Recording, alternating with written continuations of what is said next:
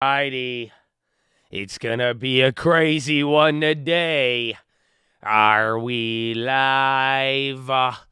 Wait for it. Wait for it. Oh, there it is. Good morning, ladies and gentlemen. I hope you're having a wonderful day. If you're watching this and it does not say live at the bottom of the screen, unfortunately, you're watching the recap. The good news is we are live Monday through Friday, 30 minutes before open. Drop your thumbs up on the video. Make sure you subscribe. You're on mobile. Press hot chat. X out the chat. Hit the thumbs up button. Second link for the nightly Watchlist and main channel. First link for the Scream Alerts boot camp and real estate course. But ladies and gentlemen, boys and girls, you are coming off of one of the most historic Fed days ever. I don't know if y'all feel me on that. Literally, what happened yesterday, it was one of the biggest reactions that you could have seen, and now we're waking up. You have ECB, Bank of England, a little bit from ECB and Bank of England, but Bank of England, they did their biggest hike in 33 years, and then they went back and forth. The pound is dropping. Everybody is still digesting Powell and what he did. Honestly, bro, yesterday was literally like a Powell moment or a Volcker moment for Powell.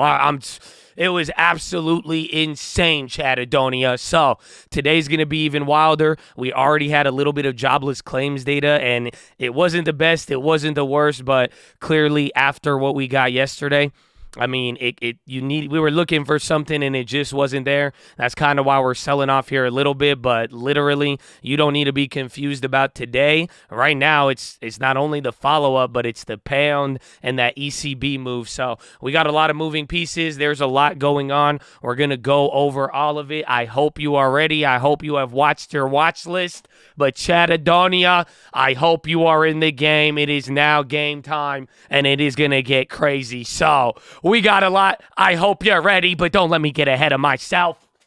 Good morning. How are you? And I made a trade last night. I'll go over it with you eventually when we get in. I'll tell you, maybe I'll charge you some likes. It was pretty funny. I made a trade while I was sleeping. It's hard to describe. I'll go over it. You'll see what I say. But what's up, man? Good morning, baby. What's up, Benny Silverio? That's my guy right there, baby. God bless you. Good morning. What's up, Gobbler? What's up, Yee Yee? Or Cobbler. I said Gobbler. I'm thinking of the Twitch right there. Dave Gawargis. Good morning. Yee Yee. El Trapado. Mick Martin. Good morning. Jose Chades. Satisfactory ASMR. Good mythical morning. What's up, Mr. Orman? What's up, Caribou Graham? Implications. Jamar. Danny. Laurie. Good morning. I don't know if Robbie awake yet, but tell him good morning, too. Amen, amen. Ego, good morning, baby. What's up, Frothy? What's up, Doug? Adrian, Ethena. Oh, my gosh. Lito Pride, Taylor, Barry, Tlaloc. What's up, baby? Let's go, Tlaloc. I know you in the game. Mr. Gordon, good morning, baby. Good morning. Not the brightest billboard on the Christmas tree. Oh, it's almost Christmas. Oh, my goodness. The end of the year, baby. Oh, good morning, Mr. Medina. Good morning, Nepal. What's up, baby? I'll go hustle. Laker J. Oh, good morning, Chatadonia. What's up, Lucky Soldier? What's up, baby? You feeling good? I hope you guys feeling good. I hope everybody ready to go. I'm glad that you are here. I'm honestly, you're ahead of the game. So let's keep it going, baby. Let's keep it going. But Chatadonia, it's already wild. There's a lot on the other side of the pond today. But again, we're going to talk a lot about Powell. What he did yesterday was crazy. I hope you could go watch the recap again. Just in general, what he said about the terminal rate and everything. It was absolutely insane. Again, that setup we had, it was very rare to get a cross asset move. So I don't know. I can't stop talking about it. It was wild, man. Literally, the fact that we went up how we did.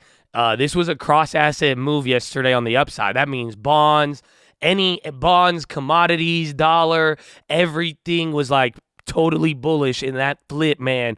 Oh my goodness, that Volcker moment of Powell. You got to live through it, Chatadonia. But let us not delay.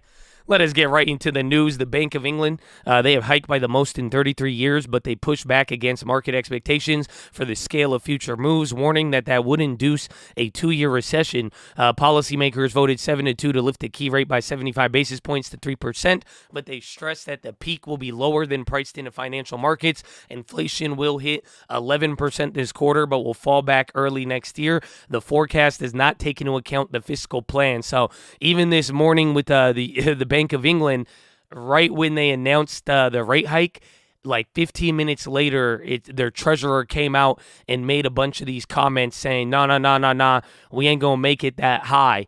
So that's like literally Janet Yellen coming on 15 minutes after Jerome Powell and then saying the exact opposite. So that's why the pound is getting pounded right now, and there's a lot going in it. So there it is. The pound extended their drop after the Bank of England decision, while the dollar gained across the board. The equity sell-off deepened, with futures declining alongside European stocks. Treasuries fell, and oil and gold were also down. Pivot light, a Fed rate of 5% next year, means that the front end is mispriced and the 2-year can get close to that threshold. That is what Wisdom Tree said. Going from 75 to 50 is only a pivot light. MUFG called it classic Powell, but the market doesn't like it. Jeffrey Gundlach told CNBC, kind of put the kibosh on anything resembling a plot or a pivot. Morgan Stanley will begin global layoffs in the next few weeks, which will represent a low single-digit percentage of employees, Reuters reported. The bank has also drafted a list considered redundant in the Asia-Pacific region, with those mostly coming in from teams focused on China. Elon Musk plans to eliminate half of Twitter's workforce to cut costs. People Familiar said Musk is aiming to inform roughly 37,000 affected people tomorrow. The work from anywhere policy will also be reversed. On the user side, Twitter may start charging verified accounts from Monday, and Musk promised civil rights leaders that content moderation tools will be restored this week. The next EPS recession is about to begin, and we may see a 5 to 10% drop next year. That is what Citi strategists warned. Previous bouts lasted 2 years and saw earnings drop on average 31%, implying equities may have much further to fall. For some, the chips are already down. Qualcomm tumbled pre-market as demand for devices eroded faster than feared. Peloton plummeled pre-market after missing on profit and sales and lowering guidance. Moderna sank after they cut forecasts for COVID vaccine sales, and then ConocoPhillips raised their buyback by $20 billion to $45 billion. The DOJ and SEC are investigating whether executives have been gaming prearranged stock sales designed to thwart insider trading. Regulators are using computer algos to probe such offerings, People Familiar said. Amid manipulation concern, critics have argued that pre-planned sales, which let C-suite officials schedule transactions in advance, has many possible loopholes. Hot dog. Private equity deals will dip further, but opportunities await. Carlyle and Apollo execs right now over the next few years will be a spectacular time to invest as deals slow. Carlyle William Conway said in Hong Kong. Apollo's Jim Zelter pictured said dollar-denominated low investment-grade credits can generate mid to double-digit returns in 12 to 18 months. The best vintages will be 2023 and 2024. Breed Outlook, Blackstone's $70 billion real estate fund for small investors, is facing their biggest test as inflows slow and redemptions tick higher. One of the top firm's profit drivers is swallowed up apartments, suburban homes, dorms, hotels, and shopping centers. But now, wealth advisors at some banks are growing cautious about exposure to more liquid investments. A silver lining for bondholders is that the fast pace of Fed tightening has boosted the regular income payments they get, helping buffer the hit to the Bloomberg Treasury Index. The fixed semi-annual coupons are now as high as 4% on some maturities. Meanwhile, Bank of America analysis of 250 years of market data suggests returns will be positive in 2023 if history is any guide. If it is any guide, we will see. But 9:45, U.S. October services composite PMI, 10 a.m. U.S. September factory orders and durable goods, 10 a.m. U.S. October ISM services, 11:05 ECB Centeno speaks, 11:30 U.S. to sell $65 billion of 4-week and $55 billion of 8-week bonds, and then 1:45 Biden is going to be speaking on student debt relief. Earnings include Starbucks, Warner Bros., Discovery, PayPal, Coinbase, DoorDash, Microchip Technology, EOG, Amgen, Monster, Corteva, and Expedia, and Netflix to launch lower-priced advertising plan, I think today. It's November 3rd. Hot dog. U.S. eco data, initial jobless claims came in last week at roughly the same amount as the week before. The print showed 217,000 new filings versus a revised 218. Factory orders may have risen 0.3 after staying flat in August, and ISM service probably dipped to 55.3 in October. Joe Biden urged voters to reject more than 300 people on ballots who deny the results of the 2020 election. On the Paul Pelosi attack, he said Americans don't settle differences with a riot or a mob or a bullet or a hammer. ECB speak, Christine Lagarde said a recession wouldn't be enough to tame inflation, though expectations are broadly anchored right now. Joachim Nagel called for further rate hikes, but forecast no hard landing next year. Martin Kazak said the bank must still lift rates significantly, even with a recession likely. Fabio Panetta said officials shouldn't rely on a one-sided view of risks. Norway's central bank delivered the smallest rate increase since June and signaled another hike next month. They lifted their key deposit rate by 25 basis points to 2.5, the highest level since 2009. Turkish inflation picked up for the 17th month in a row in October to 85.5, but that may be its peak. Monthly inflation was 3.5. Annual price growth for food and non-alcoholic beverages accelerated to 99.1%. Bro, 99% inflation on alcohol and food. If you want to get drunk or eat, 99%. Wow. Ukraine latest, the U.S. was alarmed by reports that Russian leaders recently held discussions about when or how to use nuclear weapons. That's because it shows how frustrated Russian military leaders are with their progress on the battlefield. Turkey is unlikely to sign off on Sweden's bid for NATO before year end, and the chances of it happening before elections in 2023 are slim. Pakistan's former Premier Imran Khan was shot in the leg during an outburst of firing at his rally in eastern Punjab province. His spokesperson said he is in stable condition. Hong Kong raised their key rate 75 basis points to 4.25. HSBC will raise their best lending rate by 25 with Stanchart. The Philippine Central Bank will also hike by 75 basis points in November. Malaysia's central bank moved by 25 to 2.75. The RBI meets today to discuss and prepare a report on why they missed their inflation target. South Korea will temporarily ease liquidity rules for insurance firms in another measure to relieve credit market stress. One of the three houses linked to Evergrande chairman Hu Kai-yan on the Peak in Hong Kong has been seized by China Construction Bank. It has a market value of $89 million. Global gold traders are trying to solve a new mystery. Who are the whales on a massive buying spree? Central banks bought a record amount of bullion last quarter, but it's still unclear who the sovereign buyer might be. Here are the companies that have the capacity. More than 20 steel mills in China are cutting capacity by shutting blast furnaces, reducing scrap usage, and bringing forward maintenance amid poor margins. Barrick Gold is set to expect to meet their full-year production of 4.2 million to 4.6 million ounces. Siboney's Stillwater Platinum output is meanwhile being pummeled by an array of issues. Wheat prices are right back to where they started after an about face from Russia over the Ukraine crop deal. Futures extended losses, with the UN saying 8 ships were expected to transit the corridor today. Elsewhere, oil and metals were swept up in the risk-off rally.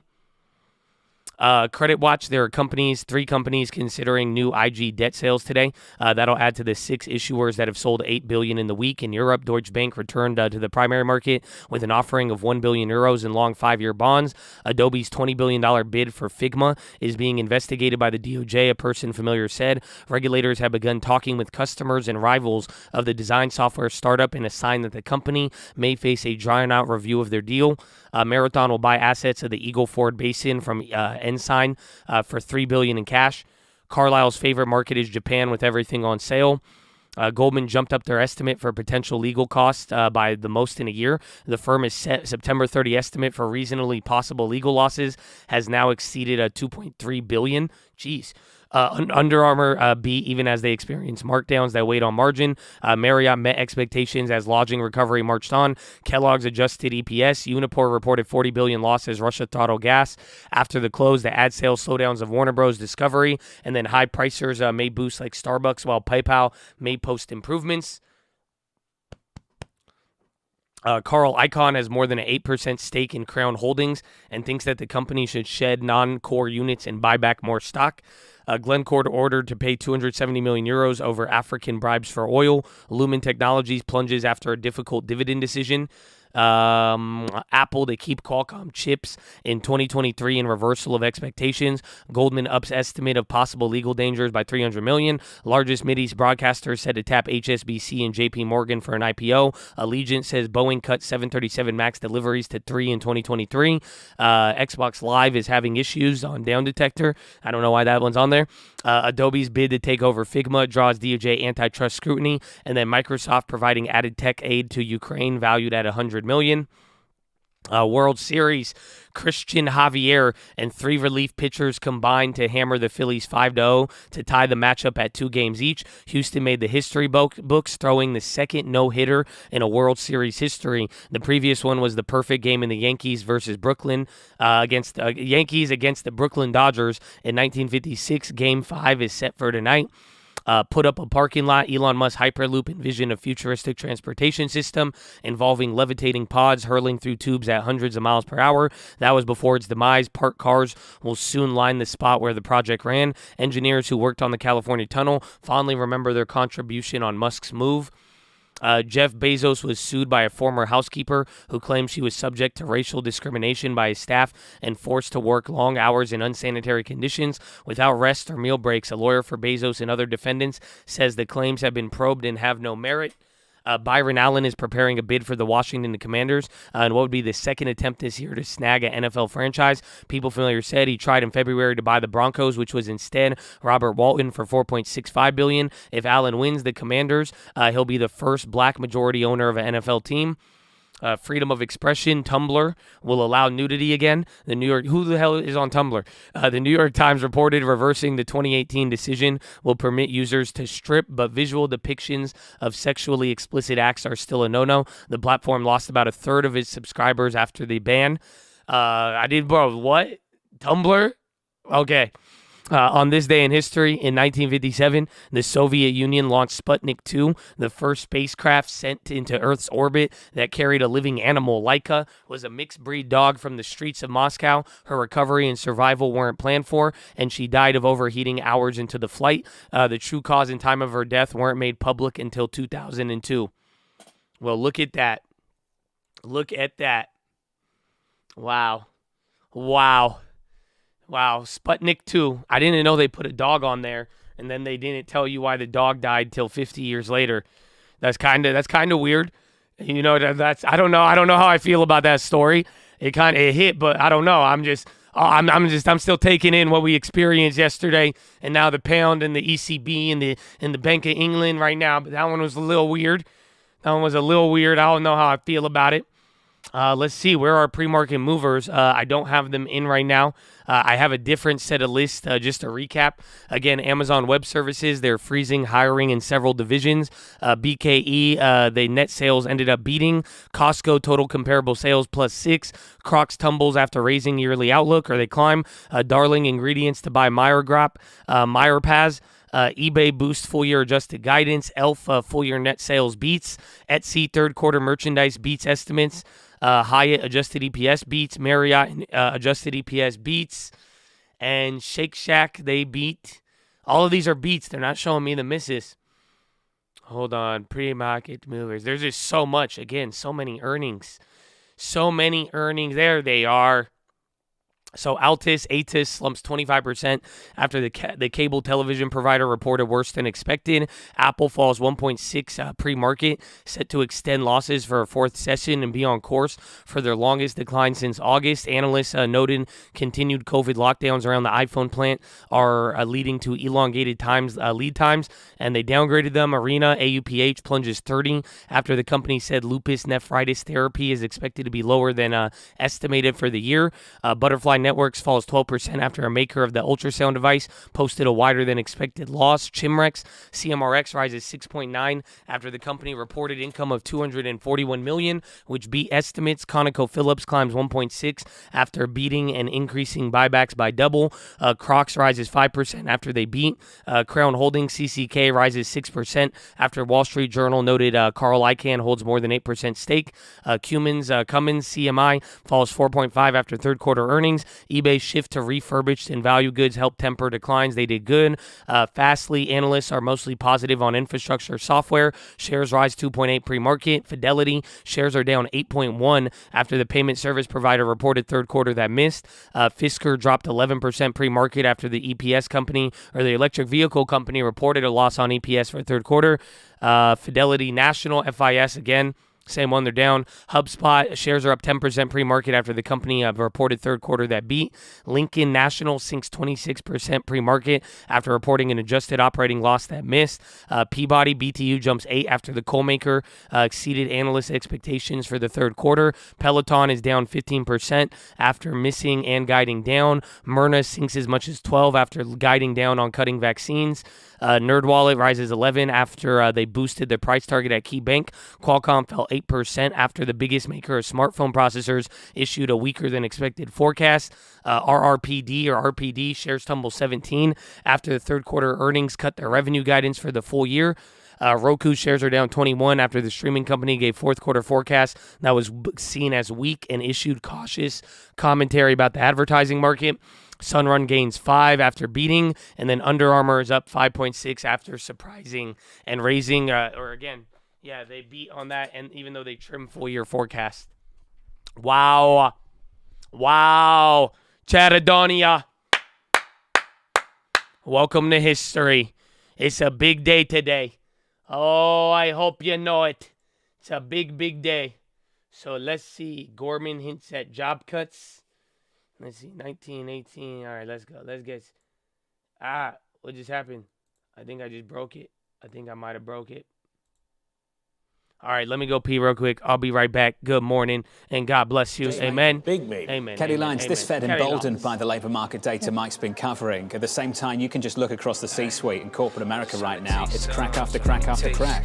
Yeah, maybe the latest is Morgan Stanley, that Reuters report saying in the coming weeks they could cut perhaps a small single-digit percentage of their global workforce. We haven't gotten confirmation from the bank on that, but that would kind of jive with what James Gorman hinted on the earnings call last week. And of course, Morgan Stanley not alone. Let's talk about Twitter and Elon Musk as well. Could cut half of Twitter's workforce, about 3,700 jobs, as he tries to cut costs after overpaying $44 billion for the company. And there's more. I literally typed the word layoffs into the headline bar on my Bloomberg terminal, and there was a laundry list just in the last week. Opendoor laying off 18% of workers. Galaxy Digital may cut 20%. Qualcomm has frozen hiring. Seagate could cut 3,000 jobs. I could go on, but the point, John, is this is a wave. And PwC released a survey yesterday saying 8 out of 10 human resource officers say they're cutting jobs, freezing hiring, or employing other tactics to reduce staff. So something is going on in corporate America. Maybe the data just doesn't reflect it yet. Kelly Lyons, Mike McKee, thank you. And as Kelly's speaking, this headline, Stripe, cutting staff by 14% as it readies for what they call leaner times. Bob Michael of JP Morgan Asset Management said this yesterday. The markets are priced for a soft landing. They're not priced for a recession. And it's the latter he's expecting, not the former. Krishna Mamani, do you agree? Well, yeah, I think the market, if you look at credit spreads, and I look at credit spreads as the ultimate benchmark of recession pricing, they are certainly not pricing a recession, and that's a problem. I think if you look at the retrenchments that we are talking about, it's coming from sectors like financial services and tech primarily. It's not coming from hotels. It's not coming from restaurants. It's not coming from airlines, and that's where that's where the labor pressures are really right now. from. So yes, there is some softening in the labor market, but it tell them about that softening labor market that the Fed is really worried about at the moment. So and the real test of all of that is really not going to come. He killed it. So, ladies and gentlemen, boys and girls, I hope you guys are ready. It's already looking exciting. So I'm gonna ask you guys a couple of questions. And then let's get to it, man. I hope you guys are ready for it. I hope you are still focused. I hope you do not lose anything, and you'll be good, man. Don't lose the focus. Don't get distracted. And with that being said, man, what's your first play of the day, Chatadonia? What is the first play of the day, Chatadonia? Come on. What do we got? Let's go. Origin earnings after hours. Let's go, Jay, y'all. CTVA puts, Uber puts, Nvidia puts, Coin puts, Apple puts, Nvidia puts. Y'all scaring me with all these puts. Netflix puts. Still, UNG, Boyle. Let's go. S-Dow shares, Tesla calls, Tesla puts, XOM put, Bank of America short, Boeing short, AMD puts, SPXU calls, SQQ, SPY puts, Future plays, Meta for the long term, MCLD, watches support, IWM call, QQ put, blah, blah, MYM puts, IEF puts, short this SPY for real, 360 end of the day, ACI calls, long Peloton, QQQ, swinging SQQ, QQQ, short the pound, put in the puts, long term, Qualcomm, BA, DDOG, ES, both sides, BA, Datadog calls, Powell puts, crazy downside, long shot, already in the 360 put, CD, option sniping, reload on the butterflies, Bank of America on the high, double dip BP, puts on the mod calls, Etsy long, I think we're bearish, outlet, AWK calls, FXB puts, Roblox short, hold SPY puts, buying the 10-year, short the SPY, waiting on Josh to sell his short so I can sell mine, long Tesla shares, calls on Jesus, amen, UA, cover an NQ, we're the butterfly, Josh, AMD put, base mode, TLT rollover puts, where's the butterfly, QQQ, they dip, I dip, that's the final one, we'll take it, we'll take it, we'll take it, the market will close, bring the vibes, red, 50-50, Habibi, 50-50, is going to be a good one, it's going to be a good one, it is a great one. So, Chatadonia, there it is. I got my place for you. We got a little bit of time. I only got a minute, so I might have to wait a little bit. But what I did last night, I actually shorted the SPY again last night. I don't know if you could. I closed out at 4 in the morning. I woke up to take a piss, and I closed it out. Does it not show it? Where is it? Yeah, I shorted at like 21.41. Throughout the day, but then I was able to realize like $1,600, and then we had the $400 on the after hours trade. So you'll notice my ES, technically we've already realized about $2,000 here to start the morning, and then we're seeing all those. So I'll go over my other plays here in a second. I got a couple of good ones for you. Oh, you're still short? Oh my gosh, you're killing it. Dude, that has to be like 5 G's then at least. Amen, baby. Amen. It's good. Let's go. That's hype, bro. Amen. Amen. But ladies and gentlemen, boys and girls, I hope you're ready. I hope you're prepared. I hope you're feeling it. But here at the Coat, before we do anything, before we try to chase the dollar, before we try to enrich ourselves, we must pay homage to the people who have sacrificed more than most of us ever have and ever will, and that is the veterans of the United States of America, ladies and gentlemen. So on behalf of the Cult, the people here, the people not here, I want to give a huge special shout out, all the active servicemen, past servicemen, anybody who has served this country. God bless you and thank you for doing what you have done for real every single day, Powell Day, any day, it don't matter. Yo, we shouting y'all out first. God bless you and thank you. And shout out to the police officers, the firefighters, the doctors, the nurses, the teachers, all the other public service out there as well too, baby. God bless you and thank you for doing what you have done. Ladies and gentlemen, please rise. Place your right hand over your heart. Say it with me. I pledge allegiance to the flag of the United States of America and to the republic for which it stands, one nation, under God, indivisible, with liberty and justice for all, baby. Set of the Jets!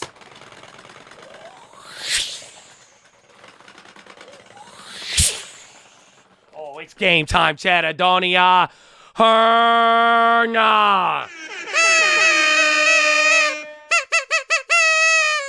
Oh, good morning. It's a beautiful day. It's a beautiful day for power puts. A beautiful day for power puts, but power might still squeeze us all. Oh, Chatadonia, that's going to be a good one. So let's see what we got, but I'm going to be watching a couple of plays, TLT, TBT, ZN. Again, all of the bond plays, like I said yesterday, they have meat on the bone, and you'll actually realize they are leading the way down here now. Going to be watching those. Apple, it's already down a lot. Could be a big leader. So C, Peloton, MGM, both post earnings. One's consumer, one's travel consumer related. I think those will be actually interesting with how they moved. Then Google just busting through the lows. I'd even watch Meta as well as they approach the 8 handle. And then Qualcomm, I really like their earnings as being bad. So I might want to play downside on that. We're going to see. And then Airbnb, sympathy there with MGM and any of the other travel ones. I want to see if they react to any of the good earnings. So we are going to see. It will be very, very exciting, and it's going to be great.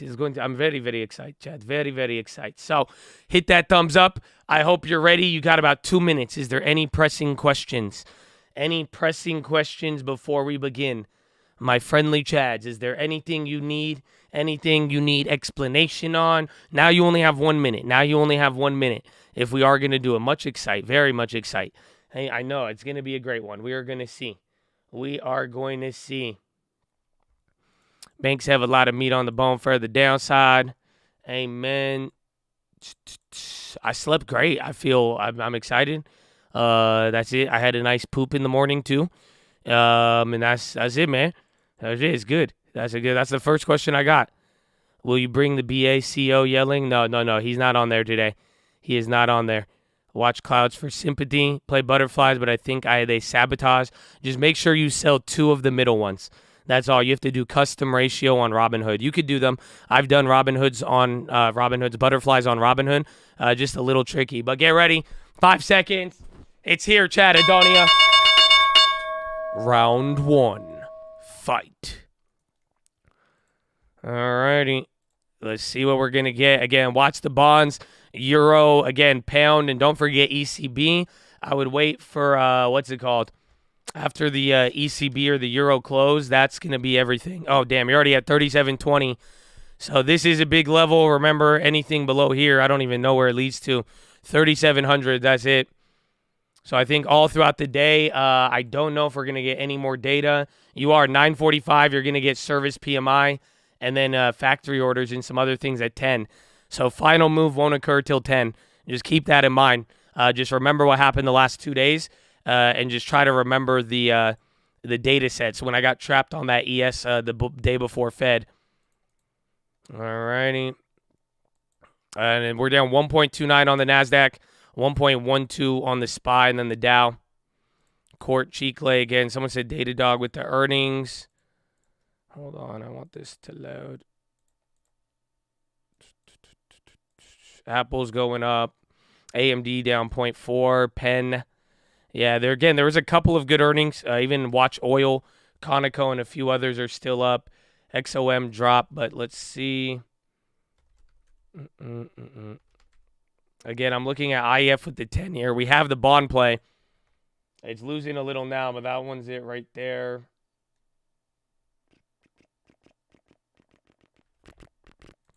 How long can you hold? I think forever. I mean, eventually, if you hold it too long, it'll stop popping.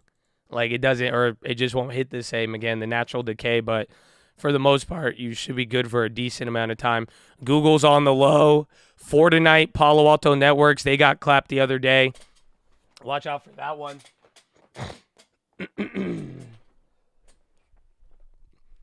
Yeah, Google. I'm waiting on Qualcomm. That's the one I think I want, but let's let him move here a little bit. You're still at the lows again, 37.20. You have broken the 37.20 now on the SPX, so we are starting already in a pretty wide range. Keep that one in mind.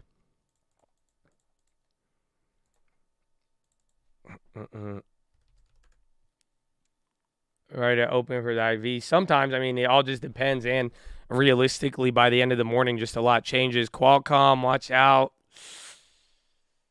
Let's see.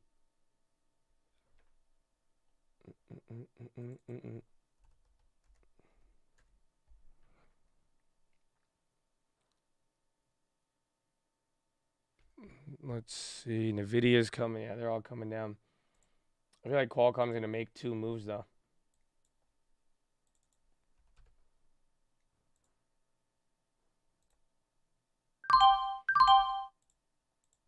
All right, I shorted 50 shares of Qualcomm. Oh, shit. I shorted 500 shares of Qualcomm. Okay.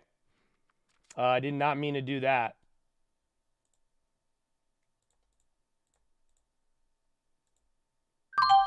Okay, I made $73. I did not mean to do that. Okay, that was the first time I did that one in a while. And then I reshorted the 50 shares at 104. Because I made $100 on it already, but I meant to do 50 shares. Yeah, I don't know what just happened there. So 50 shares at 104.08. Abort. That was fun. A little bit, my bad.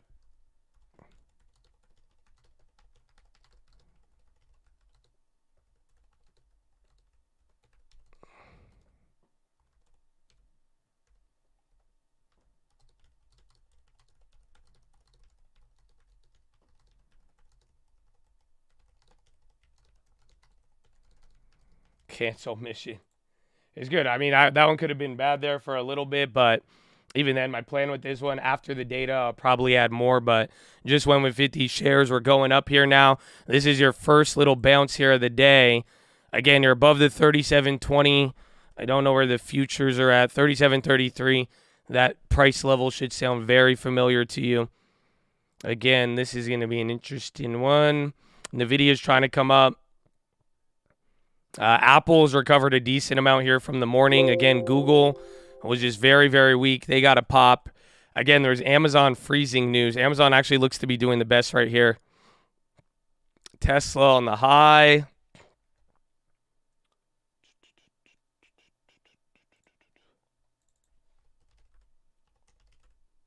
Tesla down 280 on that. Remember, I still have some of those shares. Honestly, it doesn't look too crazy from what we had yesterday. It's just taking me into the low. All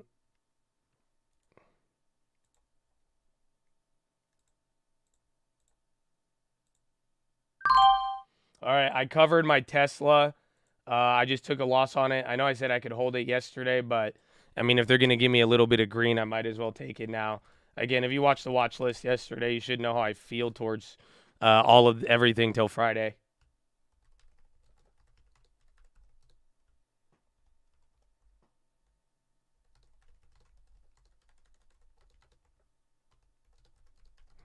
Wayfair. Okay, good luck, Tesla. I hope it does go up, though. Microsoft on the low. Qualcomm starting to dip a little bit. Watch out. Microsoft did not bounce the same way as any of those other ones. BTU's on the high. Remember, that's a coal play. And they did very good on earnings here. And then there's Quali. Got the XOM. Okay, yalla. Starbucks 3. Again, they have earnings today here, too, on Starbucks. You're back below the 37.20. So watch out with this one. There's Qualcomm now breaking into another low. Meta, 89. I can't even believe it. Hit an 8 handle. So, again, $83 will probably be the other level, I think, or 81 maybe. I'm going to have to look back. They're kind of going up. Microsoft, another low. Again, Apple was able to bounce a little bit, but Apple was down 2.5% pre-market.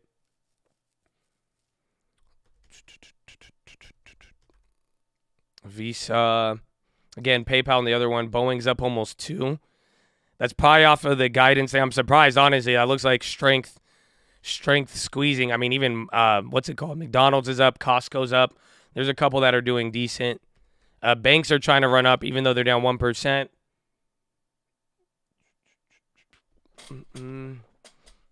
Roblo Green. Yeah, by 1. Where's Airbnb? They're down 93. MGM.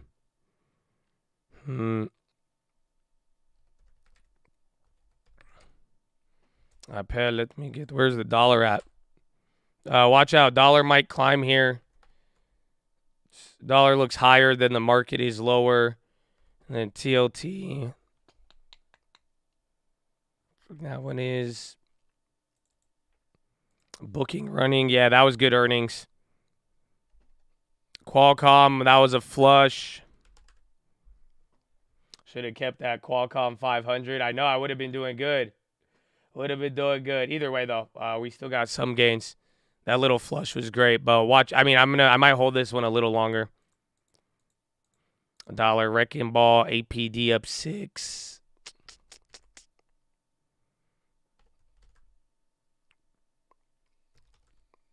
MSOS. I'm kind of down, actually. We'll give him middle of the day. I'm really down with that one, actually. Qualcomm off the bottom. UMC earnings tomorrow. Amazon is green now by 0.5%. Google's dropping. Meta wants to go up, but they're still down. Amazon's going green. AMD wants a little too. AMD's actually green. Netflix, I forgot about them. Netflix is really, really green.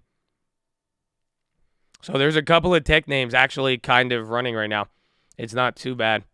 Yeah, there's a lot of names that are just going straight up. So I'd wait, again, even if you want to short anything, I would wait till any of that data comes out. Again, you're back at the 3720 on the SPX. There's the ES, again, same level. There's bonds. And then the pound's about to flush through.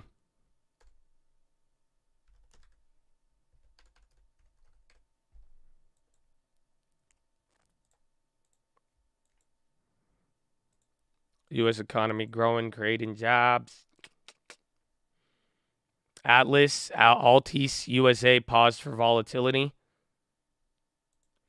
UK Chancellor, today's B of A rate rise is going to be tough for families, mortgages, and businesses. Data, we already got the big one with jobless claims, but it's going to be services PMIs are actually going to come out in 5 minutes. Same thing with global composite PMI. Then factory orders at 10, durable goods, and then ISM services at 10.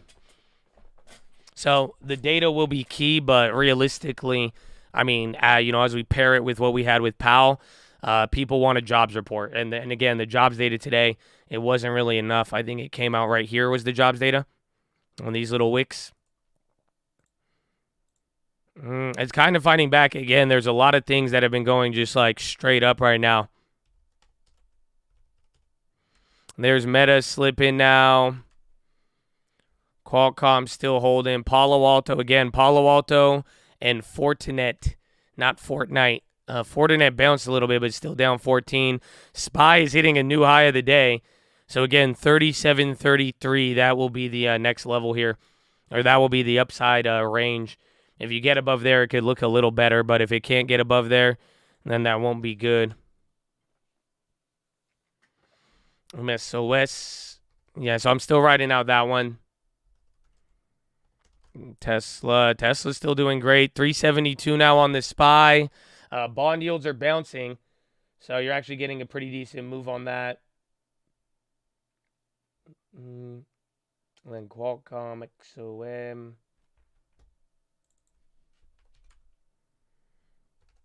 TLT. Yeah, I'm watching IEF because I have the ZN, but they're pretty much the same for now. The 10-year was a lot weaker, but you're getting a little bit of that recovery right now. I think the bond yields are helping out. Let me check the dollar. Dollar, not so much, but I think bonds chilling out might help. Actually, let's check the futures. So, sadly, Fed futures on December have not moved from yesterday. They're actually staying pinned, believe it or not. That is actually quite the move. 37.36.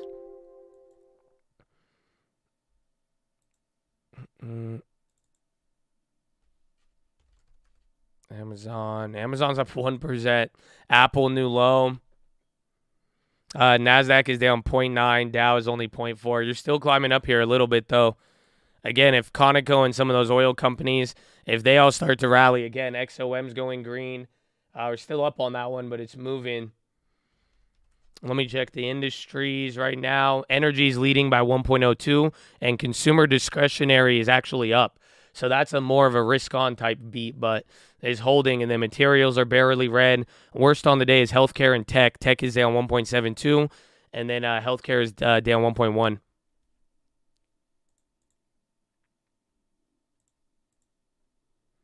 And then again, 2 minutes here until data.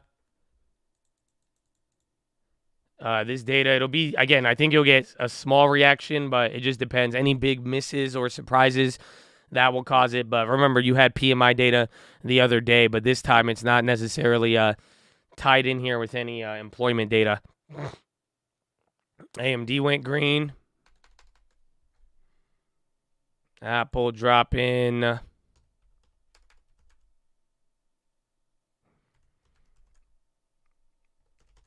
Yeah, and Tesla's still holding. Tesla's doing great. Qualcomm, it might hold, but Qualcomm really, it's about breaking like 100 something, and then it starts gapping down to 80.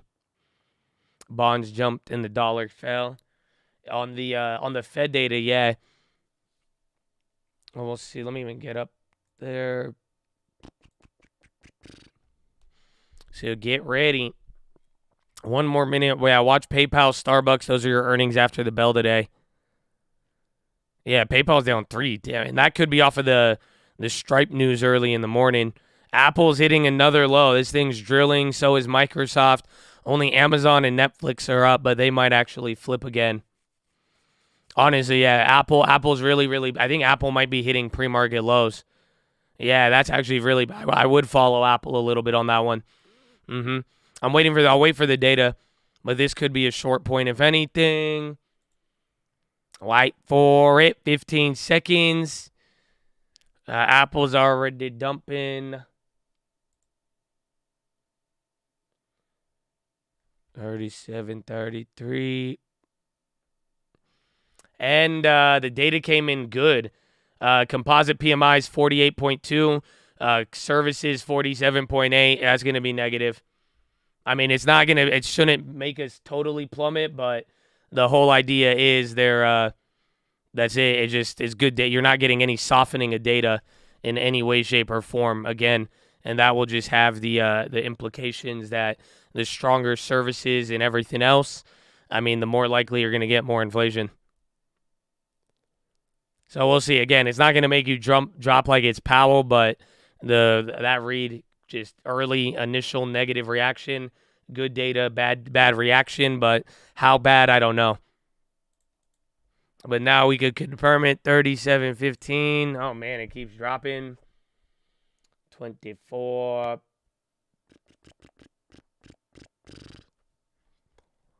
EF. Oh damn.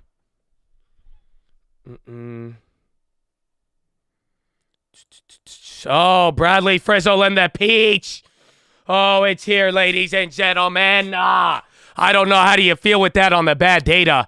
No, let's go, baby.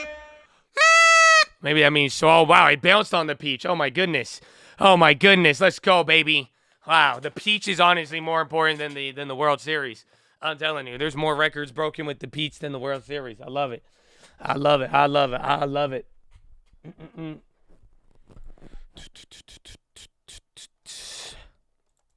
Who else? Peach? I don't know. Is it a short peach? Does the peach mean go long? Does it mean go short? It could mean a lot of different things, man. No-hitter, peach spitter. Let's go, baby. First in history. The last time the peach pitched a no-hitter was against the Dodgers in Brooklyn in 1960. Let's imagine.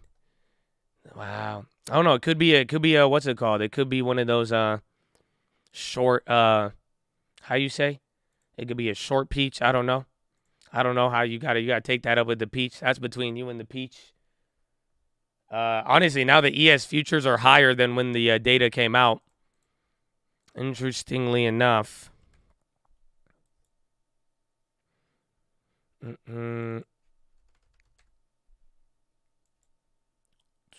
Don't look good. I kind of want to go for Apple. Just keeps dumping though too.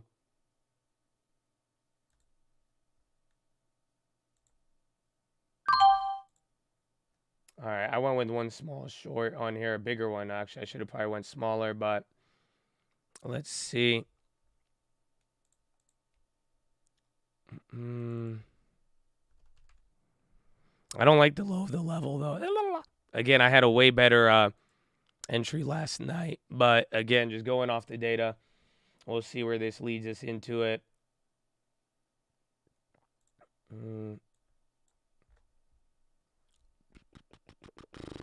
And then Apple just keeps drilling, man. I'm going to see if Qualcomm comes down. 0-day peach straddle is a very good one. Very good. Can't go wrong.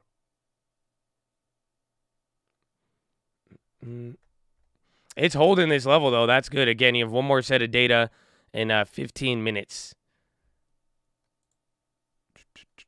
JPM. Watch, the banks were going up earlier. And let's say, again, ES is at the higher end of the range. If we stay below here, pretty much it's all about going to 3,700. That's why if downward momentum continues, that would be where we want to go. But if they could fight back a little bit, it might hold up.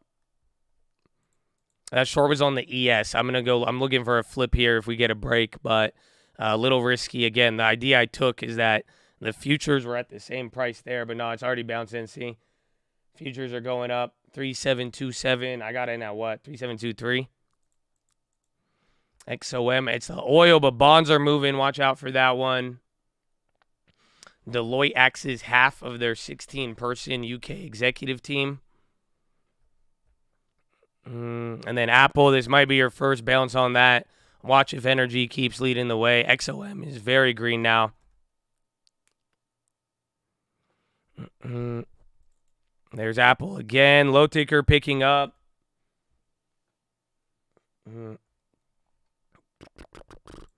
I don't have Oxy Put. I have a XOM.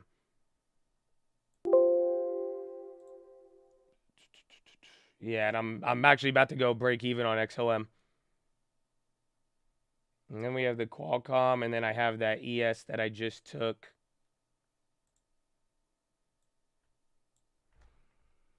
So again, we're hitting another low. Really on SPX, it's just about testing 3,700. I mean, the SPY's at 370. I think for SPY it'll be like 360. But bonds are going up, so watch. I mean, again, it'll get interesting there. Qualcomm. They're on the low now, too. Let's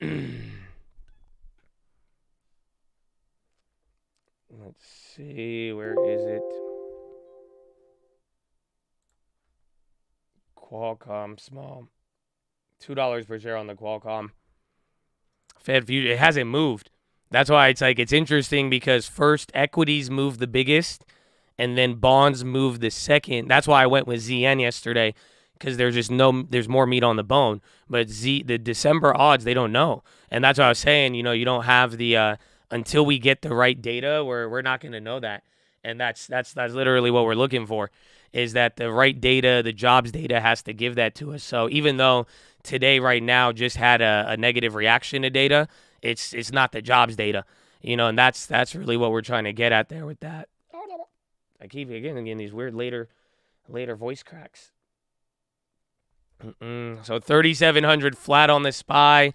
You might get a bounce. No, I'm not buying any. I might trade some upside, but literally until I get that jobs report, I'm not a fan of anything that I see here. And again, honestly, it just makes a lot of things easier to hit in their own way. So 3,707. I'm surprised. So 370 on the SPY ain't holding. Yeah, XOM came right back down.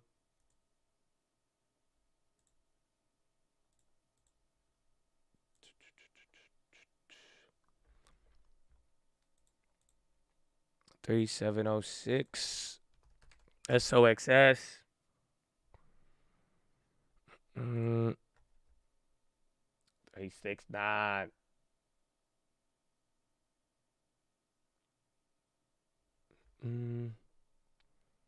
Yeah, bonds. Every time the 10-year keeps catching a bid. I'm surprised. Again, I'm waiting for the 3,700. I still think you might get a bounce just because all those levels have a lot. Again, even like 3,715 right now, you have a lot of support on the even on the book map. But we're going to see. 15. Nope, it's still drilling. Yeah, Airbnb at 91, man. It's beautiful. No, I cut ACAM yesterday. Again, I said I want to hold till November. The risk is if it gets bought out before then, but after yesterday, again, I was bullish, and then after listening to Powell, I mean, there was just no. He said a higher terminal rate. He said a lot of things. He said a lot of things that I think sketched out a lot of different. If you really listen, it was quite sketchy. Oh my gosh! Thank you so much. Appreciate the homework yesterday. God bless you, Mr. Left. My Mr. You're not Andrew Left, but you're Mr. Left. God bless you. I appreciate that. Amen, man. Amen. Amen. Amen. I'll take it. I will take it. Oh my gosh, God bless you, bro. For amen. You didn't have to, man. I really appreciate it. Thank you. You know, we love the love, especially, you know, it's not always there every time, so that's amazing. Let's see.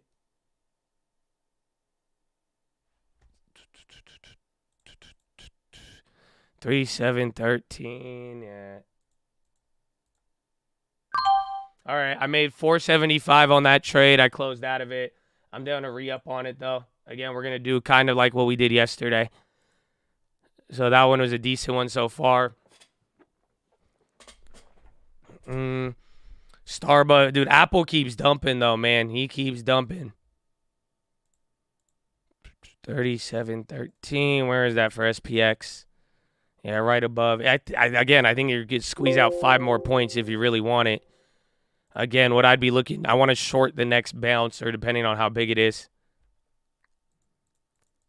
Apple is terrifying right now. Again, I mean, I would say fall, like, dude, it keeps dropping there. 3.5%. Apple is leading the way down. That's both news effect and I think everything else. But the bond's holding up. I mean, it's giving it a little bit more life than not. There's the bonds. Tesla. Apple. Watch Microsoft. Again, there's a lot of order at 37.10. If that gets flushed out, though, it will be ugly. 37.12. Love the content. God bless you, my friend. Thank you. KVS, God bless you too, my friend. ISM, again, you saw it right now. We will move off of data, and it will help guide the trend. But until those Fed futures move, and watch, I mean, you guys could definitely learn from this right now, because the Fed futures will tell you what data is important. That's it. So now they've moved a little negative on the day, but for the most part, like, that's all you want to watch. So we could get a guide on momentum. It could push things in some way, and people will react to the data. But realistically, tomorrow morning, non-farms, that will be the biggest driver, and that will move the Fed futures, but that's what we need. So in the meantime, I would monitor ZQZ and just see if it actually moves on any of the data releases. ES 3.3. 3 Qualcomm. Bro, Apple again. Bro, Apple is dying. I think Apple is honestly probably puking a little harder off of Qualcomm than Qualcomm is.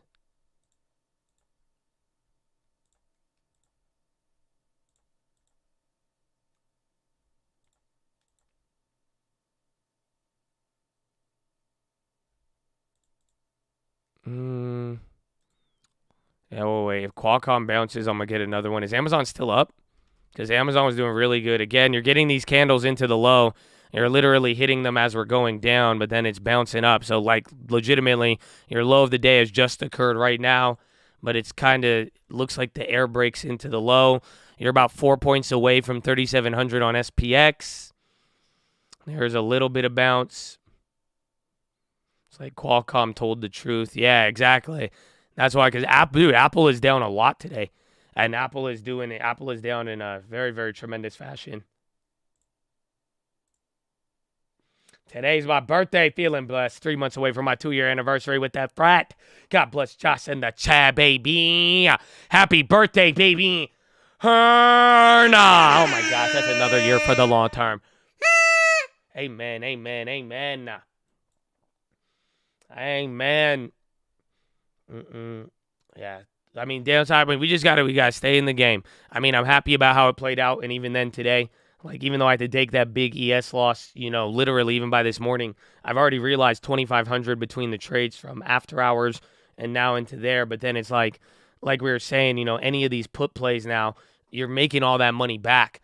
That's the best part here, but we're not out of the clear just yet. Again, I really think my portfolio will move data dependent as the data comes in. That's all we need. So, Chattadonia, I hope you're ready for it. You got about 2 more minutes here. One more data set is going to be coming in.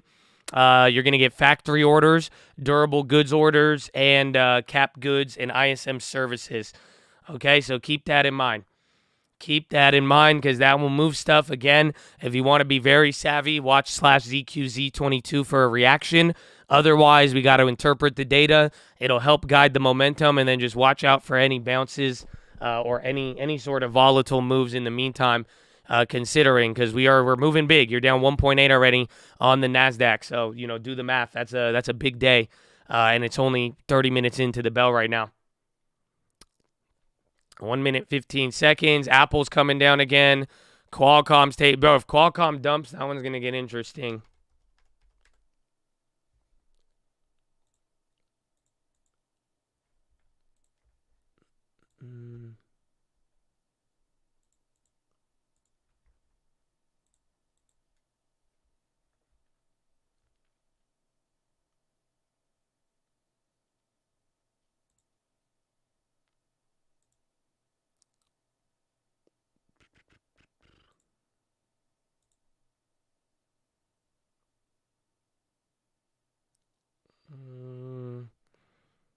I'm waiting. I have an idea. The Post Powell plunge. It's the Post Powell put, man. It's the Post Powell put. Get ready. 15 seconds, and I think you're hitting the low. Yeah, you're literally data now coming in. 3,700 at the key level. Damn, this couldn't have been set up more perfectly. Because then that means you're either going to flush the level after the data or not. Factory orders, 0.3. That came in. Everything came in line. Factory goods declined, excluding transportation. So that's actually kind of good. And then cap goods orders, excluding air, dropped a little worse than expected. And then services went up by a little bit. So I don't know. I think services might clap there. Otherwise, everything's in line. But it's kind of hard to read. It's not as clear. But again, I don't think it'll give us too much. Maybe it brings us back up a little, maybe to VWAP, but pretty much services was better than expected. Or excuse me, no, that was worse. No, then I think it is. I think it's worse than expected, but it's still just too much in line. Nothing is too far. I would argue it's broadly priced in. Yeah, I'd watch the bonds. They're coming down now, even after that green.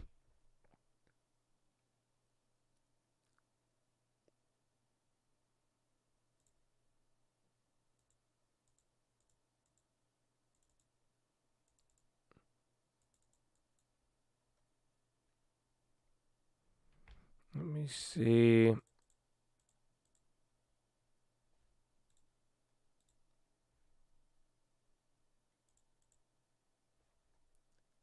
Why isn't it loading?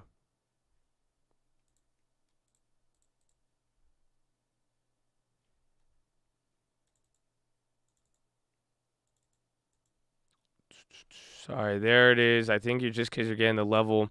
I'm actually looking at an option trade right now. Again, people are going back and forth with it. I honestly, I would call the data neutral.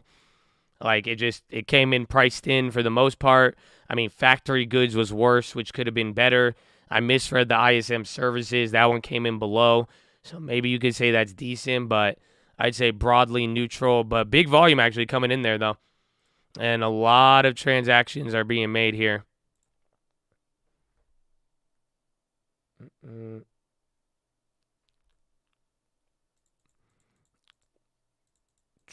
DWAC vote delayed. So watch, that's your first Apple bail. Bonds have recovered very, very well. Again, I was up almost $1,000 on my bond play in the morning. Now I'm up only $500 on it, but they are moving. Yeah, bonds are moving. Let's check the currencies. The pound is still clapped. The yen is coming up, so they like that. And then the euro, all the European currencies are they're locked in the doghouse right now. Banks dipping. You're getting good. Again, all those orders disappeared. That was the 3,700. So there was a lot of support there. A lot of buyers are coming in now. The question is, how does this hold? I mean, you could try to get a positive tilt off the data. I would say it's kind of more so neutral, but if anything, I would short any higher level if this goes higher. So, I mean, I would embrace it if it moves up. It might again, and then if we could get better short entries than anything last night, I think it's going to be fire, but very interesting move here, but I don't think anything's too unsurprising. I would consider it neutral. Nikolai CFO Kim Brady speaks on earnings call.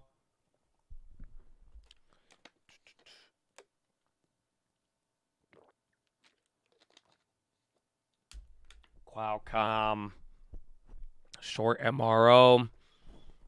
Apple, another candle. You're actually going up here, though.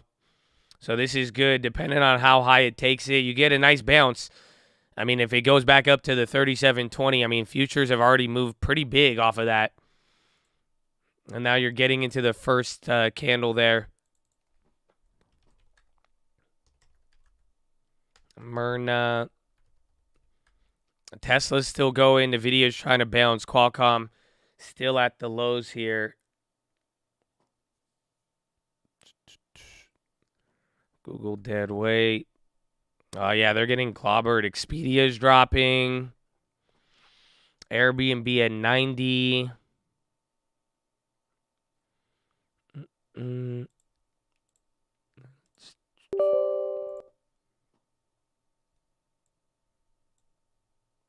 then there it is. You're back to where I think that's where I made my short. You're back to the ISM level now. That's where the first data set came.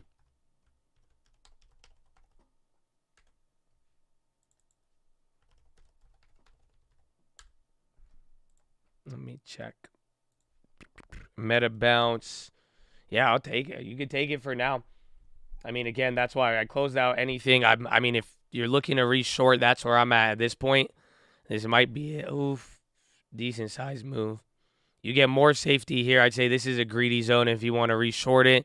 It becomes a lot safer here. Even then, though, all of these prices on the market right now are way lower than where I shorted last night.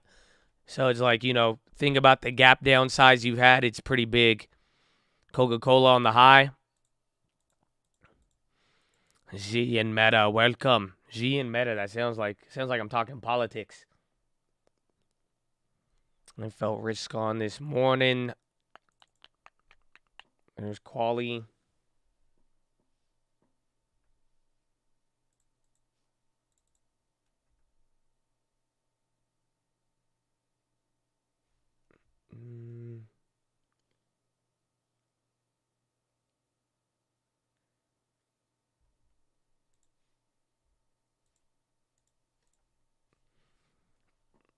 I'm waiting. I'm waiting on one. I'm going to do an option trade, I think. I'm just waiting on it, though.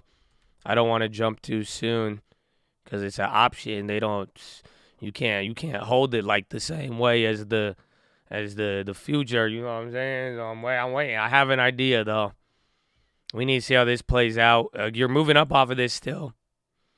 Again, 3722. I would say just wait for 3721 back up here. You might even get above.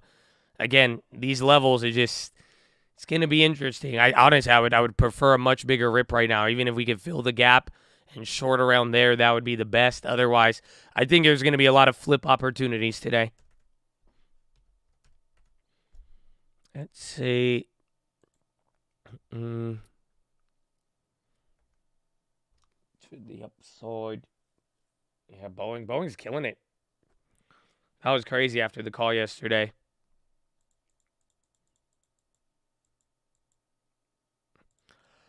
Go to 374. That's a high number. If that would fill the gap, I mean, I don't know, but anything could happen. I just think there's no rules on this now.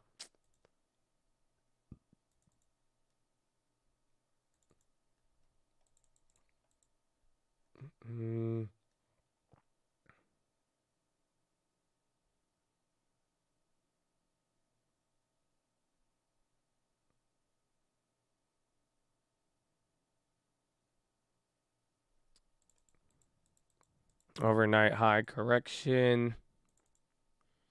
Qualcomm hitting a low. So still in those shares, only the 50.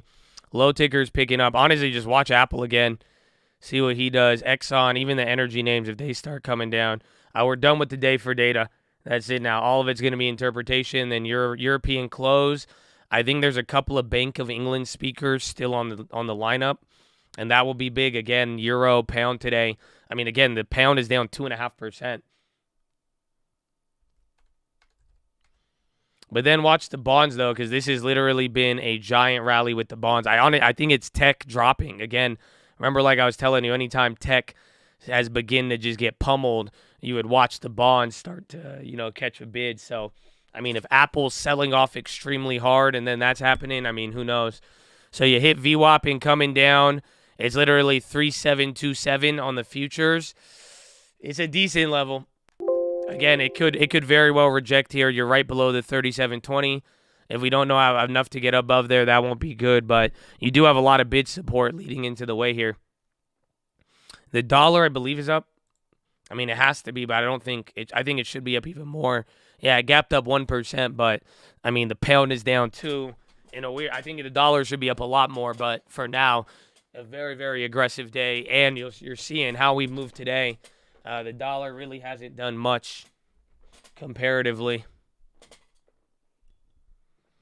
It's rejecting overnight lows. Yeah, that's what we saw the other day. But dollar's trying to pump up here. Yeah, I already cut Adobe.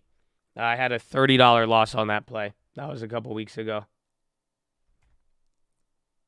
What was that? Was that the same price? 37.20? Nah.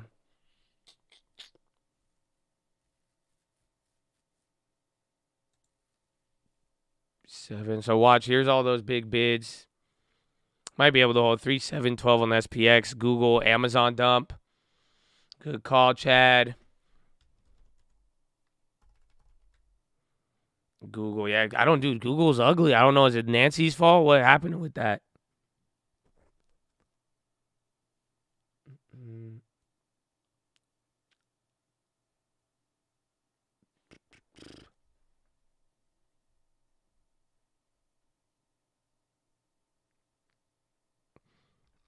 Oh, the random. I forgot about that.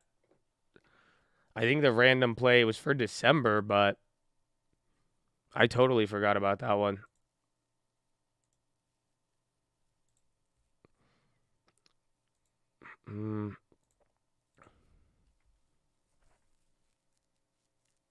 Let's see. You're coming back down a little bit. It was an Apple December 125. Sadly, it's only made it's made just above 100%, and we got that on Monday. Like low key, a little scam, but not too bad, I guess. You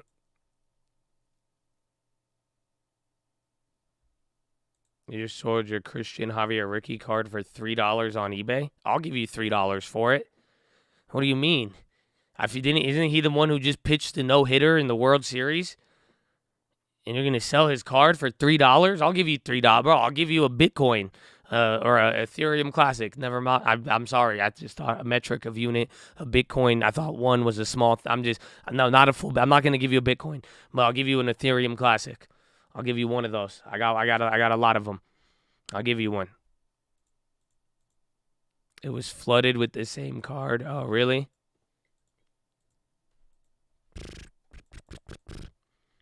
Well, you're moving up there. There's Google off the bottom, Apple. Dollar might go down. Honestly, just watch bonds, though, because that will be the thing that will create a problem next. It's $3? Nah, bro, I'll give you $19,000. Wait, I thought Bitcoin was $50,000. What do you mean? How much is one? I don't know. It's so confusing. I say it's just unit metrics, man. It got me. Tesla. I know I cut out early on that one.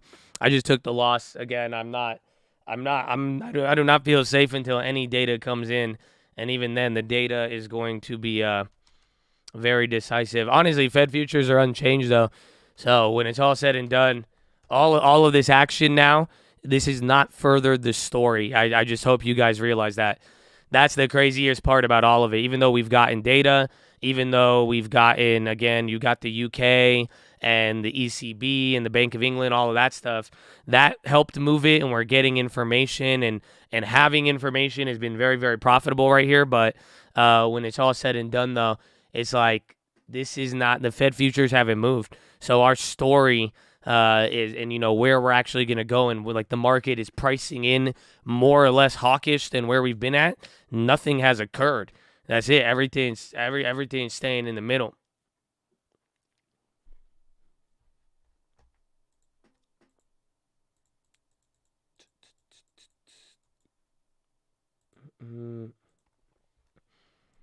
Waiting for the free throw. Hey, man. I mean, right now, this is where I shorted last time. I can't believe I made $500 on that other flip, but I felt a little greedy here. So I want to go a little higher or lower, but I mean, again, the market looks kind of trapped. But I think I might do a big option play. I don't know. I'm feeling it. But I'm a little worried because it's I've seen them scam left and right here, but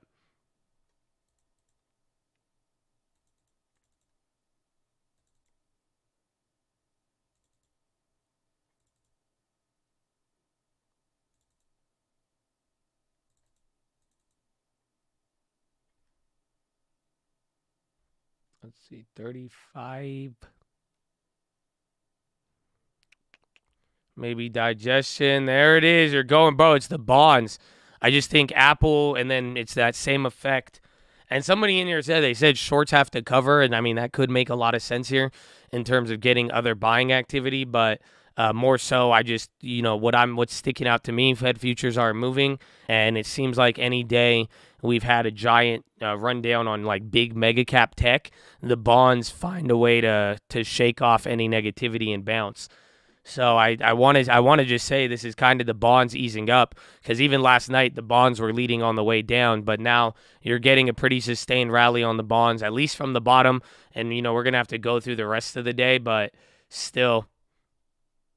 And then you're getting some decent volume, 37.31. Let's go. We're going to fill some sort of gap.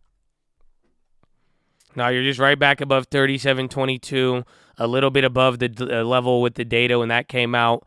Again, you opened up at 37.34, and we closed at 37.36. Bailey speaking now. So watch, if Bailey, he has the ability to move, he can move the pound, and the pound has already moved a lot. And if that gets it off of the floor there, then there you go.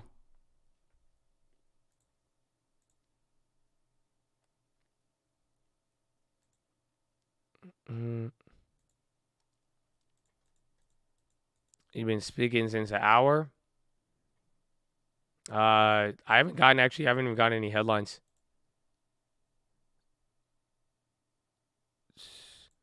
Attorney General Josh Shapiro, they filed against Fluent, FLNT. They filed a lawsuit against Fluent Technology. NVIDIA. There's Quali World.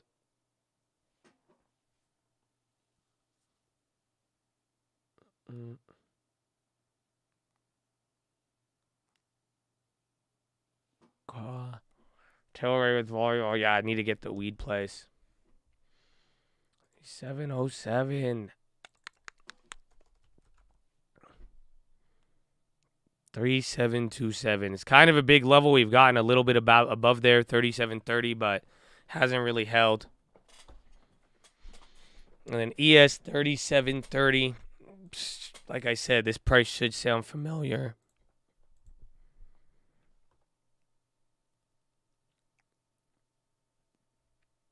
Mm-mm. 3729.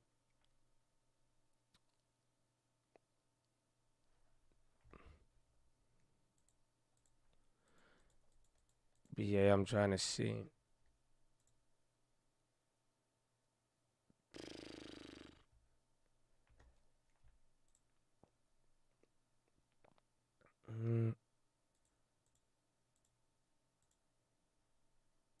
Okay, I need to make my option play.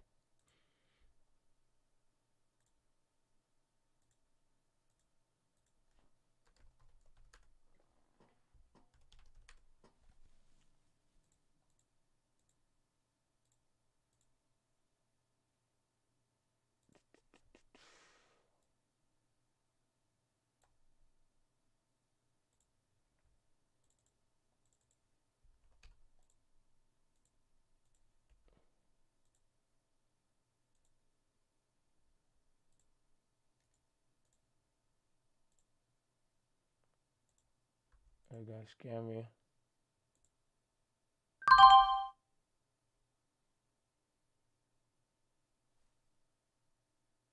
All right. I made an option trade. It's going to factor in with something that we already have.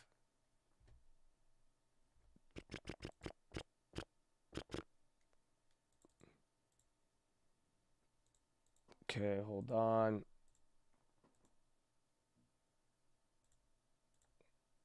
Oh, wait. You guys probably already saw it. I just didn't want anybody to, like, rush in on me on the bid. I don't know if it came across the screen. I am going to flip these, though.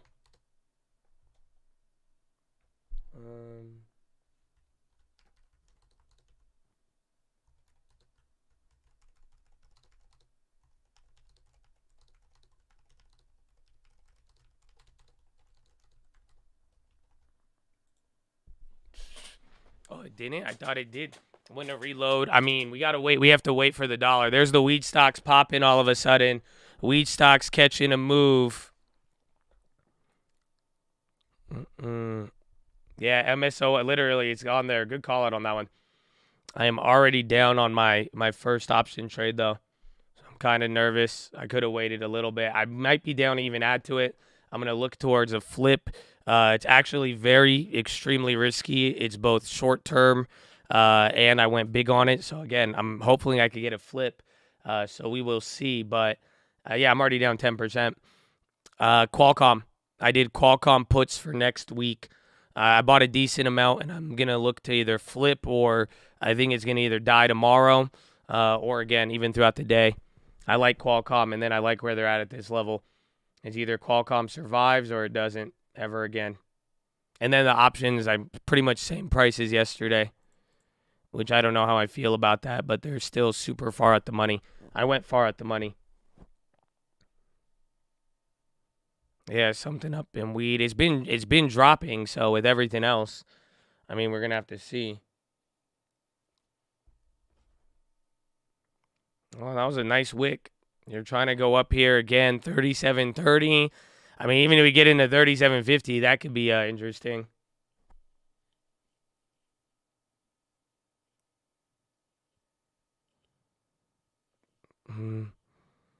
Apple not playing. And if they keep going down, that won't be good. Well, it seems like it held. And then watch the wheat stocks right now. They're moving. SMG is about to hit yesterday's high. There's going to be news. And it's been down and it held. And even on these down days, it's been doing pretty decent.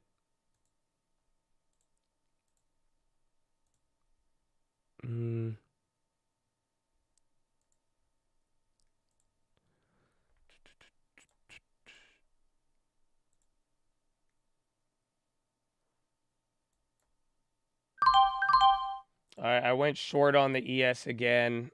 I'm going for the greedy zone on this one. Again, until I see the bonds, but even Apple though, and then everyone's lining up there at the 3,700. But I still think you could get squeezed very hard from here. It's still no man's land, and we're holding. But again, until anything else, I mean, nothing much has changed throughout the day.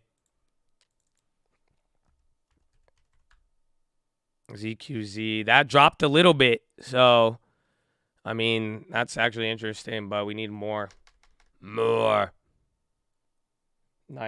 Yeah, I'm like right. I mean, again, it's a little higher than my other ones, but we'll see.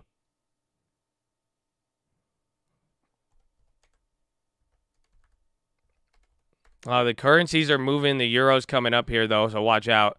Yeah, we might get a little bit. I'm already down 250 on that one, so big pop. But at least bonds are coming down. AMD's on the high. Qualcomm was a next week put out of the money. We get strong jobs data. Tomorrow we sell off hard. Yeah, I think really hard.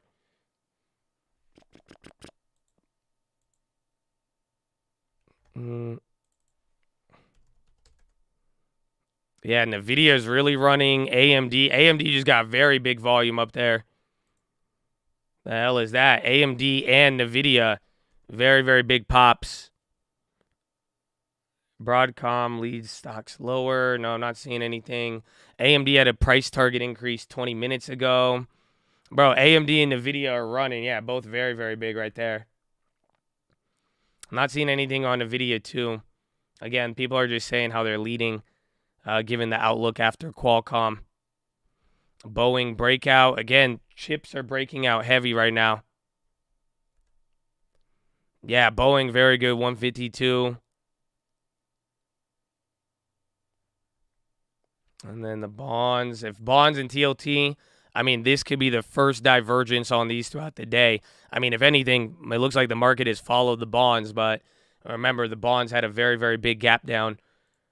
So you could kind of see their moves and how it played out. And then watch the dollar if it goes up. But then European currencies, those are the ones to watch today. However, they've been weird. Like, look at the dollar's dropping, and we're up like this, but the market's not going up violently off of it.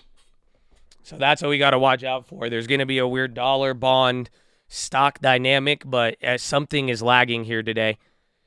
So we're going to get an explosion, I feel like, eventually.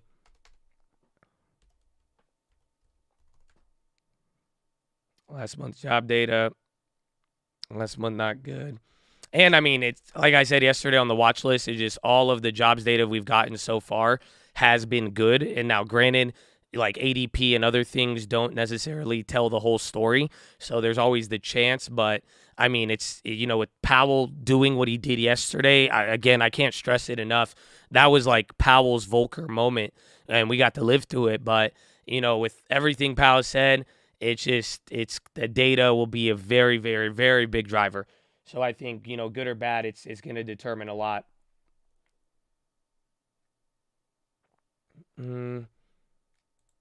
So dollar's just plummeting right now. You're getting towards the highs of the day. Again, we have not filled any sort of gap. And I'm already down a decent amount on that other short I just took. But we are getting into the higher end of the range here now. And then if it gets above there, but dollar's dropping. I mean, it's still up 0.5%. And now we're getting in. Now there's Qualcomm pop in. That just killed my contract. So yeah, I'm already on 175 on it.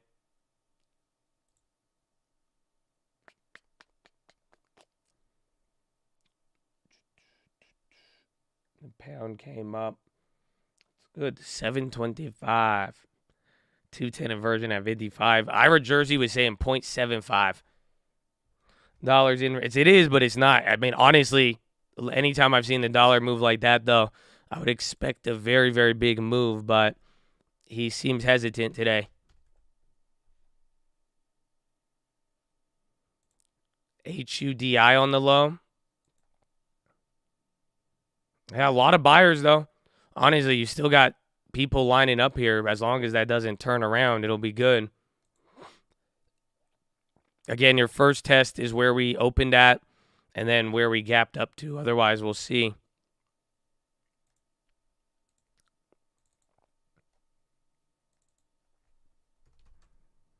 AMD, NVIDIA. And what's the other one? Let's see, Tesla and XOM. They're doing decent. Tesla's still going. And then where's Apple? Apple got little bounce. Needs SPY down.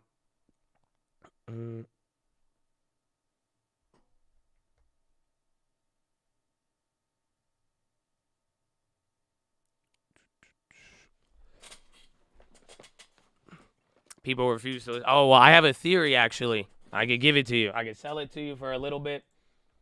I don't know. What time is it right now? It's still early. Yeah, you guys, can you give me like 110 likes? Just run it up to 1,000, and I'll give you the theory. I have a play in mind. I have an idea in mind. I'll tell you what it is. I can tell you what it is. Just, you know, a quick 100 likes on there. You know what I'm saying? We'll be good. It's going to be good. I got a good one for you. I got a good one for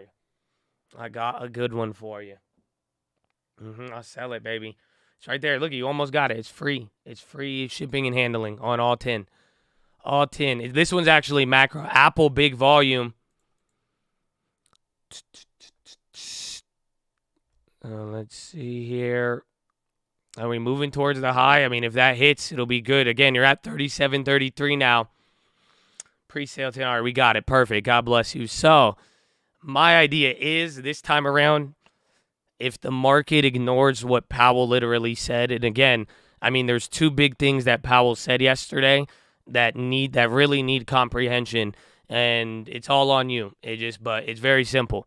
The two things that Powell said was, one, that the terminal rate is going higher than where it was in September. Okay? That's huge. Because then that means everything we freaked out about back then, it's going to be even worse. Remember those terminal comments, the rates, all of that. That was the key. Dollar's dropping big now. Again, TLT's trying to move right now. You're getting a big, big pop there. You're above 37.30. You might be able to fill the gap now. We're going to see. But that is what Powell said, right? So here's the crazy part. Powell raised the terminal rate. The other part he said where he flip-flopped on, and I hope you caught it, he flip-flopped by saying that they can turn over-tightening into a positive. At first, he was saying the risks of over-tightening, and then he was saying the risks of inflation. But yesterday, one of those questions that really changed a lot of the trajectory, Powell said, well, hey, he said, even if we over-tighten, we can cut back, and then it'll be good, and then people will still feel good. But pretty much now, that's my tinfoil. The market tipped their hand. This whole time we've been trying to read Powell, but I think Powell may have just read all of us. And what I mean by that is that now natural gas inventories rose to 3.5 trillion, stockpiles 107 BCF. But pretty much he pivoted and said, dude, we could fix over tightening by cutting. It's easy. And people are going to love it. He knows. That's it. We've shown too many times of buying the dip that he just knows. That's it. I think he knows he could tighten it to shit. And then the minute he says, okay, I'll cut it, you guys will ease financial conditions in a second. I think he knows. That's it. I think the hand has been tipped. But that was a huge shift of what he said. It's a huge shift of what he said. The other meeting, every other meeting, he was saying the risk of over-tightening. Yesterday, he said we could fix it. He said if we over-tighten, we could cut rates and that we'll be fine. That's a huge, huge difference than anything he said. And then like we're saying there too, again, the other point is just like this was his Powell, this was his Volcker moment. This is what I'm trying to, even then, the second part of the 10, I'll give you a 2 for 10. I just hope people realize it. On paper, Powell is almost looking worse than Volcker. The difference is you didn't live through Volcker, most of you, and little did anybody read the history books too. You know what I'm saying? But it's just like it's more along the lines where it's like, dude, on paper, like when we look back 30, 40 years from now, on paper, only the people who are going to understand Powell will be the people who lived through it. But when it's all said and done, dude, on paper, this dude is looking worse than Volcker. I'm telling you, the move that he pulled yesterday, Chad, I really hope you understand, very rarely even do I even flip-flop like that where in the morning I'm like, oh yeah, bullish tilt, and then quickly we go negative, reversing everything. And it's literally what he said. That was the craziest setup and pull the market has ever seen. And then just even then, in the last couple of years, you have never seen the market hold up after a statement like that. And again, like I think it was 800 basis points on the dollar in an hour or 2 hours, and it was actually insane. So pretty wild. Run, clean energy, all of it, Enphase.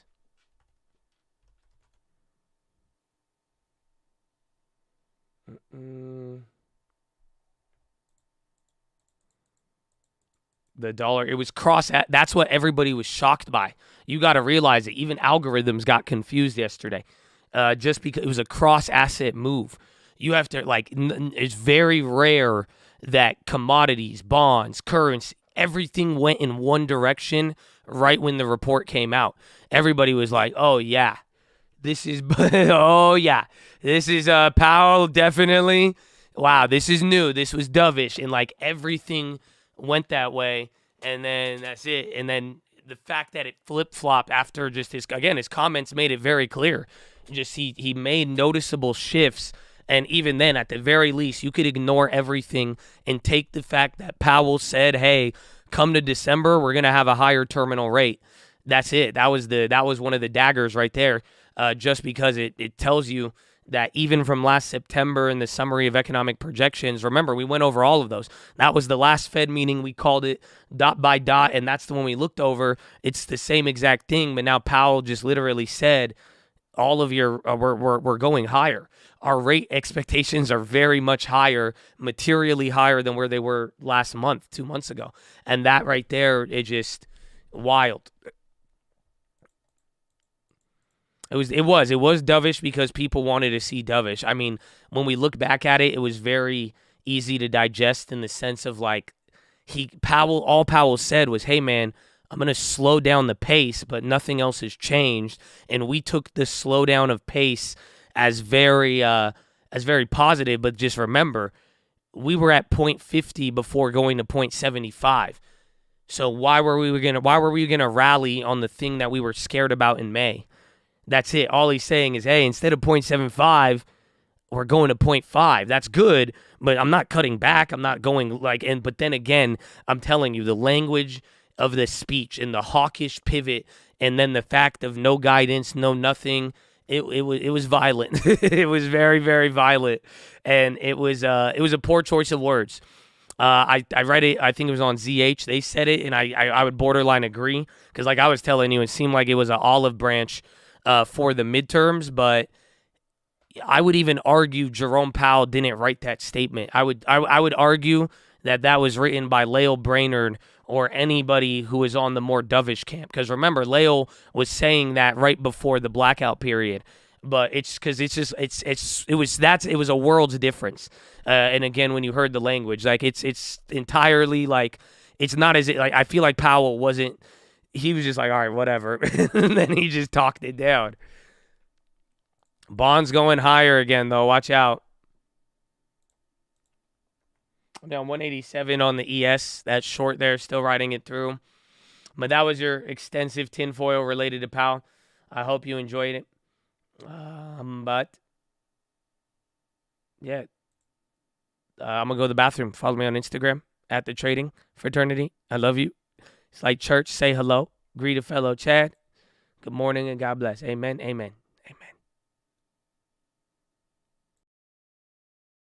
But next year expected to be above 5%, and those slow, steady rate hikes that Fed Chair Jay Powell yesterday was talking about really priced in. Let's see how much higher it can go. But of course, this means that everything becomes more expensive. Liquidity gets drained from the system, and that is why we're having not just stocks sell off. We also have commodities lower. In fact, if we want to take a look at what has happened for rates, I mean, this is just extraordinary. It's parabolic, but it's also reaching where we had been. So this is 2007. This is the 2-year yield, close to 0% for many years over this time period. Now at 470 or so, the highest again since July of 2007, making everything more expensive. And then finally, speaking of making everything more expensive, that's especially true for the tech stocks because tech, the high valuation, it's more sensitive. The tech index is more sensitive. So right now on the week, we're looking at a 6.2% decline. Last time I looked, Guy, that's the worst week going back to January. So we had these 2 big up weeks. It's felt kind of bullish, like we've had this bull market rally. Where's it going? Well, if the Fed's anything to go by, potentially down, but we'll see exactly where the Fed ultimately ends up. Abigail, thank you very much indeed. It's going to be interesting to see whether or not actually the Fed gets to where maybe Jay Powell is signaling that it intends to right now. Let's talk more about the Fed. The chair, Fed Powell, very much signaling rates are going to stay higher, and they're going to stay higher for longer. Here's what he had to say in yesterday's news conference. Today, the FOMC raised our policy interest rate by 75 basis points. My colleagues and I are strongly committed to bringing inflation back down to our 2% goal. If we don't get inflation under control because we don't tighten enough, now we're in a situation where inflation will become entrenched. We have both the tools that we need and the resolve it will take to restore price stability on behalf of American families. It is very premature to be thinking about pausing. So people, when they hear lags, they think about a pause. We still have some ways to go. And incoming data since our last meeting suggest that the ultimate level of interest rates will be higher than previously That's expected. it. That's what I was We have saying. some That's ground that left quote to right cover there. here, The terminal, and, bro. It's crazy. He said that. And cover it we will. Crazy guy. That Powell guy. My goodness.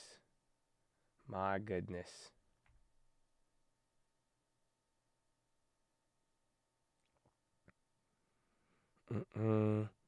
They on Powell. Tesla's going up to the high. Qualcomm's moving a little bit there now.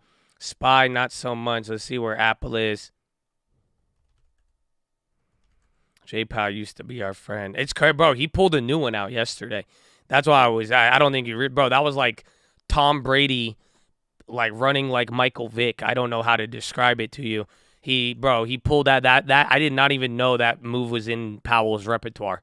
I didn't even think he would. I didn't even think he had it in him. I didn't even bro, you don't remember, guy? Like, you guys don't remember, like, when we were like right here, and I was like, dude, this is either setting up for a massive rally or a massive rug pull. I didn't think he had it in him, dude. That was like, cause that was, bro, it was a dirty setup. Like, I'm telling you, it was crazy.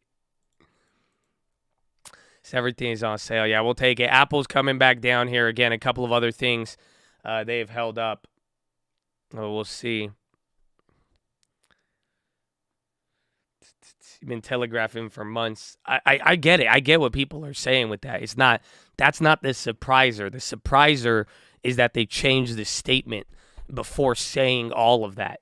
That's what it was. Like, you have to realize that if they just like the last 3 meetings, he could have changed nothing. He could have barely changed it and focused on guiding the market with the press conference and left it where it was, and that's it. But that statement was unnecessary. Legitimately, the only reason I could think of putting that statement in there to give anybody an olive branch was ahead of midterms. That's it. Otherwise, that's it. It's not. That was a very, very weird move in that sense. Again, the cost of it. Why? Like, to who would, he got the signal that we would slow down and maybe ease up a little bit of the fear, but that's it. And then again, there's another part of the tin, or the macro. I have another macro part I could tell you now. I'll give you a quick 100 likes if I don't know if y'all still got any likes on you. I know inflation has been high. Don't worry, your midterms are next week. But if you have any likes remaining, hit that like button. Okay, don't worry. I wish it was inflation adjusted.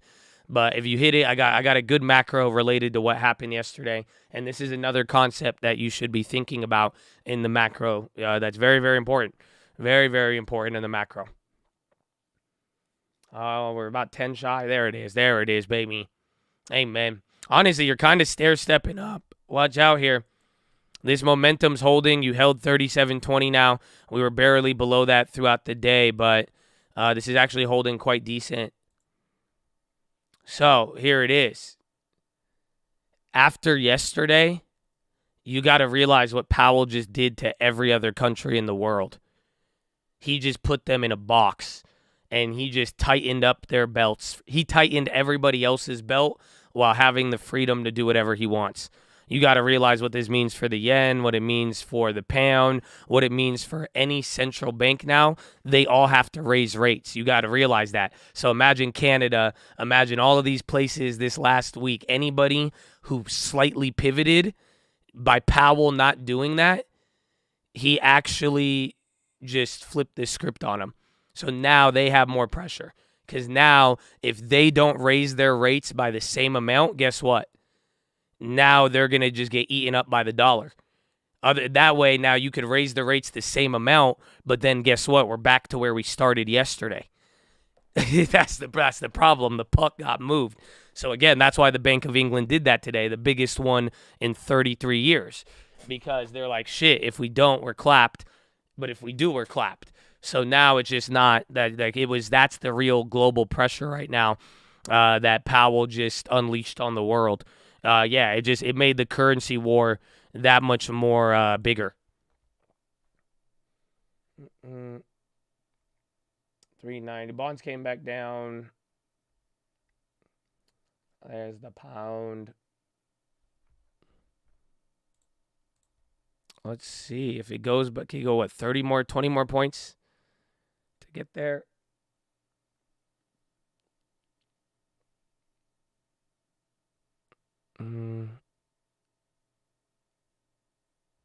Oh, that's on the SPX.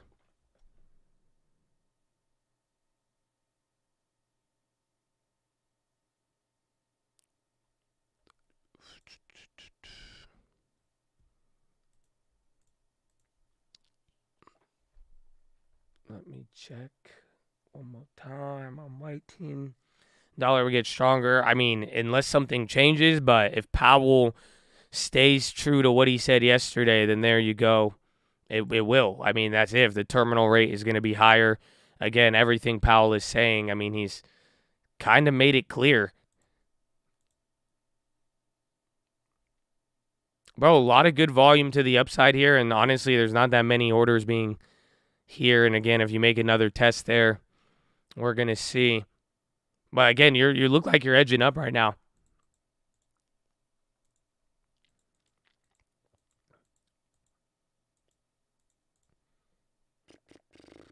Stop shorting the outperformers.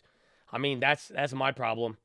I mean, like I said on the watch list yesterday, like when it hits, it pays out.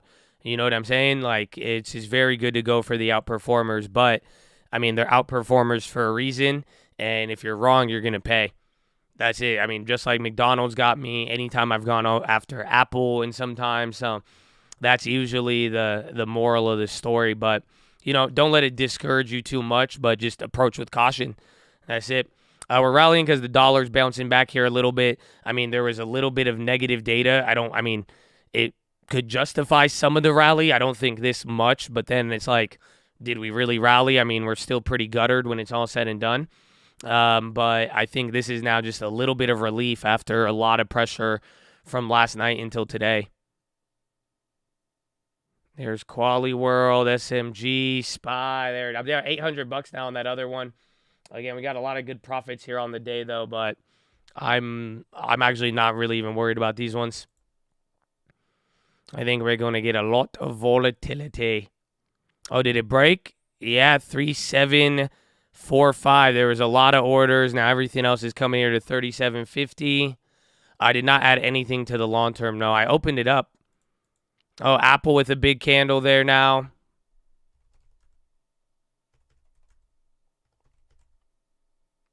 Tesla 220. The oil company's moving.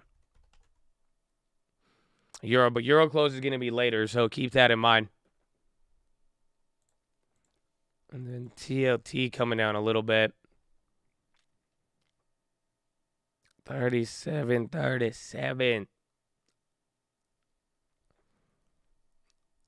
Vera Mobility.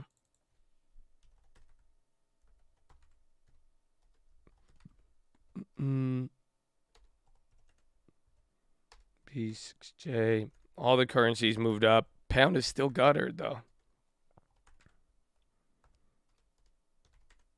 And then oil's even moving up. ES 3742. Again, I think ES at 3768. That's what gets you to where you need to be. And then, again, if it could hold past 3750, that'll be a good sign. Airbnb, they bounced off the bottom. I opened up the long term when they're at 91. I didn't buy it, though. Again, I'm still going to give him a little more time. The wheat stocks came up a little bit. High ticker's still going. There's a couple of names. What's this? Qualitrix XM. They're up 5% and running right now. Big volume. Health Canada, okay, second. Bivalent booster.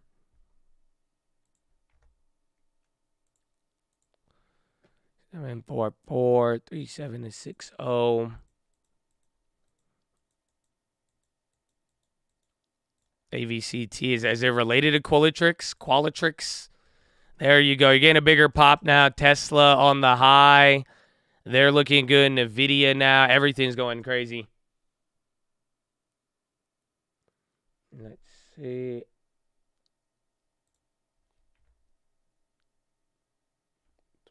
One.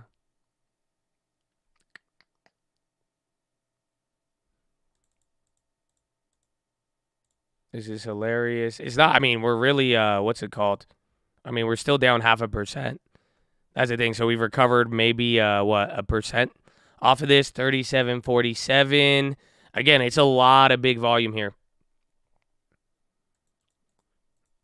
Closes the gap to short. Oh, they just ate 737.50. I didn't see that one coming. That one was a big one.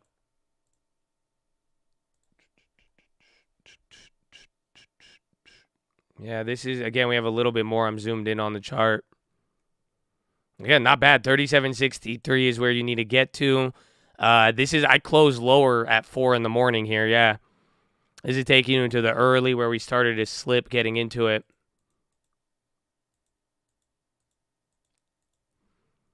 $37.07.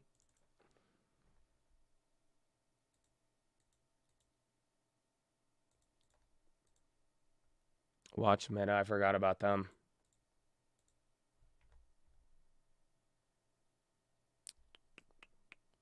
So, baby, how you doing, man? You living good? I'm excited. This is, bro, all day today. All day today, we going to have a crazy one. Actually, and I'm still shopping.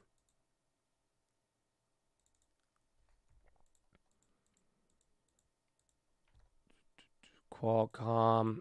Again, it's either gap fill or no, but we are now above the, again, any other level here will be 37.60 and then 37.89, but right now, I think since what, 7?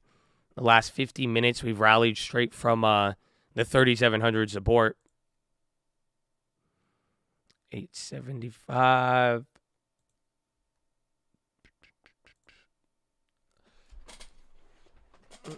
Evening from Thailand. Wow. Oh, good evening. I know it's late there, huh? It's like, what, 10 or 11 p.m.?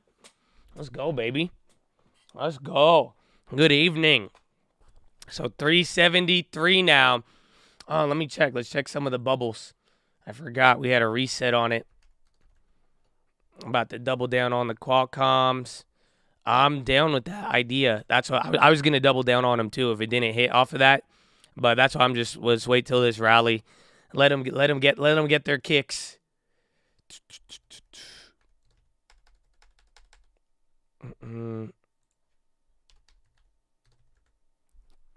ZN high. I know that's where I think a lot of it's happening there. Wait for Apple to slip. It's 8 a.m. now or a little bit before. Let me get this for you.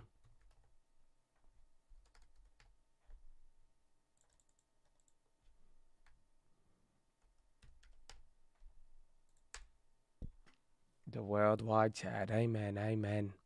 So 373 again. Here are your bubbles.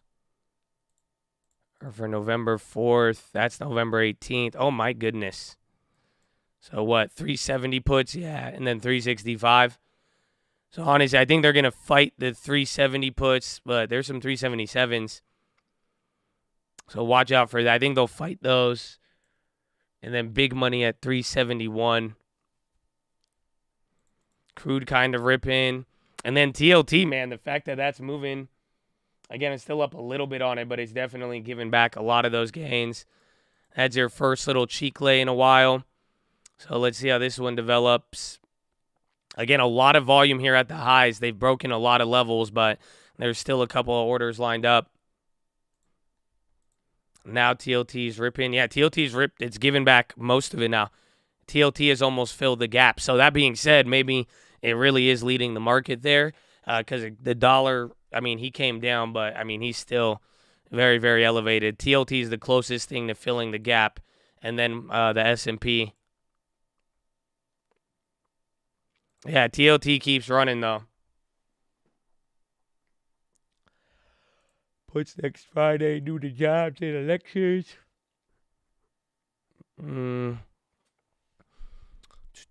One of your perfect timers, say when, nail it. God willing, man, God willing. God willing. That's it. Go for it. At the end of the day, though, I'm telling you, it's not.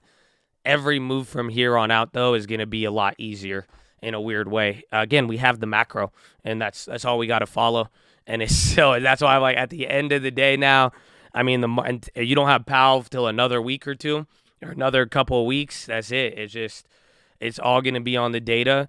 This shit can move however it wants. But, like, again, I had to hold all of those shorts coming into uncertainty, right? I didn't know what was going to happen. I didn't know what could have changed. I knew what could have gone against me, and that's why I was like, oh, wow, you got to be, that's why we had to adjust. But now at this point, like I said, I'm bearish until the jobs report. And if every data set just keeps hitting in that fashion, I mean, we're just going to follow the data until that data changes. I mean, I don't think anything else is going to change when it's all said and done. So that's why it'll be good.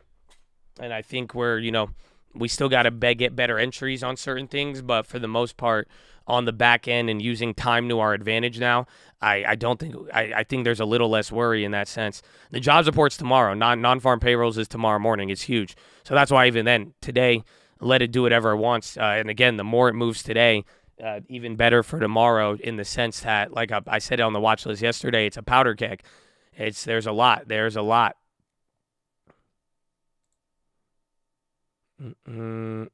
374. It's fighting Mbappe. Honestly, it's looking good. It's looking like those days. It is looking like the days where we would string together the upside, but the fact that it's occurring here at the level, and then it's just again off of what we're based off of, I don't see squeeze as much as it is kind of relief rally. Conditions can gold run? I don't think so. The dollar, unfortunately, that's why I said it's like as much as we have commodity plays that we would like to see go up, but when it's all said and done, the stronger that dollar gets, the less likely all of this shit becomes, or at least the less likely any commodity goes up. AMD slide in.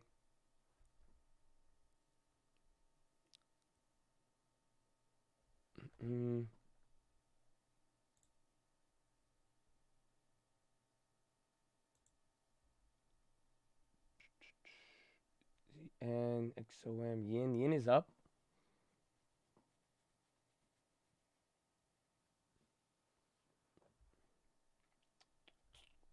There's the meta still. And that's it. And then these are all of what I'm holding still. Again, what you see on the screen now to any of the old and newer trades, I mean, this is pretty much all we have left now.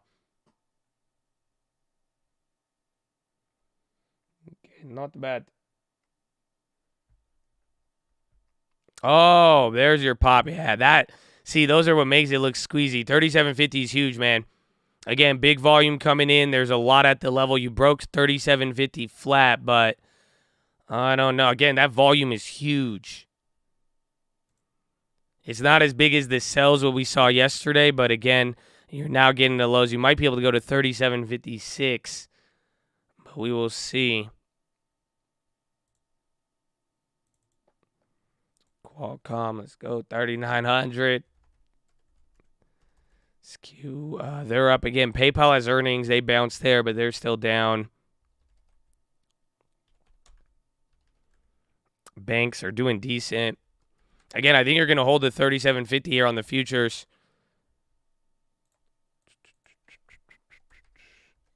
6E, 6B.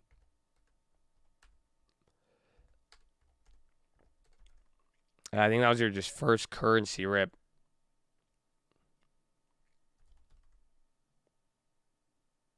Qualcomm,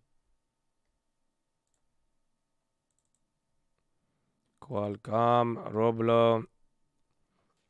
Is there explanation for the pop? I think it's a relief rally.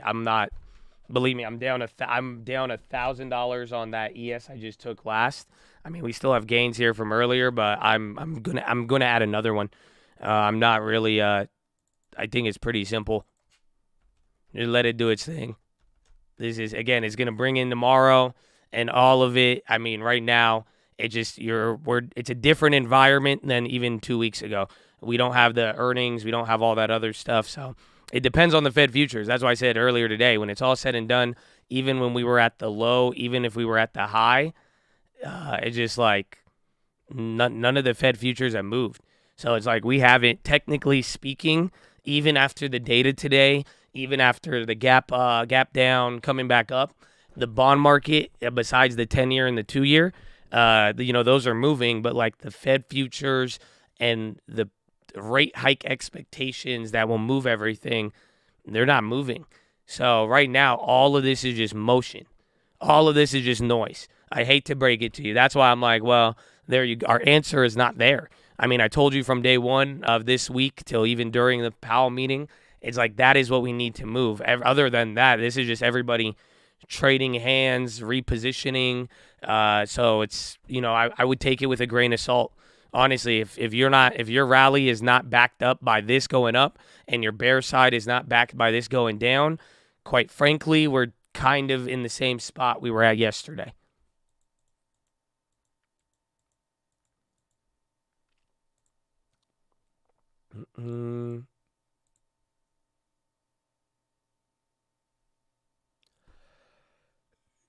Good volume, though. It hit the Qualcomms, double down. Let's see. Yeah, 105 is where they died. They got up a little higher. Yep.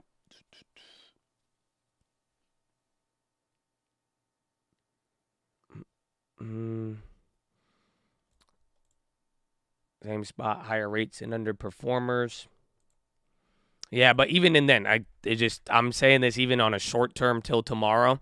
Until those Fed futures move, we don't know anything. And that data tomorrow will move. Again, we're moving off the data from here. If anybody wants to try to find the reason for upside, I mean, this was the data calendar. And again, all these orders are coming in. I don't know if you see it here at the bottom, but it looks fairly consistent. And again, this is a very big level. I don't know where this puts the SPX. 3743.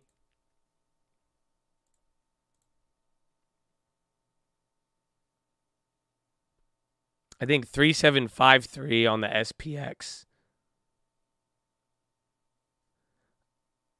Which is right below. I don't think you'll fill it. I think you might get right around there. EQZ, it's break even on the day, but yeah, it was negative. Then it went positive, but it's not like, again, it's not telling us anything. That means in the last 2 days, whether let the algos buy the bonds, let the algos do this, let the algos do that, but at the end of the day, until those move, I mean, we have nothing. 747, all right, you're coming down a little bit. But then again, it kind of looks like dancing queen candles at the high. I'd say give it a little bit. I think safe zone 37.53, right below the gap fill. I think SPX, I think that's a little safer. And NASDAQ still down. Again, there's your pop. If jobs data comes in bad, do we rip? Yeah, we will. If that moves down, all of that, then yeah. If jobs data comes in really bad, then honestly, I think it'll be very, very good for the market. That would be what the bulls should be hoping for here. Because if they could get out of that, or if you could get a good jobs print, man, you're going to be golden. A couple more orders building up here. You might get a little bit of a battle at 37.41. Let's see. Good news, bad. Well, that's how it played out today. That's how it played out yesterday. On any of the data prior to the Fed. It's just really anything that could give you that answer to the question in December, that will move it. Again, if jobs go down, then if there's bad jobs, that means Powell is probably going to ease up, right? If there's good jobs, then Powell's not going to ease up, even if it's lagging, and Powell admitted that. So that's what we're looking at in that sense.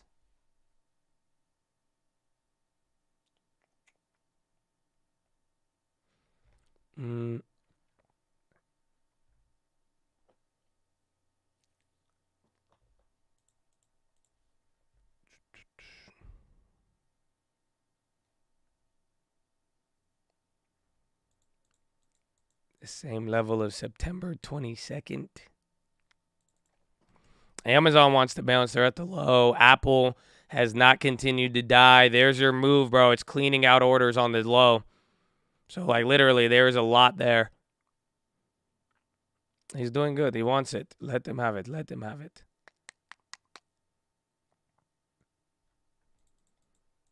Signs of life.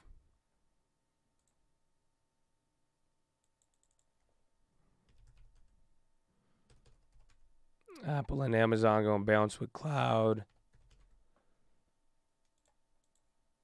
37 was a new high, but not saying on the day. 37.45. Snap. Amazon, Meta, Google.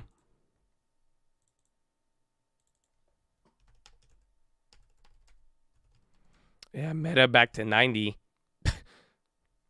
Airbnb, Etsy 16. That's still holding. What about Fortinet and the other ones? Fortinet and Polyalti.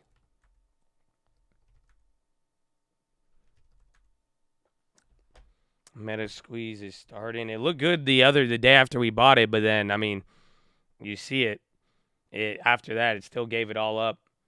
I think it just depends. Again, once I think the December rate hike odds move, I think we'll have a real clear signal on Meta. So there's your first candle. It's slipping there. I thought it would go a little higher, but it's either mini slip and pop, or this will be the slip, and then we go back kind of into the morning dancing queen zone. But I think it could still hold up. Again, I didn't re-short again. I'm waiting for one more high, but that might be it. I don't know. We're going to find out. You still got another 2 hours or hour and a half till Euro close.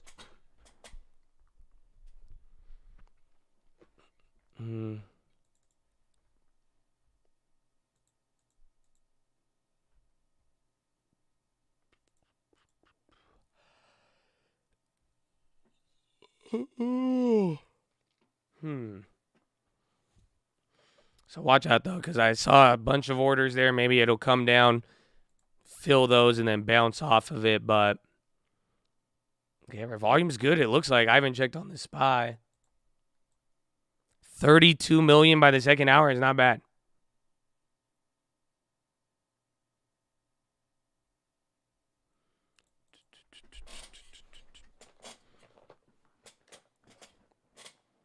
Prop 27, it's going to have some effect. I mean, every time I drive, I see those ads everywhere. Even on YouTube, it's Prop 27 everywhere. I'm like, is this about homeless people or gambling? Why? I'm confused. I thought you go homeless if you gamble. Hey, hold up, what is happening? I don't even know, man. So they confused the shit out of me. It was very effective. I don't even know what Prop 27 is anymore. They changed the Euro close because of right now there is daylight savings in Europe, and we haven't had ours yet. So there's just a little bit of an extra gap. So watch out if you break the 37, 34 here. That won't be pretty here for the S&P.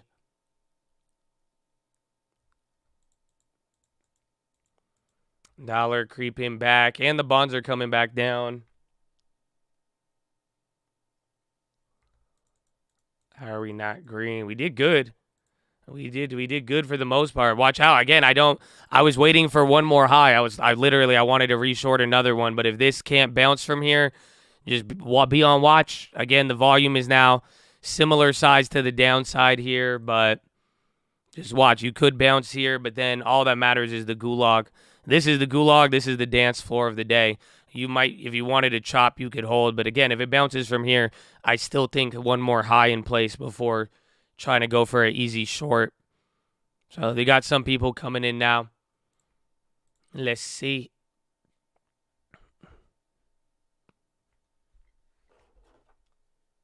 Yeah, I don't think the daylight savings until like next year.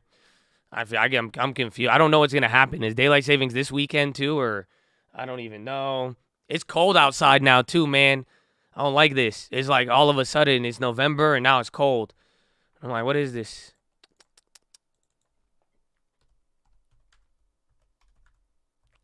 Yeah, currencies are getting their first little drop.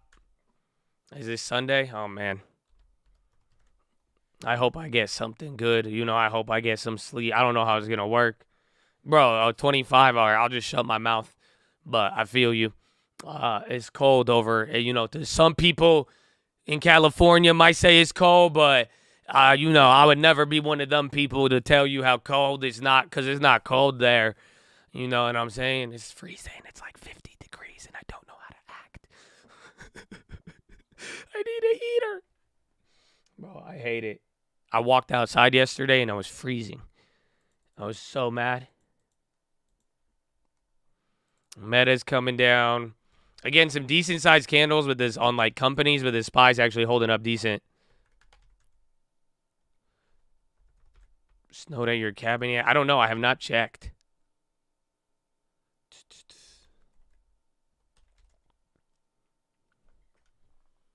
$19.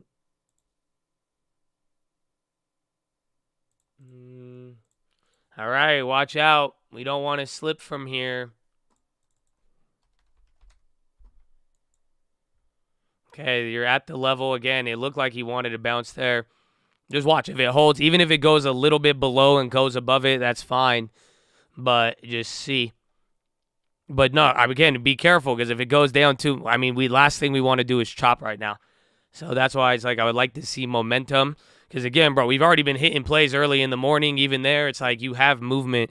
There's money moving around today. That's why it's like hopefully we get momentum. But last thing we want to see is trapped in the dance floor right before everything.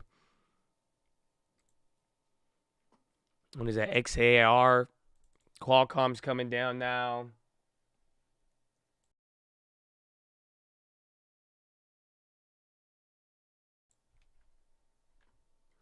LYV, Jim Chano's short.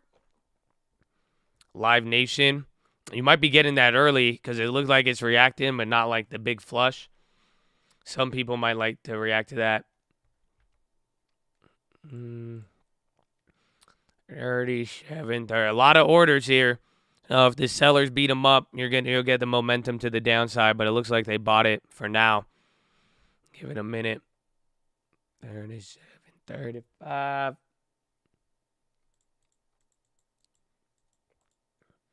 UNG above 20, I mean, if it does, that'll be insane.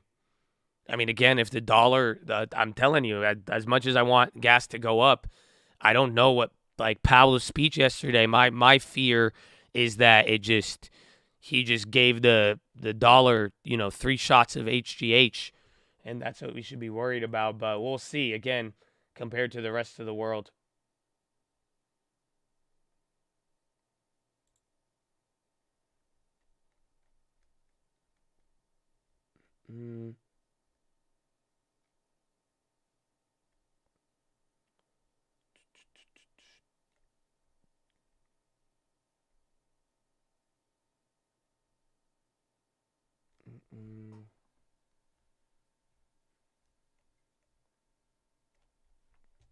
TLT, big volume. If TLT keeps holding up, though, it's going to support some of those. And then even then, the dollar's weak. That's the crazy part. Even the fact you're slipping here, like you have things in your favor. NNDM. And then dollars going on. Nano Dimension. Oh, man. What's this thing? NNDM up 23%. Pause due to volatility. Merkinson said to made bid for the company. Somebody made a bid for them. $4 a share, I think. They want to propose buy the rest of the company for $4 a share. Oof. So you only got like $1 left to squeeze right now. It's at 3.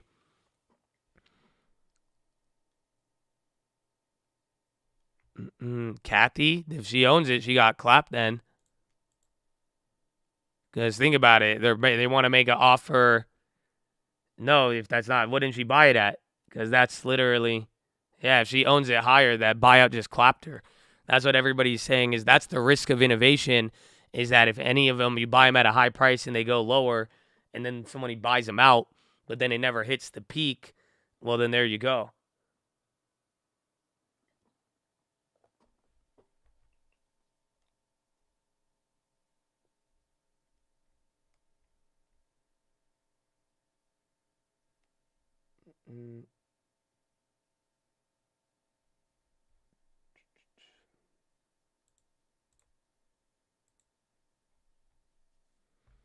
Apple, LNC. Watch out here if this is it. I mean, Apple is coming down now, even Qualcomm as well. Those are you broke below the level now. Let's see how long this lasts. But now the momentum might flip. Another big sell into that. And now we're not at VWAP yet, which is interesting, and we still have time.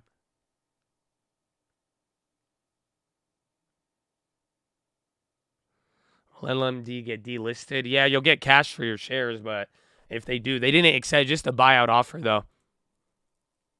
I don't know if they've actually accepted it. And again, this level's here. Qualcomm's going down.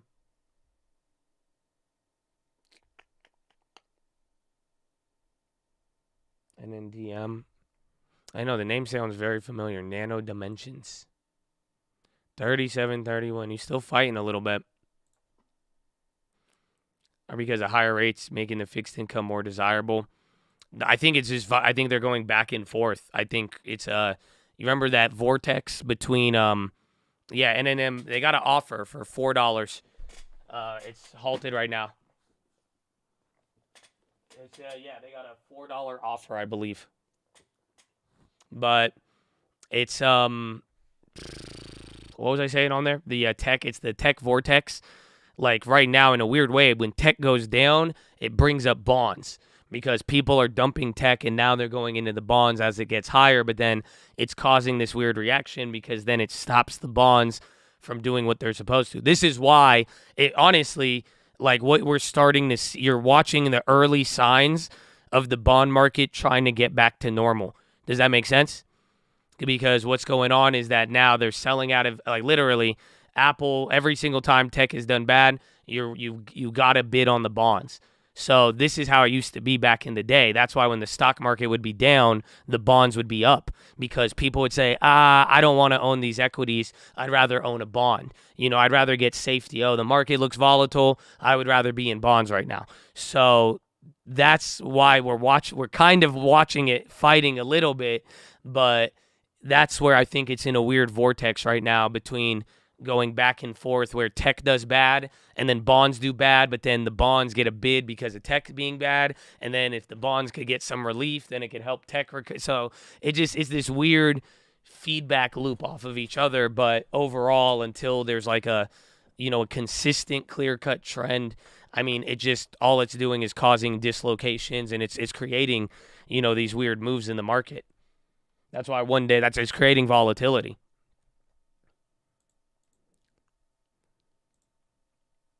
Hey, you got some bids showing up. I think it's early. I mean, I think Euro close will give us some action, but we're going to find out. 3-year and 30. I don't really look at it. I mean, I think most of the yield curve is inverted. I mean, I think the 2-year, 10-year is the most important. Jerome Powell says hoopla and says watch the 3-month 10-year, but nah, the 3-year 30, I don't really have any assessment of that one.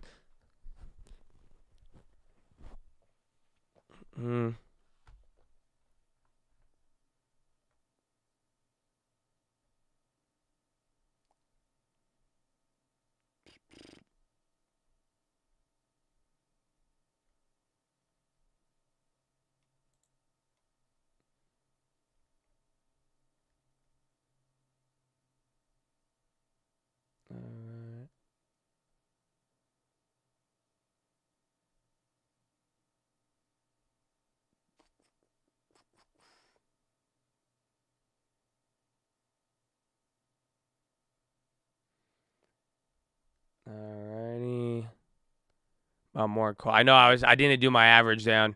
It might kill me on there because it's options, but we're gonna see. We will see.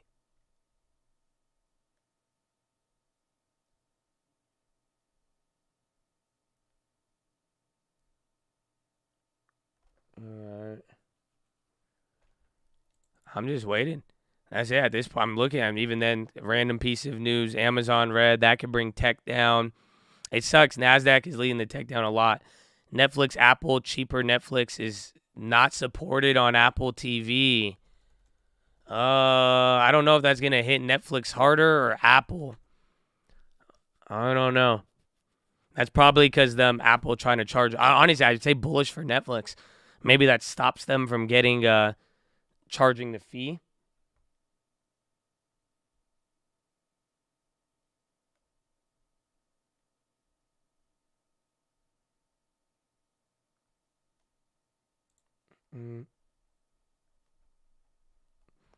Roku positive. Bulgaria. Now some news of Bulgaria. Again, now we're in the dance floor, man.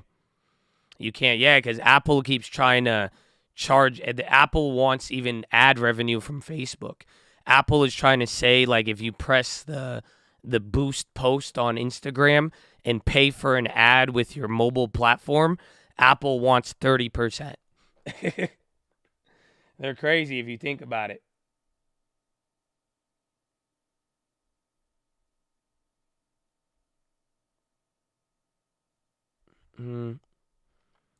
Brian Palman, welcome, my friend. NNDM, they're unhalted and came back down. Again, I don't know if you guys could. They said $4 offer, but I don't think anything's accepted on. And I think the people who offered already own a couple million shares.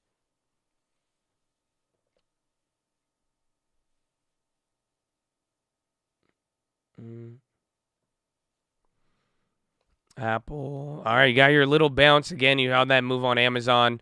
You got the news there with Netflix and their ad support on Apple TV. That'll be positive for Roku. Yeah, a good call on that, right? You can still use Roku for cheap Netflix.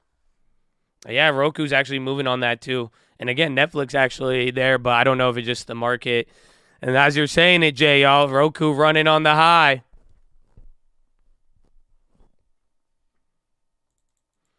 Something happened with Houthi, DI, Hawadi International. We're bouncing again. If we fail 37, 34, if you can't get it back above, this is going to start looking like it's downtrending from here. Otherwise, this could level it out. Might just hold around these highs, bigger range. We'll see. It's a nice bounce right off of VWAP.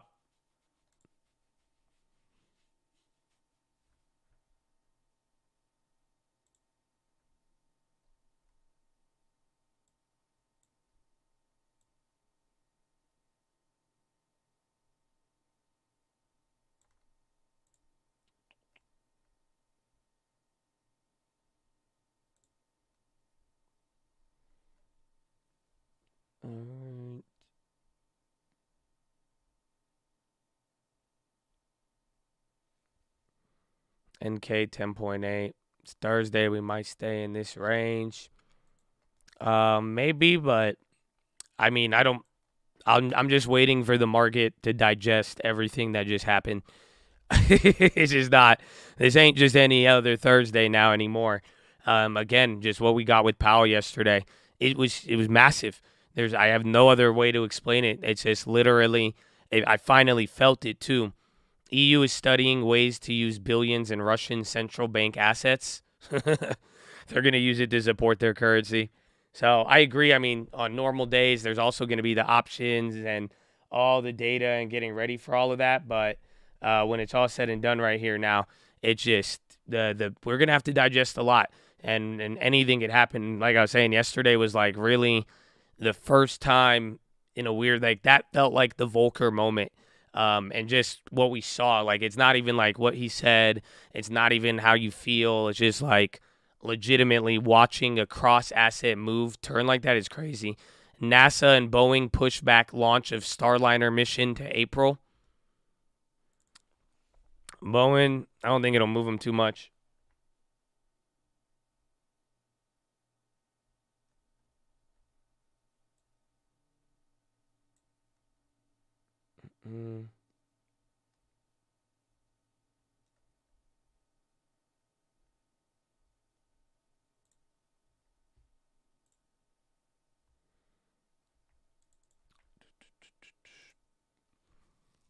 Biggest earnings is Carvana. I thought they already did.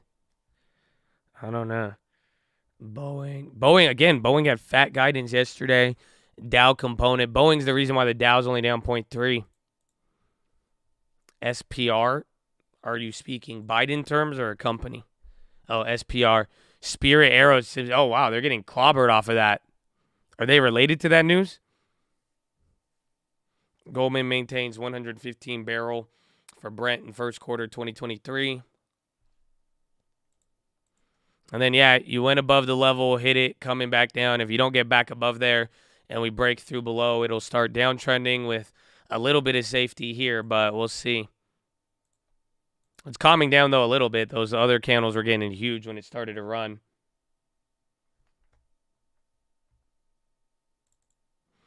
Short BA.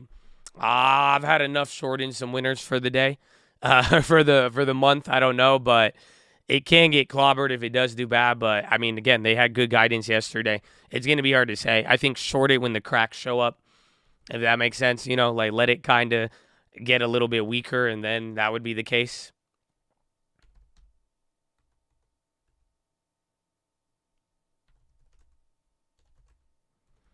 MO, they're up. They're doing great. And then BTU, that's cool. Cold, you had a little drop and pop. Any ideas? Euro close? I thought we were going to sell off into Euro close, and then I thought we were going to bounce hard on Euro close. So everybody was like, I think it's too soon, Junior. So I thought this was going to happen at Euro close. So I said, go ahead, let them flush it. Let them take it down to 3,700, get everybody at even like 3,690, 3,680. And then I thought Euro close, since Europe was so bad, I would assume we would rally off of it. But now it's here in the middle.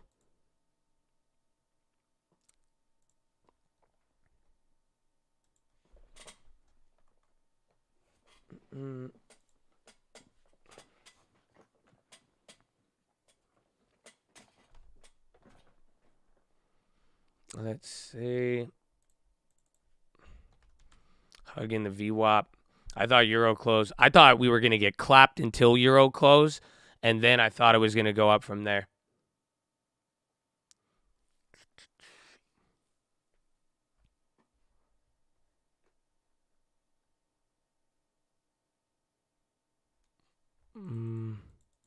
So maybe there's a drop after Euro close, maybe, but it wouldn't make sense, or it would make sense, but then it wouldn't make as much sense as drop until then and then bounce. And why do I say that?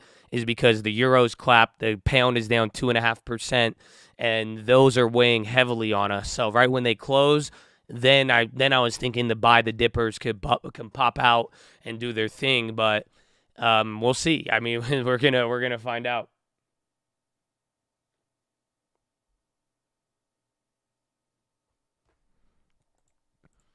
And then we take the baton. XOM, I'm down on that one now.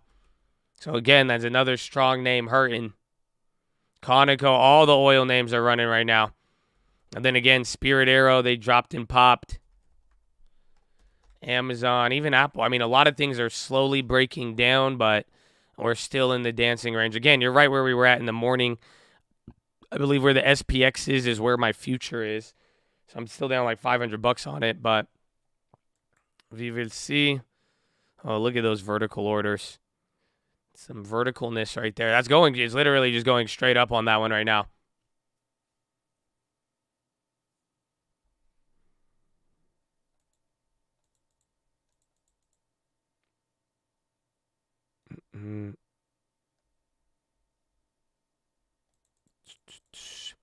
Bounce down. Where is the dollar? Again, the currencies. Dollar's still, it's holding it. Again, just like I'm saying, a lot of these moves, try not to read too much into it. The MNDM was a potential offer of $4 a share.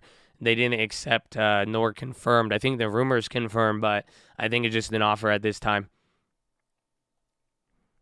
But again, just everything. Bulls, bears, just remember, not only are we in no man's land, it's just like until those Fed futures start moving here, just remember we're doing a lot of, it's a lot of, what do they call it?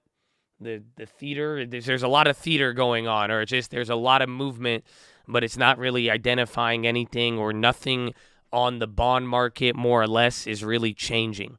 So, the things that are going to scare people, the comments that Powell made yesterday that was very, very negative, all of those things, those would move the bonds, but none of that has moved as of now. So that kabuki theater, that's what it was. I was about to say something very dirty, I think. I don't know these words, man. I don't know. Every time someone says, I'm like, what? Okay, I don't know if you into that, but that's cool, man. So I feel. But it's we did good. It's I think as long as you don't get fooled by any of it, you're gonna be great.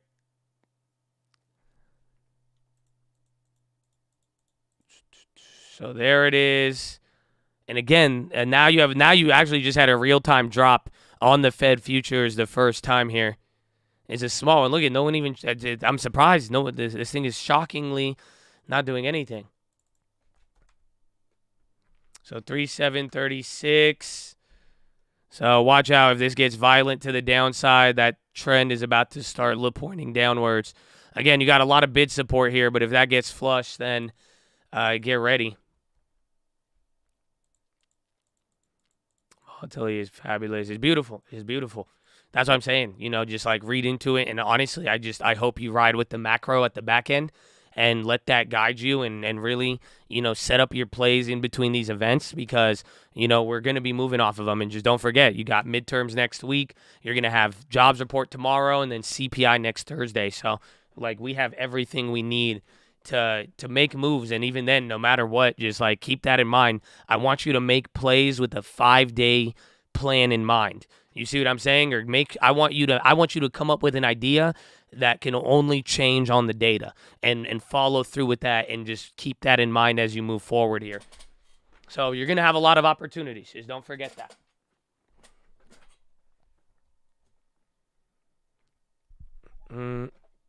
Tegna on the low.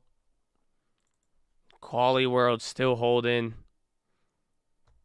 Again, if TLT could drop, that'll be one thing. Otherwise, if the dollar climbs up, that will add to this already pressure. Again, now, this is what I was saying earlier. The dollar don't make any sense right here because we were going up when the dollar was lower, but it was very small. And now if you think about it, the dollar's near one of the lows of the days, but now we're about to enter into the lows if this doesn't hold. Or again, you're right at the middle candle of the day. Tegna deal draws DOJ queries over price hikes. Yeah, that's coming out now.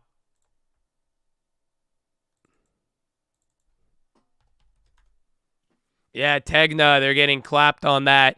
TGNA, DOJ queries over possible price hike. They could drop a lot too. I don't know if you guys are going to be into that, down 2.5 right now.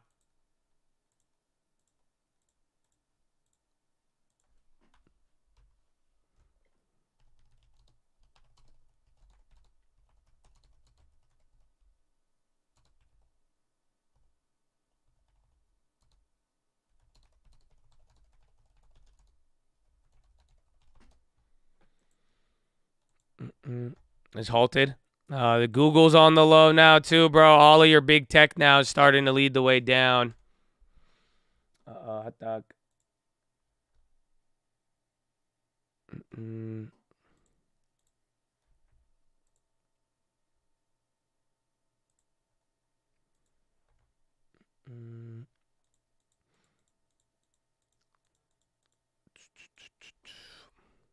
Amazon now, bro. Amazon, Google, all of the tech is getting clobbered right now for some reason. And then again, you're about to enter in below here. It might be able to bounce off of this, but there it is. The sells are starting to come back. You've wiped out a couple of levels. There's a couple of big bids here we're going to see, but 37.32. Am I positive now? I'm close to it. Yeah, I'm only down $100 on that one. So again, I should have took my other high. I was down 1,000 on it. That's already flipped there, but would have been great to add. 8-week bonds. Watch TLT. Dollars moving too. Hold on. 4-week bonds, 3.6. Allotted at high 76.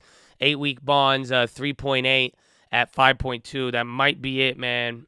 Hold on. If the bonds go down off of that, but to me, it seems I need one more number on it. Bid to cover, 2.53. It seems like it was slightly poor bond auction, and that kind of reflects some other things we've been dealing with here. SMG. Okay, now I'm positive on the short. I'm sure you guys have watched that from here. And now we're going to have some runway into this. I hope, but we'll see. That's 37 to literally right on the level for the SPX.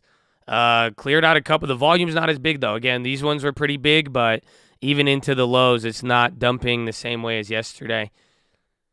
But again, now the momentum's lost. We'll see if it treats this level to try to catch some steam. It might do one of these little bounces. But if not, I mean, again, now danger zone. And we are about to fall below the first candle of the day.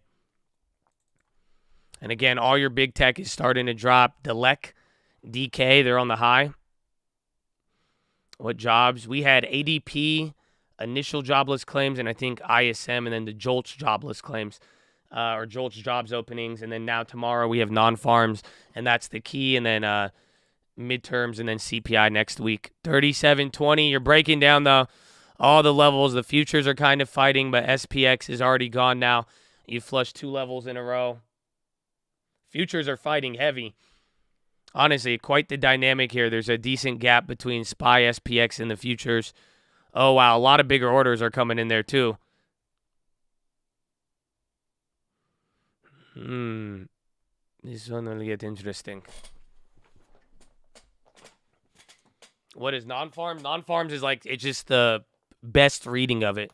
So they all gather their info from various places. You could go to bls.gov and see how the non-farms is, and then you'll see how like JOLTS jobless claims, ADP, those are private companies, or they have their own way of measuring it, right? So and that's the thing. That's what we have to be careful of.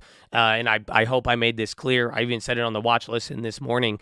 But a lot of times, though, you don't make the error of saying that ADP or JOLTS jobs openings will reflect non-farms, and it's because of this reason. It's a whole different metric. So non-farms are just the best gauge of like economic activity in the sense or employment, and then best of all, it's a government data point, and it's not, it's a public data point. It's not one of these companies that creates it. Yen on the rise, you're on the rise. I think the currencies can help out with the dollar right now, but either way, I mean, we're going to see. I would watch the pound and euro. That's where it gets ugly. Again, because they're already down a lot.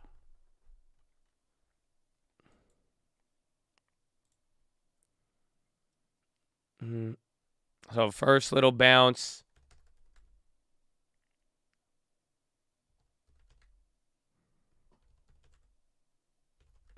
NVIDIA. Everything. Jobs data is oh yeah, so we'll be on early tomorrow. If you guys want to be here, I'll be here at 5 in the morning or like 5:30, an hour before the bell, because there will be the non-farm payrolls and it comes out then, and then that's it. I mean, if you're willing to wake up early, we could position for the rest of the day.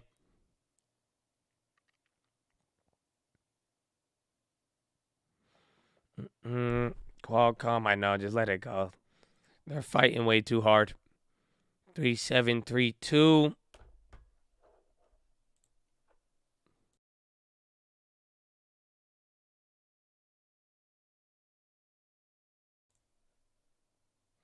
Didn't Powell foreshadow the jobs data good? Kind of, yeah. He pretty much said it's lagging and it'll show everything last. So I would take that as his hint maybe. So bounce to VWAP. This is actually decent. Again, 37.33. I'm surprised it wiped out all those orders. Again, they were trying to stop it there. Again, this orders would look at all these. These are all fat orders taken out on the way up right now. So very nice bounce. If it could hold it, got you above 37.20, but if you can't level out around 37.30, you're dead.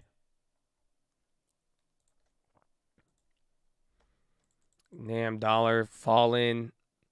And then TLT trying to catch a bid. Bond auction didn't do much. Dollar popped. So we're still kind of holding. Futu, Pinduo, Duo. Even watch, some of the China names have been holding up pretty decent.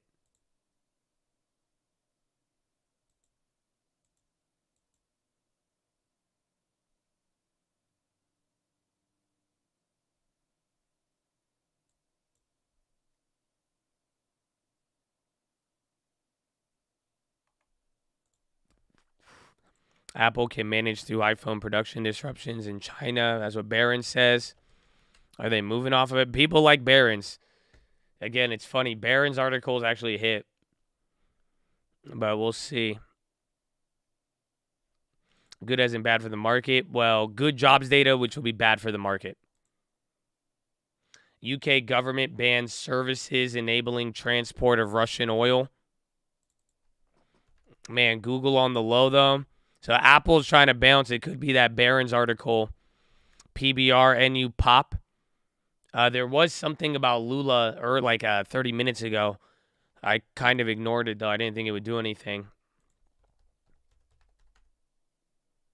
Brazil, 11:27. 10 minutes ago, the Lula transition teams to be known today. And that's it. So I think they start the transition team today. That could possibly be it.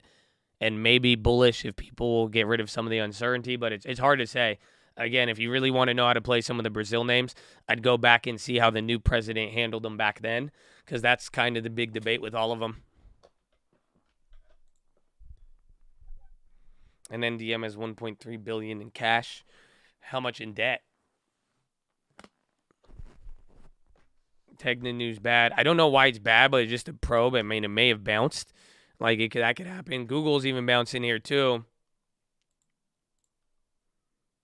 3729.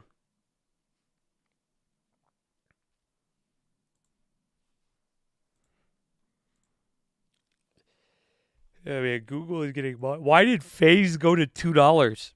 Does anybody like? I feel like we made that debit spread free, but how did this thing go to, like, what happened? Did they like what went on or something? Did they lose like a game of Call of Duty? How does it work? Because that was shocking. Someone brought it up the other day. I was like, why was it? I thought it was at like $10 or something. Yeah, I didn't know it was at $2 right now.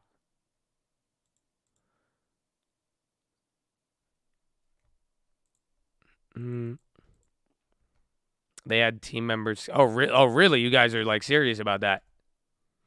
I'll look into it. Apple, Google. Google is still, I mean, people are trying to bottom tick Google right now.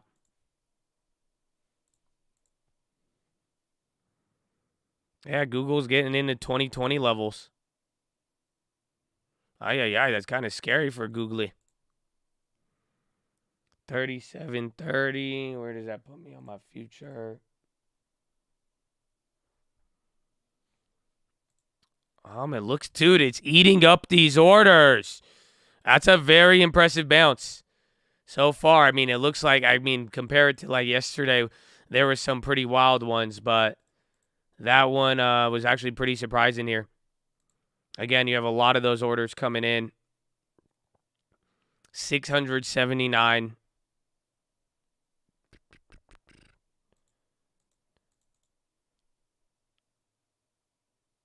3738. Very nice. Still higher. Oh my gosh. Yeah, even then, comparing the futures to last night, these things are up a lot, or down. It's still down a lot, unfortunately.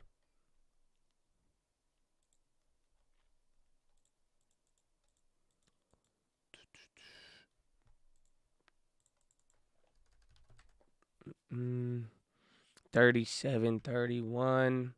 Yeah, I'm going to keep the SPX. Can you tell if they're phantom orders? I mean, I've gotten better at reading it a little bit, but even then, it's just like I'd watch the bubbles is actually when they go through, so you know it's real volume, and then you can look here. But overall, just I don't take it in too much into consideration. It's just good to see, but don't read too much into it. And then at times, it's a better tool to have than not, in the sense that, I mean, it's more info, but it's like I don't get lost in the sauce with the whole spoofing thing. You know what I'm saying? It's too much effort for not enough return to, like, it's not, you can see a lot already. And then, even then, if anything has been OP, these horizontal levels have really ran the show.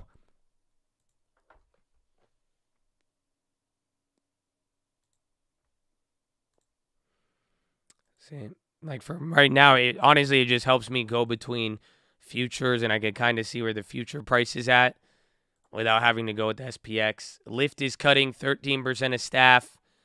Lyft, job cuts. Watch Uber as well, too. Lyft is cutting 13% of staff. It might go up off of it. You know how people like some of that news, but there it is. I don't know how the market will take it, but we'll see.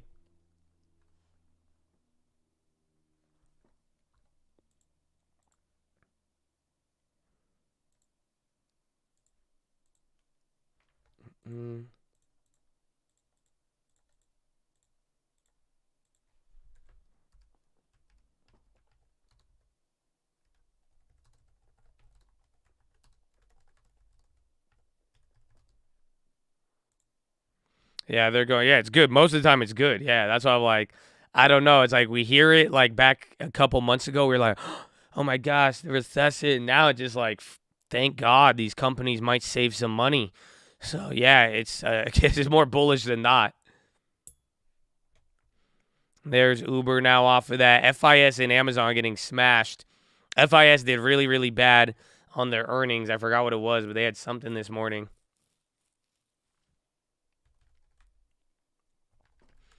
And then Apple, Google, Amazon, literally the big tech is just taking turns dumping.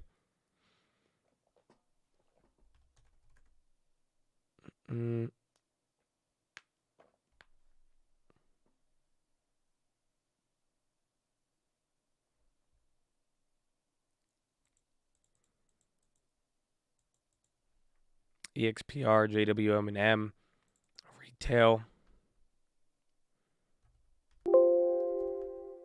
XLF, lots of tech firing for Christmas. I mean, it just, even then the market reaction to it now, at first, it's just that we were really scared of it at first, and it was signs of like lower growth. But now that we have lower growth, everyone's like, oh, that's good then, because maybe it'll bring back growth if you could save money.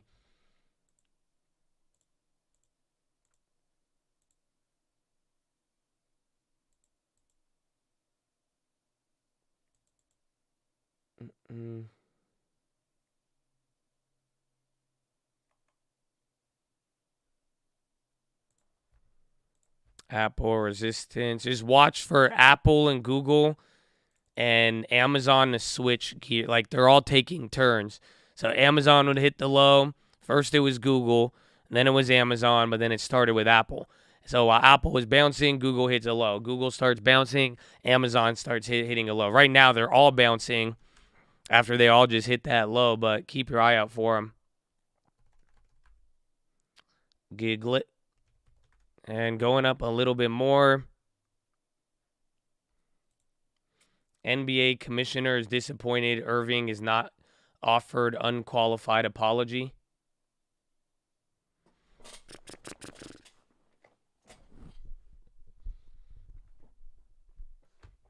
And there it is. Dollar dropping, kind of, but you're popping up off that. Very impressive, honestly. If that one, you could have totally death spiraled right here. This now levels you out. So like I said, this sets you up for chop. It's not bullish just yet, but now you got out of your death spiral there, or at least the flush. So keep this in mind. This is, again, we're neutral now. This is your first candle of the day. Drop, pop, dump, run up, go down, hit a new high, but now we're like, it's very, very flat. Tesla October numbers out. And then Fed futures slightly down, but that's it. 37.43. Oh, that was a big one. Israel Martinez, is he? Oh, that's a beautiful name. Oh, that's a beautiful guy right there. Hope you living good, baby. Amen. Amen. And then Travis, too. Oh, my gosh. Look at, you got a lot of OGs. OGs popping up on me, baby. What's going on, Habibi? I hope you living good, man. I hope you living good. It's good to see you as always. Amen. Look at the chat. That's how they don't, that's OG, that's a triple OG, double OG, quadruple OG. They don't know about that life, man. Amen. Amen. Low volume pop. It's cool. We'll wait. I'm just, if I could get an opportunity to scalp, I'm going to take them. In the meantime, though, nothing today means anything until ZQ moves. Otherwise, I'm chill. I'm cool as a cucumber. It don't matter. Even then, no matter what I'm holding, it just, I'm going to have to stick to my macro until it formulates or materializes. I didn't buy Airbnb, bro. Why do I keep yawning? So weird. Worried the 10 years steady. I mean, it's coming back down again. I'm still up $500 on that play. That's exactly where we were at in the morning. So now the market's higher, but, excuse me, that one's slightly leading us down. Is Dow headed for another bull run? I do not think so. Not unless the what's it called? Not unless again, if that jobs report changes stuff, then yeah. But other than that, nah. Yeah, that's it. Oh, Johnny D, baby. Oh, show him some love too, baby. Let's go. Oh, y'all see, y'all getting blessed out there. Welcome. Use your new memberships responsibly. That's all. That's what I can say to that, baby. God bless you. Thank you, Johnny D. And shout out JLFA. We out here, baby. Amen. Amen. God bless the cult. God bless Chatadonia. Amen.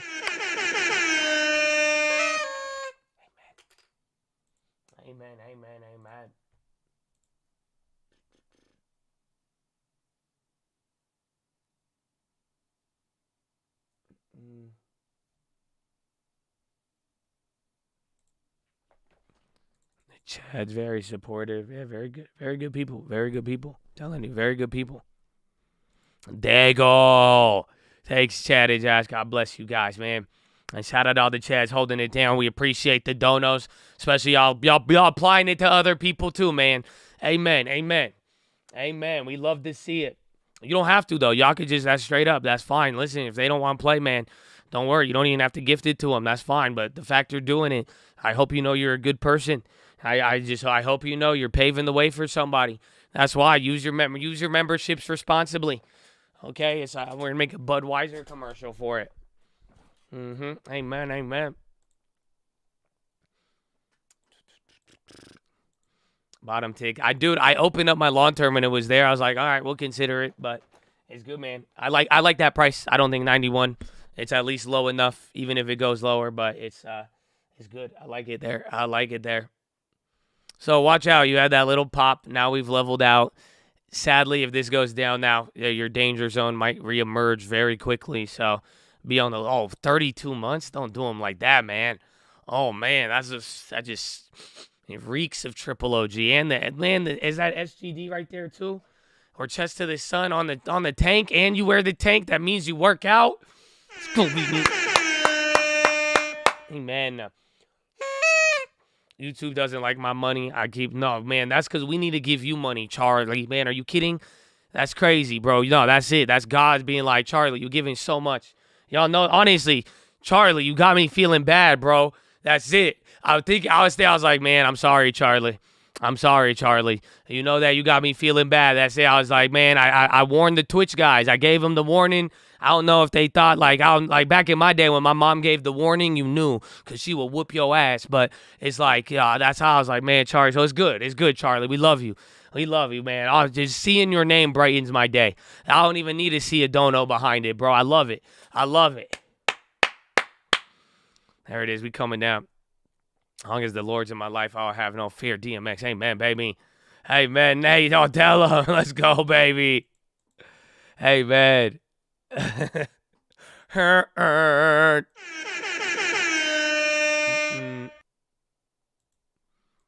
You missed the Twitch. I'm sorry, man.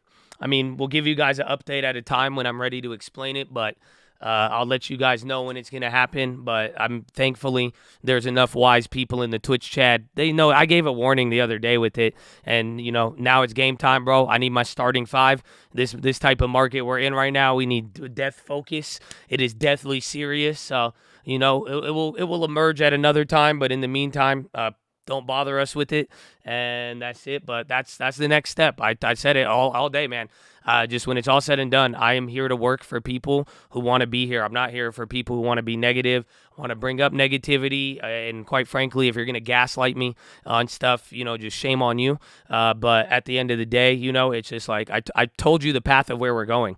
That's it, man. I'm here for the people who want to be here. I put in a lot of work, spend a lot of money, and it's top tier quality. And I'm going to give it to anybody who wants it for free. If that's what they want, you know what I'm saying? But it's like we said, man, if I'm going to be targeted, attacked, treated certain ways with it, I said, it's like, bro, We have servers. We have access. We can make our own stream. I can make everything private. I have people, if you signed up for the long-term alerts, I'll find a way to get it to you. If people aren't serious, man, I'll let you know. But, our next step is not, we have solid and we have gold. And I'm not going to throw around gold to people who don't want it. I'm going to give it to the people who want to get a shovel and help me dig.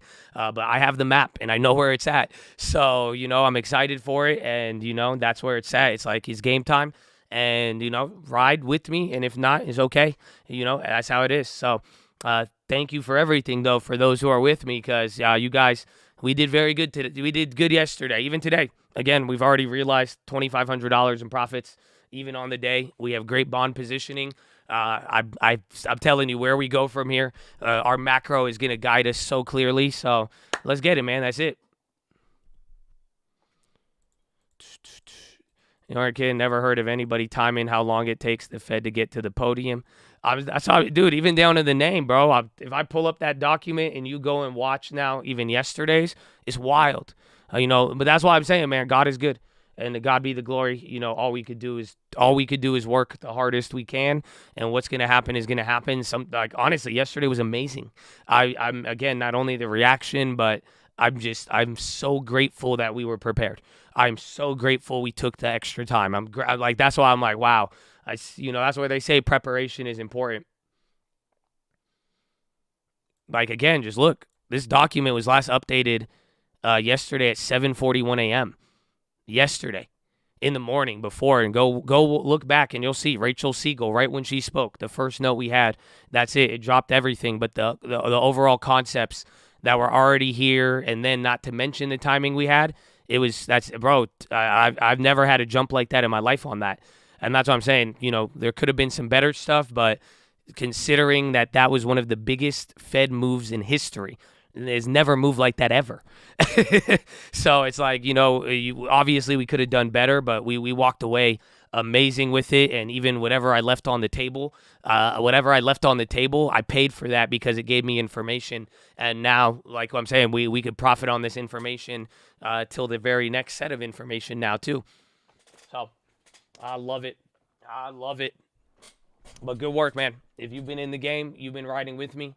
Again, it's one thing, but it's everyone is one, and staying on topic, staying on track. Y'all posted some good plays. It's fire. Visa, Apple is dumping now. Watch out. So remember, Google, Amazon, and then Apple again. Just watch. It's been doing it all day. So Google's hitting the low now too, though. If they all flush at the same time, that might get a little ugly. Actually, they all are. As long as oil gives up, then that could be bad. Otherwise, energy's green, industrial's green, materials, utilities, all commodity plays. And then communication tech is down too.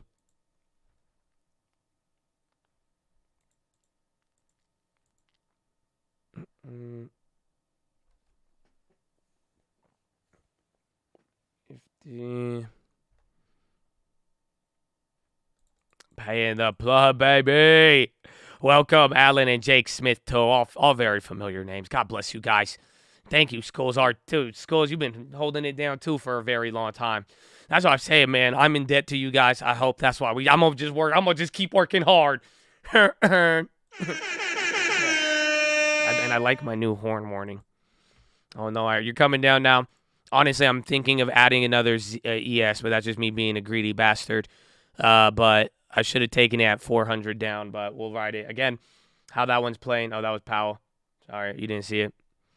TLT dump. Yeah, no, TLT is really bad.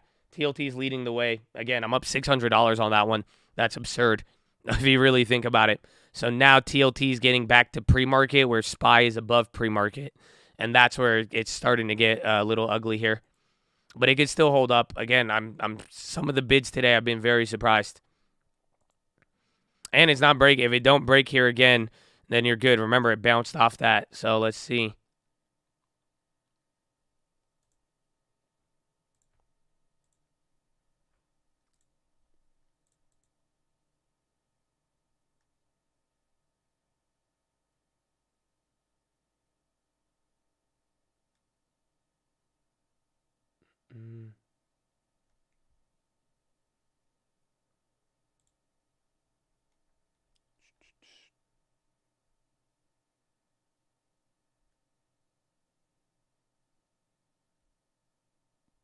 I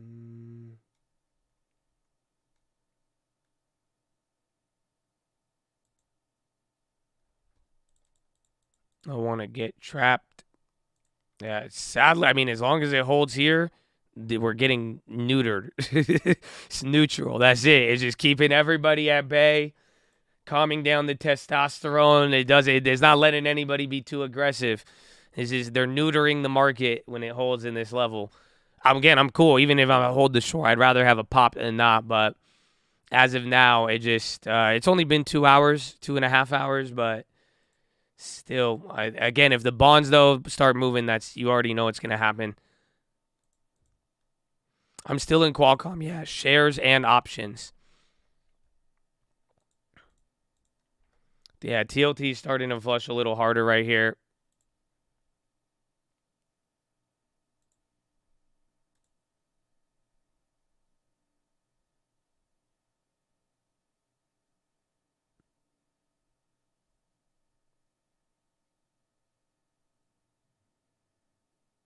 Mm-mm.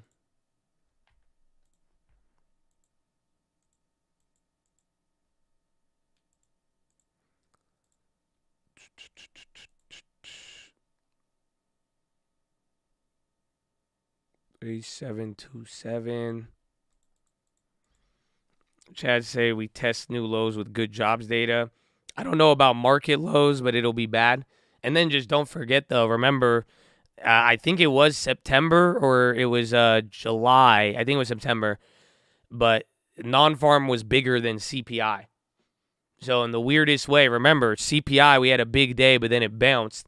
But non-farms was the real death blow in September. So the jobs report, I mean, I don't know about going down to 348 because I just think that's extremely low still. And again, we had a nice bounce, but I do think where we go from there will be, if it is a good report, that'll be bad for the market. And I think it'll play out a little interesting.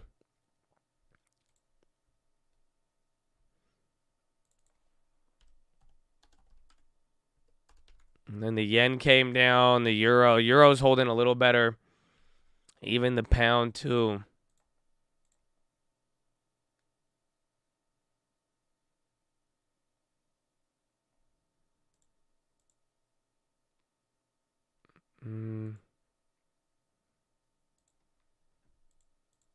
On Mexican stocks, I like Mexico. I'm a big Mexico fan right now from a economic perspective. So it's very I like them. I like their currency. I like what they're doing in many areas, but it's next to Brazil. I'm a big fan of Latin America in a weird way. I think Latin America and investment wise is going to become the new China. At least that's how I view it. And I say that because I was invested even like China stuff very early. Again, I bought Baba's IPO in 2014. I knew about Alibaba for a very long time. It was exciting back then. China, I don't know if you were pre 2015, 2016, man, China was very exciting back in the day. But it's like it was an exciting growth opportunity. America was doing its thing. Hold on here. Again, a little bit of crazy candles there, some pops and locks.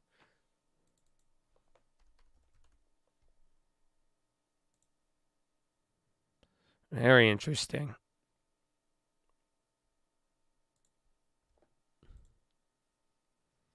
ICANN CCK. Was that the one from the morning? ICANN's been very active this morning. Crown Holdings. Whoa, whoa, whoa, whoa, whoa. You see that on the scanner, Troy? Crown Holding SC13. So that means he probably took his stake. Again, Carl has been active. Carl! Because if it's the same company, then never mind. But he had something this morning, bro. If he did it on another company, I'm like, all right, watch out. But they are up 8.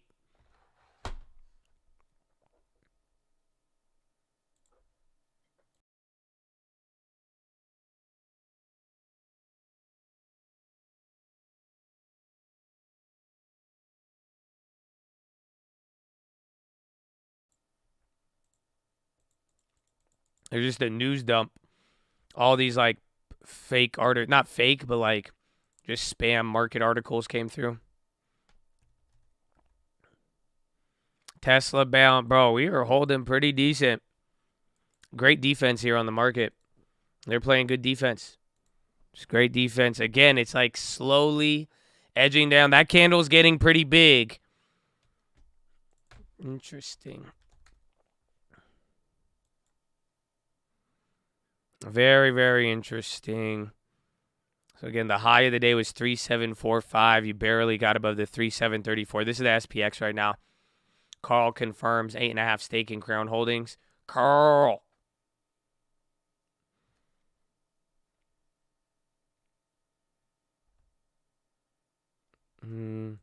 Wicks on both sides. It's the bonds, though. Watch out. I mean, TLT, IEF, they both started to dump there, and the dollar's up. I mean, that's the problem now. I mean, we were a lot lower when the dollar was here. That's why I'm like, you're getting that divergence, but unfortunately, your Fed futures aren't saying anything. And that's what I'm saying. Only positioning. That's why the Fed futures in December is so important. Do you guys understand it? Because people have to put money on it. That's it. The only thing that could change these Fed futures is if somebody buys or sells them in mass. And then otherwise, if the market is going to get bullish, if people buy the market a lot, they will start buying the Fed futures. That will start going down. So the only way the Fed futures are going to move is positioning, like real positioning. You see what I'm saying? So that's why it's like right now it's I hope you see all the noise around us. And I mean, it's going to be it'll be a wild one, I think, even for the end of the day here. But until that moves, we're going to move, but the thing we want to move is not moving. And that's how we'll know. That's how we'll know the move is real. That's it. It's just until then, everything is fake. That's how I'm viewing it. It's just not. We don't know how people are feeling. Their attitude towards December. People are willing to buy and trade the stock market and the bonds right now, but for some reason, that other market is dead. The Fed futures is just dry.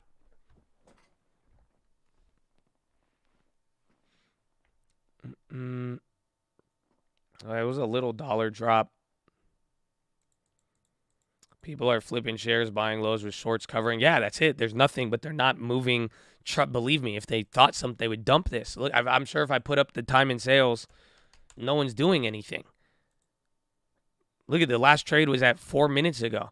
And then it's like, dude, that's pretty odd if you think about it. Fed futures, if we go up. Yeah, you could look at other ones, but the way I'm looking at it, it's not. It's just very simple. I'm still dealing with Powell, if you think about it. Remember, I said this on Monday.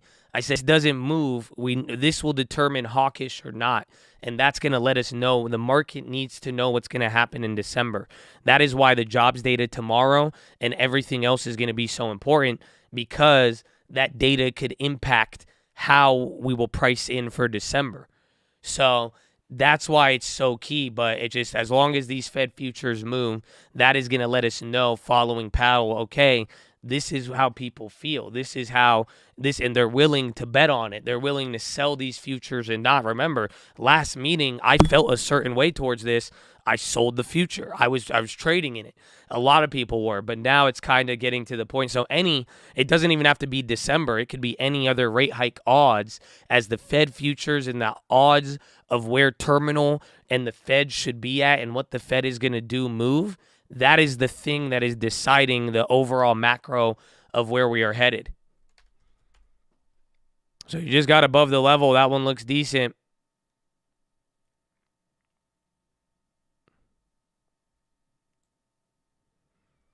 Why do these all say size 0?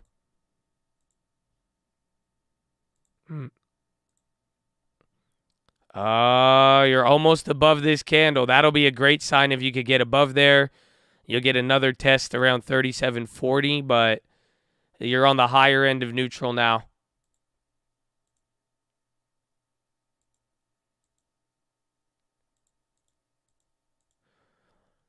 When do you have enough experience to identify corresponding moves, different time zone which match up with the other? It's like basketball. It's playing defense. That's the point. Like, if you'll notice, I have a lot of information. I know a lot about the macro, but just don't put anything in a box. It never has to show you anything immediately.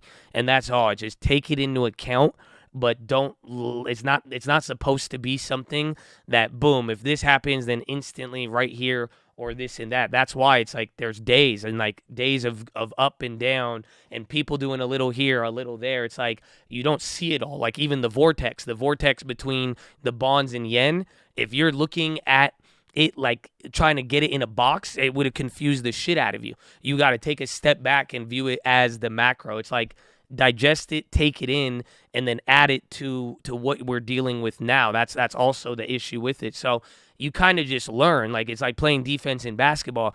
I don't know like what my opponent is gonna do, but yes, you could watch enough film, you could practice, but it's like eventually you learn how to guard people, and it's like it's not that if he steps to the right, it means the ball has to go right, but you could pick up on moves, but sometimes there could be fake outs, or sometimes it doesn't play like that, or in the middle there's an adjustment. Like that's the nature of what you've seen all year today, even the last quarter. This last quarter alone, I don't think you realize everything has been boom, macro one way, and then they adjust middle. In midway, even though the defense, even though it's like, okay, boom, boom, boom, this has to happen, it's boxed in. You can't account for the Bank of England stepping in. You can't account for 3 interventions by the Bank of Japan. Right? And that's like a pivot. That's like playing good D. It's like, okay, I think he's going baseline, but then they spin out of it somehow. But it's like, okay, I know he's kind of trapped a little bit, but you got to adjust. But then, and that's, I don't know, that's the best way I could explain it. But, trying to look for just like the original correlation of bonds and dollars, you're just not going to get that for a while. And it's like, not everything will be that easy on macro. And when it is that easy, it's sometimes it's not the best. But what I mean by that, it's like it's not always going to be bonds go up, stocks go down, stocks go down, bonds go up. It used to be. I'm telling you, I've seen it for a decade where that used to hit every single time, no matter what. It was very, very simple. That's why you made a lot of money on TLT both times. Anytime the market went down, TLT rocketed. Again, and then the first TLT, understanding even the policy, go back to that video, you'll see it was picking apart Powell back then too. But overall, it's just, I think the experience of it, try to understand how things connect and what they could impact, and then be flexible is probably the best way I could tell you that. And eventually you're going to get even better at it. Big pop right there. They want it, man. Kind of surprised. Val come up. Liv confirms the termination. Roku cut to sell at pivotal. Dollars coming down again. You got above the candle now here. 37.40 on futures or on the SPX. You're above that. I think 45 or 50 on the futures will be the level, but we're gonna see. It's more uptrending neutral. I mean, you're a couple candles away from turning this to an uptrend and a breakout, just like we were about to spiral and dump right here. It's the same thing now to the upside. So higher than neutral. Where you go next couple minutes could be important here, but we're still trapped in the zone.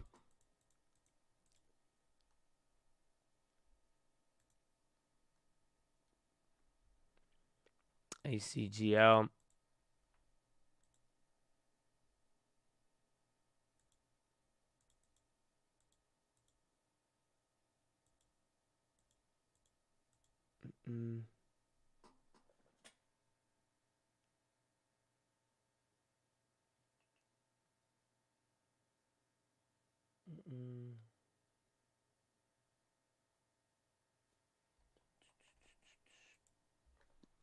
Liv popping off the firing stuff. Oh yeah, they even popped a little bit and sold off from there, but I think it was with the market. They are moving back up though.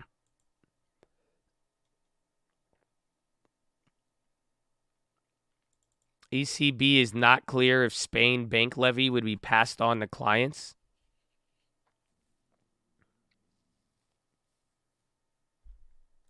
Their Lyft maintains third quarter revenue contribution margin. There it is. So, yeah, that's why. That's good. I don't know if it's as high as Uber's, but then that should be a really net positive for them. If they could fire people, keep their other guidance, and if the guidance still stays high. Ford.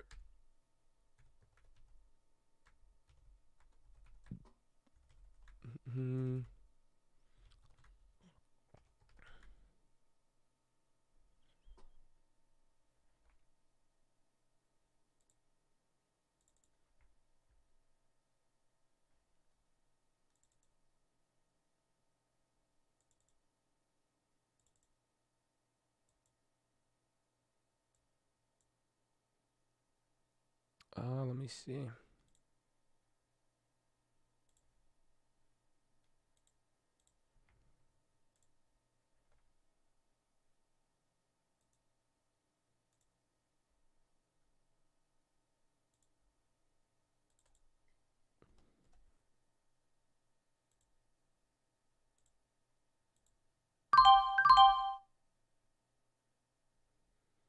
Okay. I made another trade. I averaged on the Qualcomms, but I went closer to the money.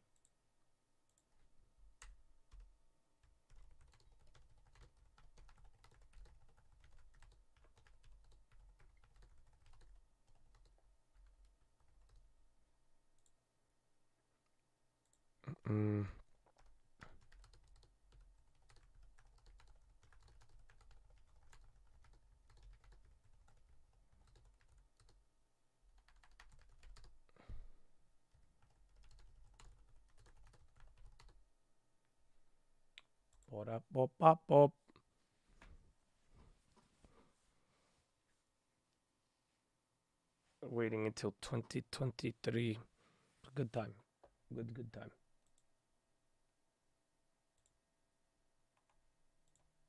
All right. We're about to rip. I mean, if the dollar could come down noticeably and the market, how it's ignoring it there, is pretty decent. So we'll see. Yeah, don't trade it. Not a recommendation. You'll lose money. I did a Qualcomm put. I made one earlier in the day. It's a little bit clapped there. And I said I was going to average down on it. I actually went with big size. I plan on flipping it and writing it out over the next couple of days here. But, yeah, that's about it. Just Qualcomm put out of the money. Again, nothing about it is really favorable. I'm just assuming with some, like, again, the break-evens on it are ridiculous. Your break-even is over 10% out of the money still. Oh, big pop. Or a little bit. It wants to do it here. Again, like we're saying, if you could get above 37.40 on SPX, you could start to hold down a little bit of the upside, and there it is now. So you might hit the vortex now. Oh, dude, it just cleaned out all of those. Bro, look at that. Oh, dude, that was like 1,000 contracts right there all through, straight vertical. I'm not saying any other news.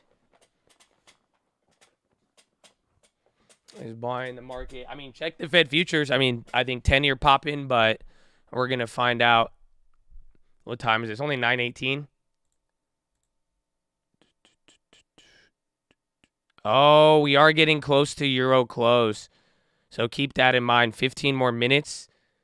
So, again, I was thinking it would be a positive Euro effect if we were down, but maybe it stays positive because, remember, all of Europe right now is hideous. So if they close, no, I believe me, I want to short it, but I'm worried that if they close, the problem will be now all America will be left to its own devices, and then now we're going to be ignoring 2% down on the, 2% down on the pound.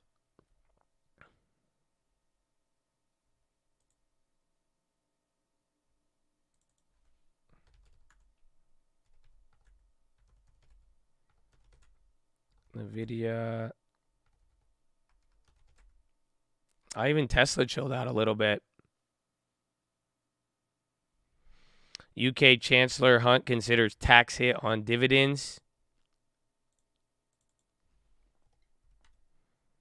Let's see if they like that. They're all coming up. Am I going to see Joe Biden in San Diego today? Hopefully not. But we'll see. Bro, is this about to break out on the day? Hold up, bro. Your high is 737.50. This is on the ES. Oh my, it's eating right here, man. Potential measured move 3775. 377, 375. Again, this is at the level. NQ is lagging hard. Yeah, I mean, Dow is green, believe it or not. So again, you are getting that effect there.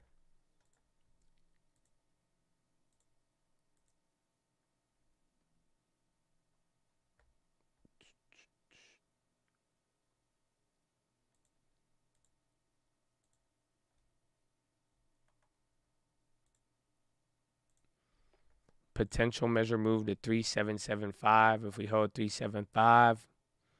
I mean, that would just be filling the gap. I think on SPX, I was saying earlier, like 351. Yeah, I think like 3750, 3752. I think we might get clapped there. But this chart looks beautiful for now. If it wanted to hold up, it looks really, really good. But, I mean, again, the reasoning and logic, I think you just had a lot more. There's a lot of tinder at the bottom.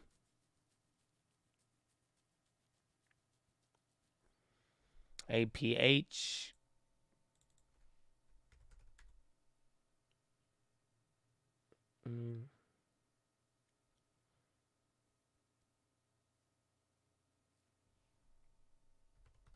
No, it's going to do the little, like, red. It's probably going to go above. Don't get fooled by this one. It has to break. If it doesn't break out, it's going to get ugly like last time. But like we were saying, again, 37.52-ish. But then if this momentum might give it a little bit more. But now you are starting to get upside momentum. Again, ever since we hit that 3,700, I mean, I don't know if you guys see it. You've been bouncing from there.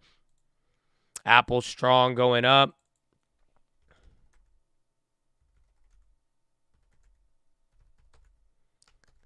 NVIDIA, Disney too. A lot of names are in the green, man. Weed stocks, yeah, they're climbing back.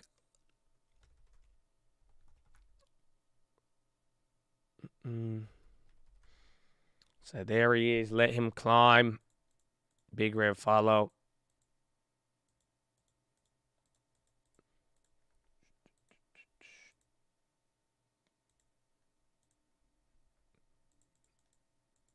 Apple and Mike's. If again, that whole Apple, Google, Amazon, if they could show some, I mean, they're right back with Google, Apple. Google's still weak though.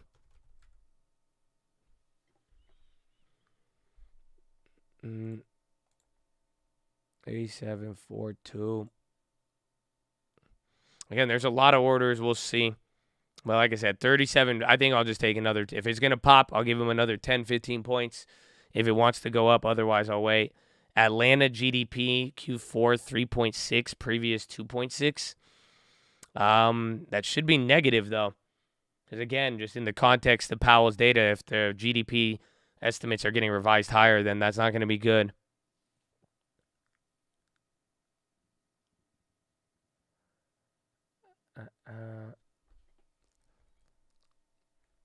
What's the day? Thursday.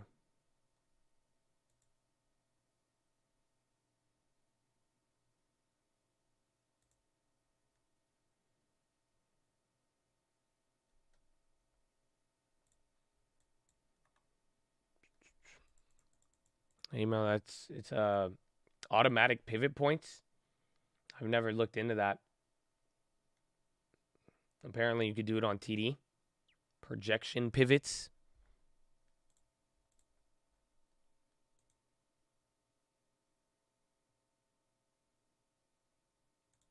I don't know, something on there.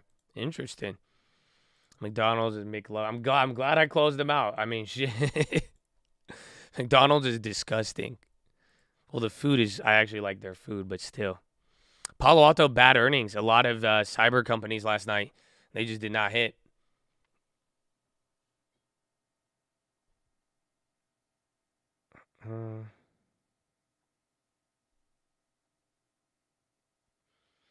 What is the McRib? McRib has been very popular.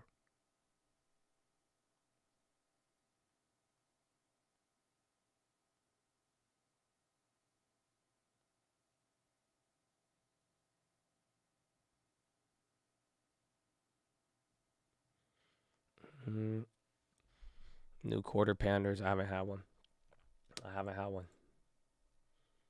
Wish I could say. Okay, it's 9:30. Oh, shit. We need to do some push-ups. However, we missed out. It's already 3 hours in. Ladies and gentlemen, we're a little bit ahead, and we are... Oh, ECB. Hold on. ECB Kazakh's terminal rate impossible to identify right now. Council member speaks in interview. 50 or 75 hike possible in December.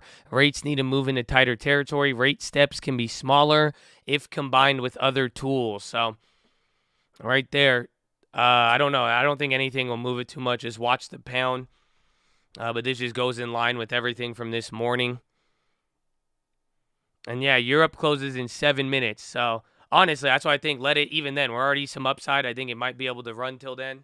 And then that's it.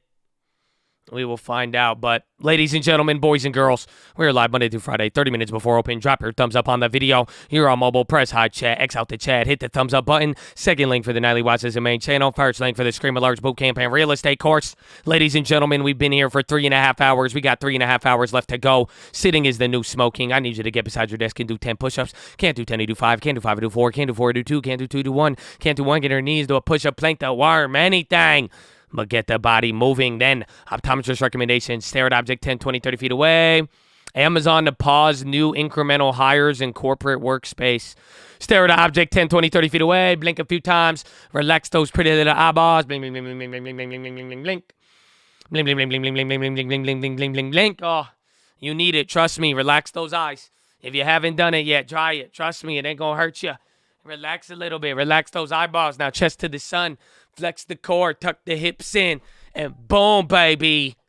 Damn, you look good right now, bro. You look better than that dovish statement on the FOMC yesterday. You look better than the cross-asset rally that ensued. That's how good you look, bro. Bro, you look so good. If you were the FOMC statement, I would have covered all my shorts and bought the dip right there. That's how good you looking. I don't want to make it awkward. I'm just saying, you looking tall and you've just been, I don't know, you've been in the game, so you got a glow to you. I don't know how to describe it, but hey. Take it as you please, but legs in front of you, not right behind your computer chair, okay? Nah, man, you look like you riding a dolphin. That's weird. Don't mangle your posture. He ain't do nothing to you. He supported you your whole life, and you taking it out on your spine. Relax, man. Just sit back, chest to the sun. You gonna be good, man, okay? And then drop the shoulders, fix that nerd neck. Now relax the jaw. Go, breathe in really deep. Breathe out with your tongue out. Do the dragon breath. Go. Oh, it's beautiful. Beautiful. I love it. Beautiful. Amen. Amen. All right, I need some resistance. Hey, Amazon still intends to hire meaningful number in 2023. All that's coming out right now. Okay, I need to go to the bathroom. I'm going to go get my resistance too. I love you. God bless you. Thank you again for being here. Hit the thumbs up button. Say hello in the chat like it's church. You got to greet somebody. And amen. I'll be right back. Give me a sec. Senator from Minnesota, Tina Smith. Senator Smith serves on the Senate Committee on Banking, where she chairs the subcommittee on housing, transportation, and community development. Always great to have you with us, Senator. So give us your perspective from Minnesota about how this midterm election is shaping up. Well, thanks, David. And I'm so glad to be back with you. I think that what's happening in Minnesota is what's happening all over the country. These elections, whether they are legislative races or statewide races or congressional races, are all incredibly tight, really, really close. So here in Minnesota, we have been focused on being out there and talking to voters and encouraging them to vote. We have great election laws in Minnesota, and we are expecting a high voter turnout, and I'm very optimistic. There are a lot of polls, as you know, and who knows whether the polls are accurate or not. A lot of polls saying the Democrats may have a tough time of it on Tuesday, particularly in the House of Representatives. The Democrats had the House and the Senate with the tie-breaking vote from the Vice President and the White House. You accomplished a lot. Whether you think it was a good idea or a bad idea, you got it done without a question. Why aren't you getting more credit for that? Why aren't you having an easier time of it? Are the American people really buying what the Democrats have sold us over the last 2 years? Well, I think that part of it is that there has been so much, and there's been so much to talk about. What I'm finding when I'm out talking to voters is they are understanding the steps that we've taken to lower prescription drug costs. They are understanding the steps that we've taken to help to begin lowering energy costs. And there's such a clear contrast in the economic visions between Republicans and Democrats right now as we look at these big midterm elections. The Republicans are running, for the most part, on what they want to do to cut taxes for big corporations at a time when America's biggest corporations are making record profits. And and they don't really have much to offer in terms of what they're doing, what they want to do to lower inflation. So I think that it's always a challenge to break through. Of course, bro, there's a lot of Amazon headlines coming out that is being spent on. And then there's something about adding people to a terror list. U.S. adds officials and entities to counterterrorism sanction list. Amazon continues to see what we're monitoring, what we're seeing in the economy. Bro, literally a bunch of Amazon comments right now. Something's happening with Amazon. I'm surprised it's not moving more. They said they're going to adjust as we think makes sense. It's Andy Jassy, S-Team, dedicated to pause on new incremental hiring. They're going to prioritize what matters to customers and businesses. Opportunity to be more productive. They're facing an unusual macro environment. And that's it. I guess it's like follow-up to the statements from this morning.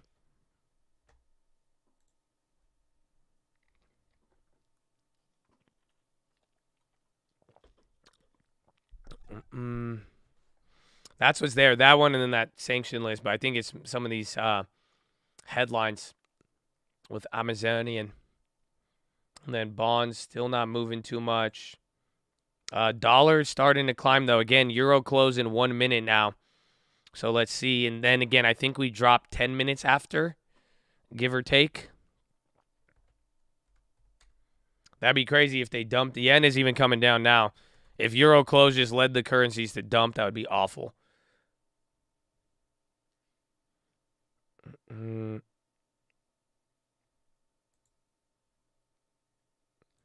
Amazonian, Conoco, yeah, the oil companies, I mean, that's, I think, holding up the S&P a lot.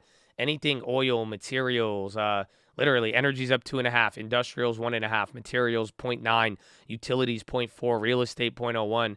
It's the staple. Anything risk on is down. Risk off, though, is doing decent, or like value, energy, materials. Dipping on puts here wouldn't be bad. May not. Again, I'm waiting for a little bit higher, though, because it's just like if we go up from here, we're already close. You're going to get close to where we opened up here. Again, I think a little bit below. I don't know if it'll actually close it, but it might get close to it. There's a Conoco.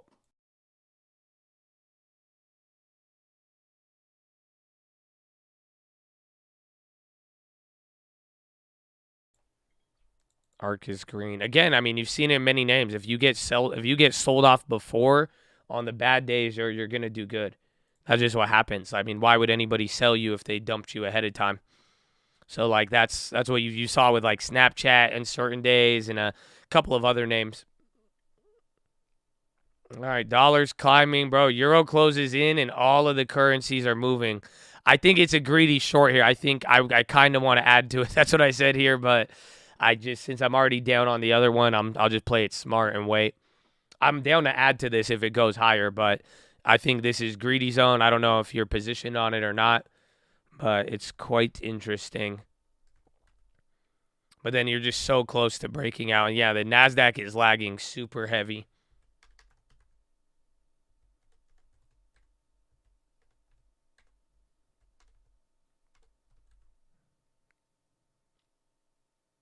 Oh, and then there's the bonds too.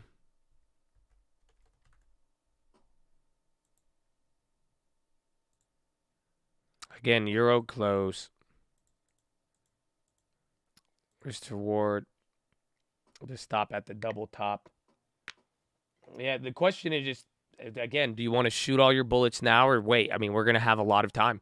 You have all day today, and then we're also going to have to deal with tomorrow. So that's why I'm willing to throw stuff out there. Again, I didn't even hesitate on the other one.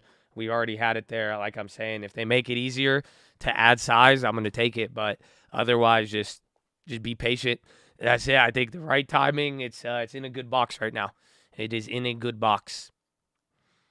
SMG, weed, SMG is leading it all day, huh? You've been saying that. It has been hitting. Did SMG do good on earnings? I wanted them a little lower. That would have been an interesting long-term one.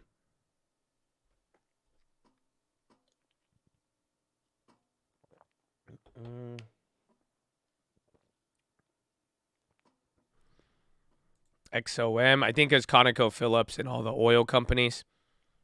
But again, that's the danger of shorting the outperformer. Like I'm now 140 on it now. I'm in Qualcomm. My shares are break even. My option is down $400.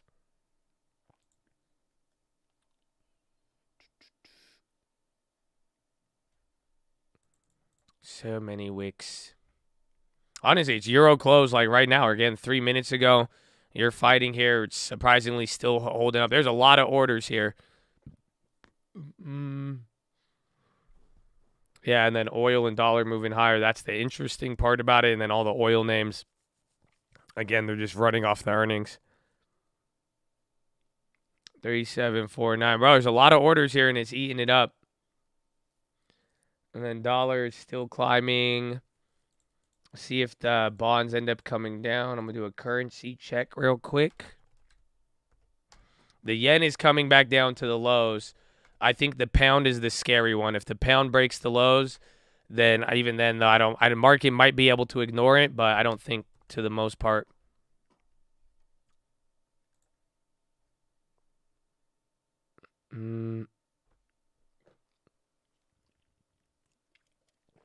Bank of America, United States sanctions oil shipping network, accused of blending Iranian oil. Yeah. And then Biden to host U.S. Africa Leader Summit December 13th. Yeah, the put to call bubble was pretty wild. There was a lot of plays all around. Like a lot of 377 puts, 371s, 370. A lot of calls fell out of the money. But then a lot of puts entered the money. So, again, the orders are coming in now. Honestly, it's decent size, low key, but I would just be worried if there is a bid and it runs up through here and goes past it. That would be a lot of smoke.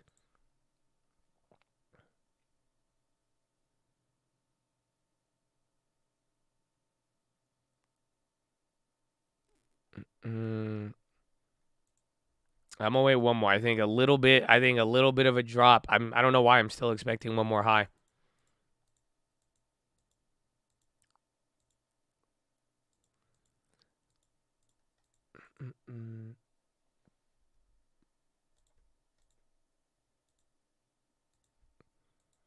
Mm-mm. 3742. All right, there's a bigger order. They're piling them in now. Honestly, a couple hundred at a time. But again, if that turns into the buys, hold on though. People are still there. And then the dollar, dude, this market's holding up way too good for the dollar being this high. But then granted, that gap down was so big. So just wait. Again, orders, they're doing a little bit of an order trap.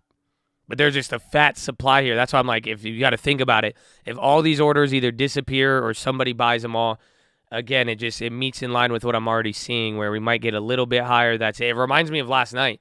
So when I made that trade last night, I think we are right.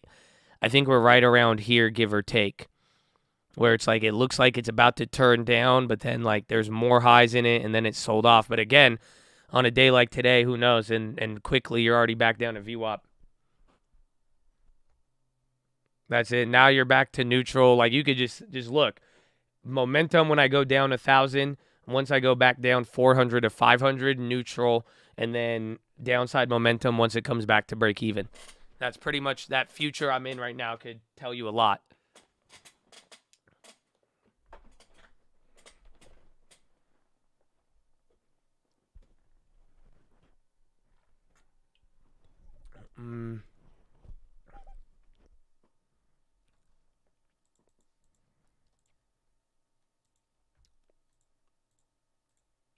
The crown hold days again. If energy slips, we'll get weakness. Otherwise, it might give us the weird day. And again, we're only 7 minutes off Euro close right now.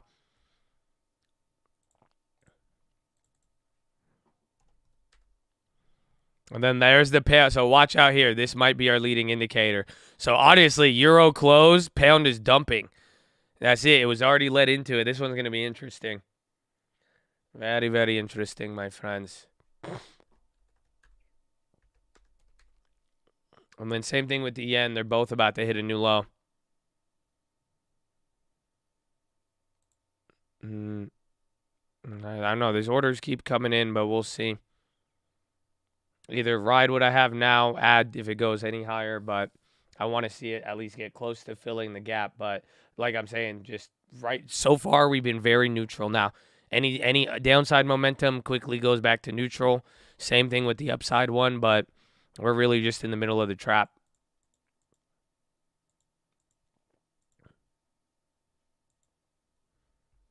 McDonald's does great. Believe me, it's okay. I had to take my loss on it, but I mean, don't even remind me about all of the things with McDonald's. McDonald's is hitting all-time highs. McDonald's is the most expensive food company in the world that you could buy. So it's like, it's just, but they love it. You get the safety, I guess. That's the only thing I can see. Push-ups hurt. Decided to run stairs, huffing and puffing. I said, hey, man, yeah, you'll be good, bro. You'll be, before you know it, you're going to have more energy. That's it. You'll be like, woo! You're going to be ready to go. Dollar new all-time high by close. Bonds are coming down again. Again, those orders are all getting compiled. And dollar's having a big pop. Another big order. Didn't get purchased. Order showed and then went away. And then pound is about to hit a new low, man. That's what this one's going to be pretty bad. I want to see if pound hits a new low, watch what the market does. But if pound keeps going lower, he might take market with him. And then dollar is getting back towards the highs here. And the bonds are starting to move down, but 10-year not too much. Again, 10-year and 2-year are both at a danger zone if you didn't know today.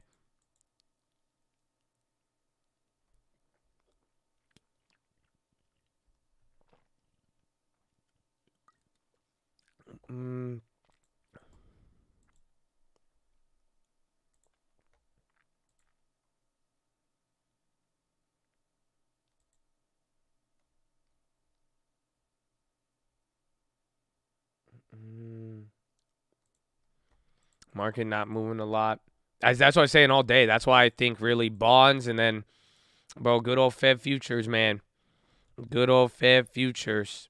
They're slightly down today, so, but it's not enough. The Fed futures aren't saying we should move too much. And then again, it's fighting these levels. I think they moved all these orders. 37.50 on the futures is where we want to see if it breaks out or not again. We're fairly neutral right now. –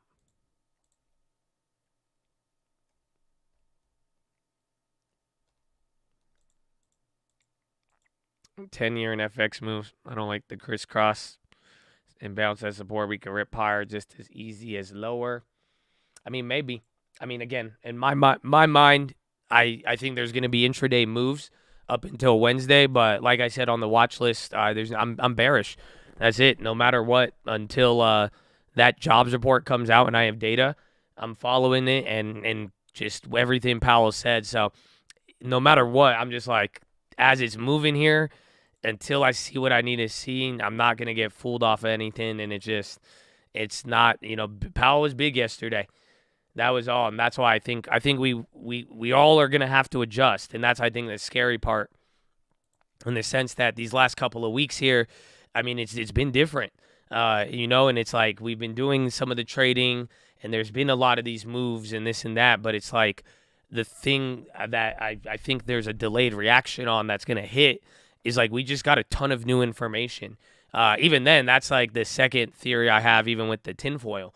It's like even then, I think the market is crazy enough where anything could happen. Even if the jobs report, let's say it rips the market, right?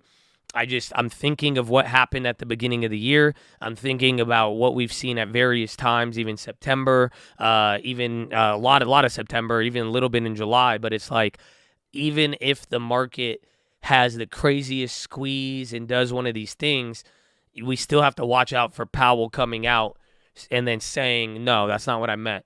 and then bringing it down, but then vice versa too. I think this is kind of Powell and the Fed's new mission. If it gets too low and we wind up waking at 340, I think the Fed and Leo Brainerd, and they're going to be like, no, that's it. They're going to be able to step in.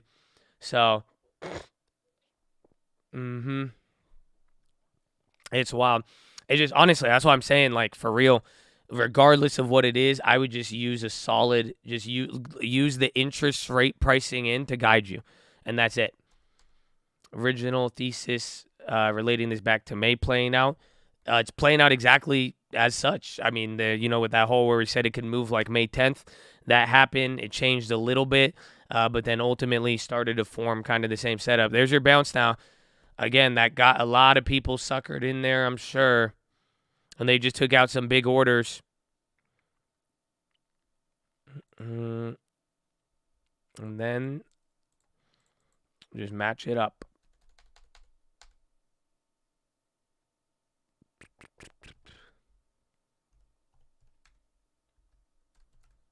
Okay, a little pop on the euro or the pound, not the euro.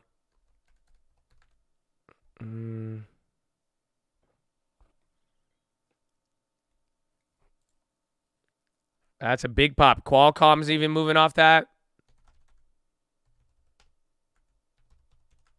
NVIDIA, all the chip makers, AMD, even Tesla. So there's the move. Roblo, Elton John concert.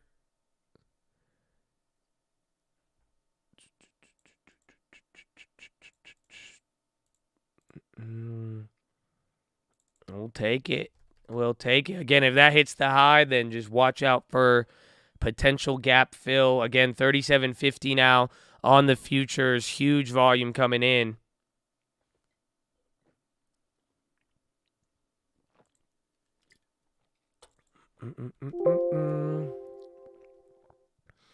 So much premium.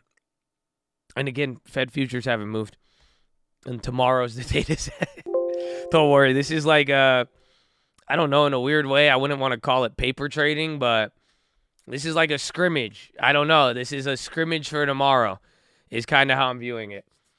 Again, I think it's just not until, and we need a decisive action. I'm willing, believe me, I'll flip bullish too if I get the right info, but nobody's moving. The bonds aren't moving, and it's not giving us that. So I think we're gonna spend a lot of today. Why is it doing it? Why is it doing it? It's just like that's the nature right now. So woosah with it. Relax. Enjoy it while you can in its own way. And just remember tomorrow morning now. But even by the end of the day, we're gonna see. You want to be on the lookout for real information changing right now. The data tomorrow is non-farm payrolls in the morning.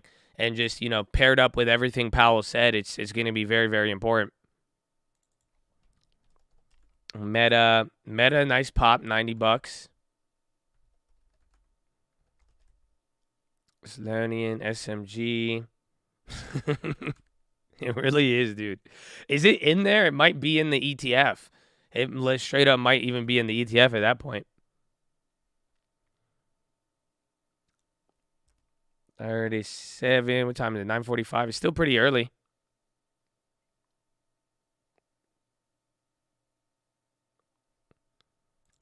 I mean, 6, 7, 4, 3. Come on. I'm going to fill gap. I think you either fill it or I think you stop right before it because that's another previous close. It's actually very interesting where we closed yesterday.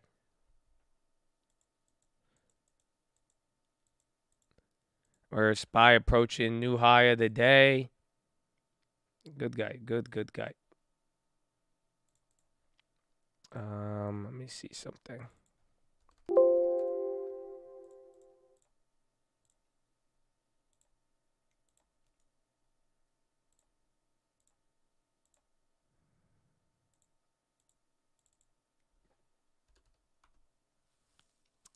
Oh, I keep forgetting to play the Powerball.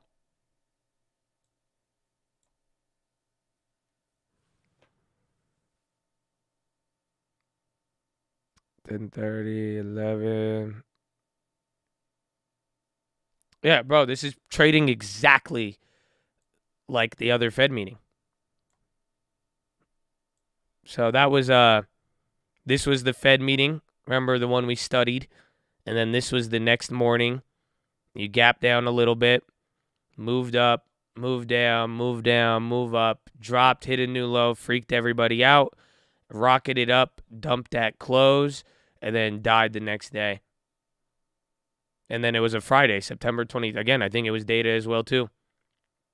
Yeah, September 23. That was the last non-farms.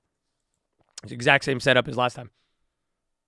So even then, I would even assume that you could go as high as to filling the gap by the end of the day. It's exactly the same.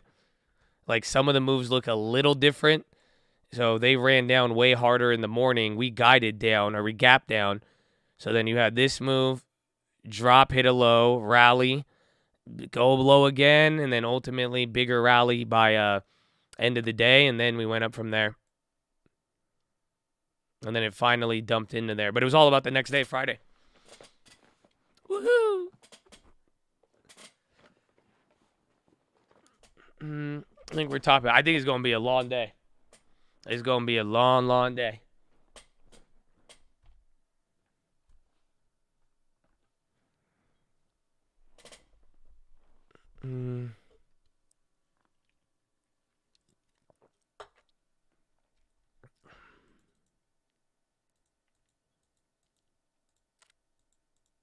Should I hold my puts? I mean, I'll tell you this right now. If you're going to buy a put or a call and you don't know what you want to do with it, just don't buy it right now. Like I'm saying, if you have a plan, I would try to execute it right now. You know, I would see what it is. I mean, it's just very simple to follow the data points, but now it's like, you know, if you're bearish, if you're bullish, just keep this plan in mind and have it and that's it. And just don't, like, for real, some people might be better off turning off the S&P 500 today. Don't look at it. Like, seriously, in the sense that I would have an idea of what you think is going to happen. So, like, if you're bullish, I would buy your calls and turn off the computer. Or buy your shares and turn off the computer. If you're bearish, I would probably set up, again, wait and turn off your computer. And just wait till the morning in that sense, or to the point where it's like, if you're entering moves and you could be swayed within 15 minutes when we have way more clarity than any other point than the last couple of weeks, then that is what's going to probably, you know, throw you around a little bit. But I think if you just kind of set the plan, you'll be straight.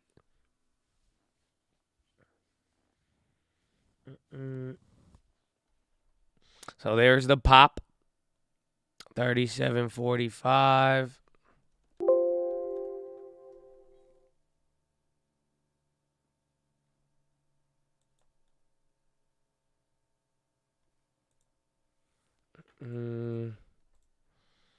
Roku, Qualcomm candle.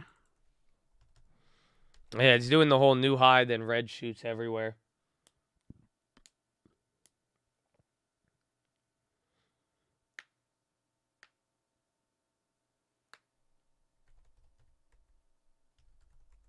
They look decent. 373 is the low of the day yesterday. Oh, really? So we're above there? No, I think our low yesterday, maybe SPX, 375. So there it is. Let him run up a little bit. There's the NQ. 3756. 3749. All right, I don't know. I kind of want to take 50, but it kind of got there a little quicker than I thought. 51, 52. And then you'll be 7 points below the 3760.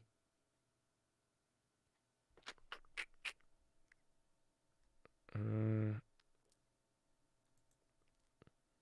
then it's like 15 minutes after Euro close. So again, now you could kind of shake some of that a little bit. The pound's trying to stage a rally now too. 3758.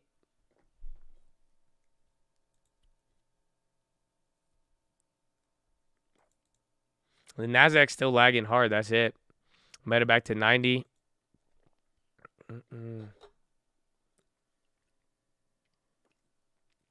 I wonder, will it hit positive? I mean, SPY's only down a quarter now.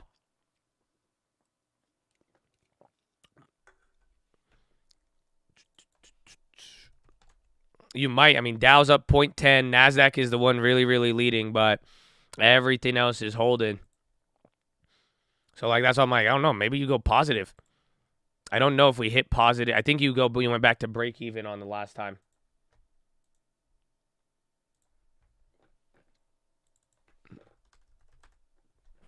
$3,749. We hit 3,750. Yeah, let it get through here, and then that's it. Dude, a lot of contracts still, too, though.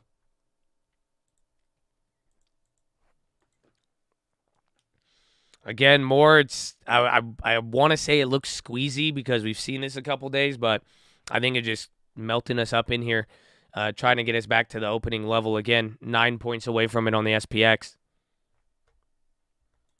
Meta, you like Meta? That's good. That's good, man. That's good.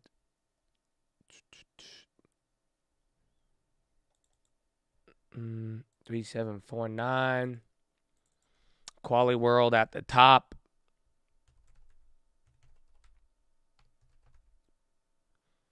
And 4, Google lagging. Google is insane, though. Bro, Google's really low. It's crazy. Google's at a second key level where it could, like, really, really flip from there. FIS. Yeah, so I think that I think we'll get one. I think we'll get one more move for the gap, and then I guess it'll already be 10. All right. Honestly, today's kind of flowing. I mean, think about it. You only got like, what, 2 or 3 hours left now. And then you got like a little, if we go down here, spend another 10 minutes, 15 minutes, do a little dance, make a little pile. It's down tonight. Okay. Anyway, so, but like, think about it, 10, 15 minutes down, another 10, 15 minutes coming back up. You're going to be at like 10:30. Then you break out another 30 minutes to get to fill the gap. 15 minutes, maybe faster. Who knows? Give or take. I think we'll be around. Yeah, maybe. It's honestly, we're flowing pretty good though. But day is almost over in a weird way.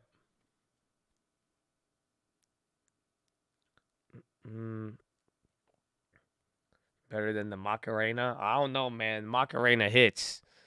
I don't know. Everybody likes the Macarena. The first time I encountered the Macarena, I think I was like 3 years old, and I love that shit. So it's hard, man. I don't know. The Macarena just... 1 Maca, 2 Maca, 3 Macarena. Hey, Maca. I need to know the lyrics. Huh? I need to probably re-up on that. Hey, Pawelina. Hey, 1 Maca, 2, 1... 1 rate hike, 2 rate hike, 3 rate 4. Okay, we got to work on the syllables. 3749, you're going back up again, so it's not even taking time to go down. The faster it goes up, man, maybe a little bit better.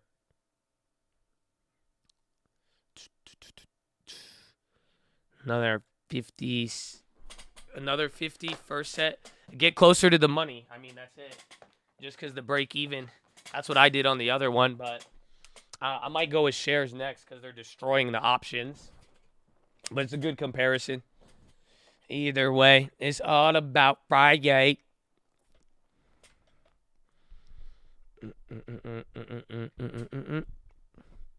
You were in 8th grade when that song? No way. I don't think I was alive. I don't think that when Macarena OG came out, I don't know where I was at that moment.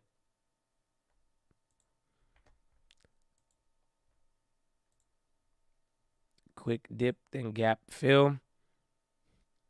Believe me, I wanted to. So again, we're right below the 350. I'm not going to take it. I'm going to wait till 360. There's too much time left. It might even come down, but that's fine. It's a little bit higher, but it looks like we might. As long as it doesn't drop, though. It might have to go up a little, though. At 3760.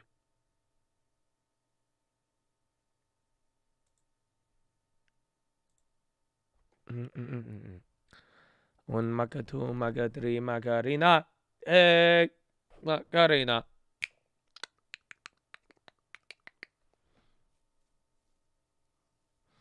I like the 90s because they're down more than 92s. But then if it comes down, will they go up?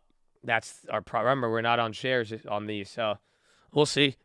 Either way, though, I mean, I'm pretty bearish on Qualcomm. It's not. I mean, then even Friday, if we get what we need tomorrow, I mean, I think something will come out of it, but we'll see.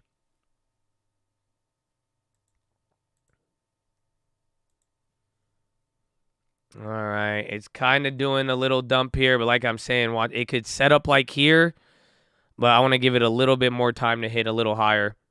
American Axle said to gauge interest from Borg Warner, Dana, Dan, and AXL. Oh, I sold out of AXL, remember? I think we had it around one of these prices. That was an old buy. I told you about that old buy months ago. But yeah, Dana, they're the ones who would buy them out.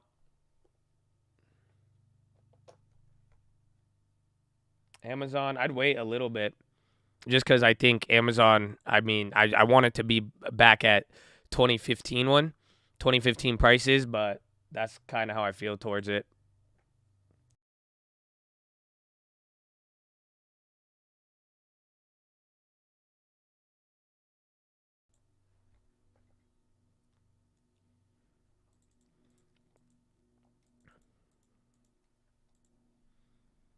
Internet job cuts.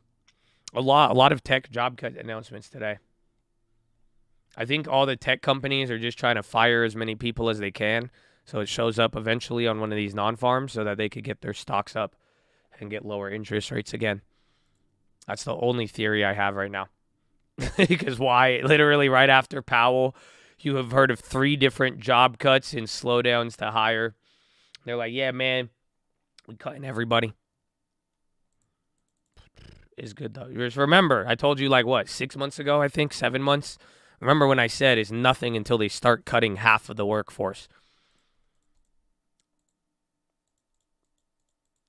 Same thing. I mean, I don't know. It's quite suspicious. They haven't been firing anybody this whole time. You're already approaching third quarter of negative growth on earnings, not on GDP. And now all of a sudden they're just like, we are going to cut everybody. I think we need to.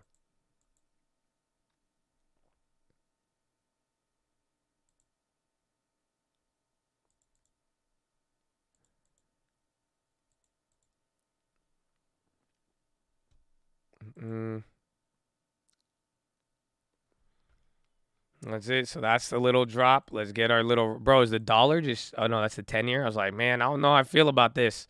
But even then, the dollar, you notice, dollar's up today, staying there, and is not doing much.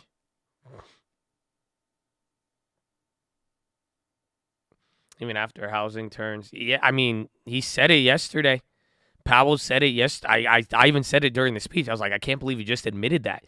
Powell said what all of us were saying for the last couple of years now, or even then, even I flip-flopped on that one a little bit. Remember, I was telling you, I was like, well, there is a lot of historical data showing how lagged the jobs market is, and Powell acknowledged it. Honestly, in a weird way, it sucks. I wish Powell, honestly, I wish they didn't put out that statement yesterday, because it was just he could have gotten credibility. You know what I'm saying? He could have gained a lot of credibility with what he did yesterday, but the fact that it started with the bullishness, I think that kind of got rid of it, which kind of sucked. Because he was pretty straightforward. He answered a lot of things, and it was good in that area, but again, he was very blunt, and he acknowledged it. He was like, hey, man, I know we need employment, but he even said, hey, it's lagging. It's going to be the last one to show up. He literally said that straight from Powell's mouth. So it's just quite phenomenal.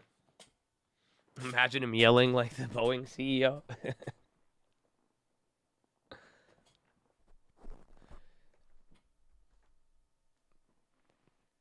Small caps. They've done good again. Russell, most days has been decent.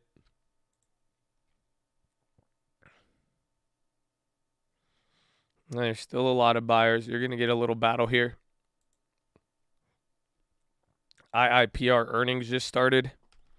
I like those middle earnings calls, bro. Earnings calls middle of the day on these like slow-moving boomer companies are great. Again, that Boeing yesterday, I wish we got a little bit more. God bless you if you hit it, but it is those have been a good one this earnings season. We usually haven't taken advantage of them like that, but they have now just this season and has been on fire as everybody is just fiending for any information to react to. All right, a little bit of a drop.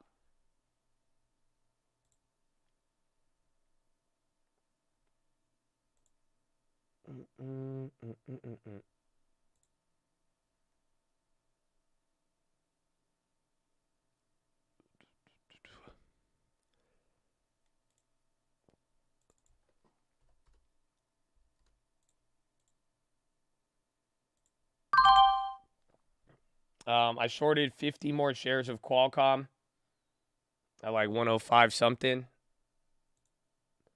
105.46. So now I have 100 short. I blew my load a little early on that one. I don't like averaging it too early, but I really like the Qualcomm downside.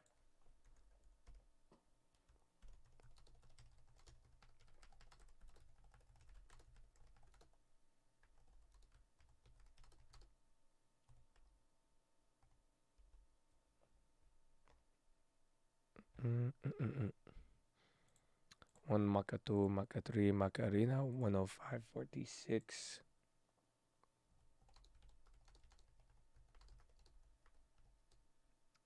Oh, sorry for that phrasing. I mean that in fully stock market context. I'm being serious. I don't know. It's just, for me, that clicks for me, but I feel. Let me not shoot all of my ammo. AMD Qualcomm rips, of course. Let it rip. I don't care. Don't worry. I'm telling you, this is just everything is just the macro makes this a little bit easier. It's just not as intimidating when it's all said and done.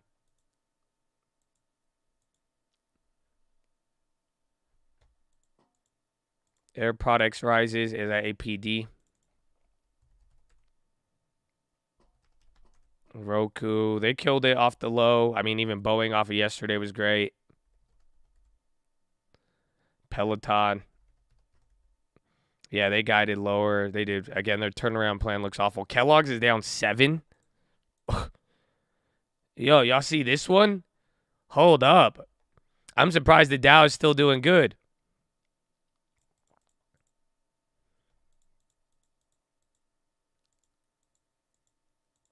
Interesting. Yeah, Kellogg's is down a lot. But that's big for them, especially as a Dow. I'm pretty sure they're on the Dow. Let's double check. Bonds came down a little bit. The yen is up. Man, Qualcomm is just all option losses are killing me on that. I went too big on them, but I mean, that's the gamble I'm willing to take. But this is why I've been liking the shares. You see the shares? Well, we're going to see on this guy tomorrow.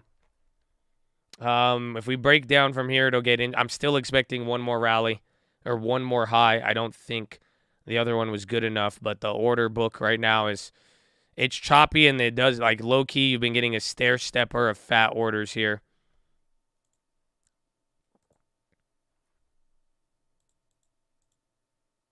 It ain't over yet. We'll see. I'm glad, though. I'm glad I got more shares, though. At the very least. So then I think even if the options want to cuck me, I know my shares will pay me. I might run up into tomorrow on rug pull. I think anything could happen up until 5:30 a.m. tomorrow morning, and then that's it. After that, every guess has no weighting in it. That's everybody will be proven right or wrong after the non-farms. And then that will give us the gigantic flush from there. All right, it's breaking down a little early here. If those get bigger, 37. I'm surprised. It's playing out exactly like this move, so you got to be careful in that sense. Again, I would have wanted it to go higher, if anything. AXL, Big Red, I thought they were up. Are you saying the market? Tilray, New York plans to announce their recommendations for first cannabis retail licenses.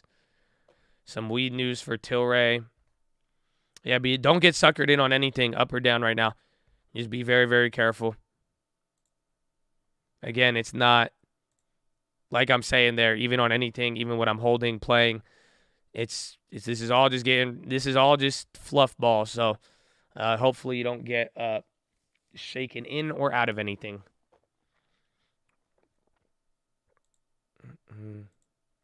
I thought weed was already legal in New York.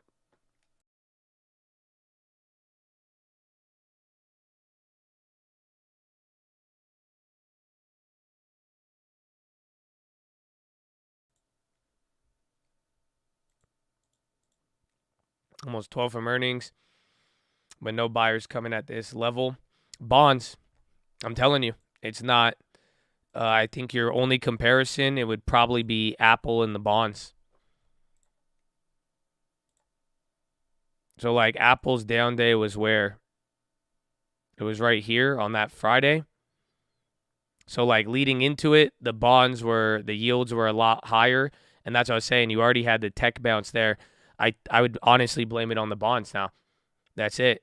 I mean, they were willing to buy it around here, but the stock was a lot lower on that day.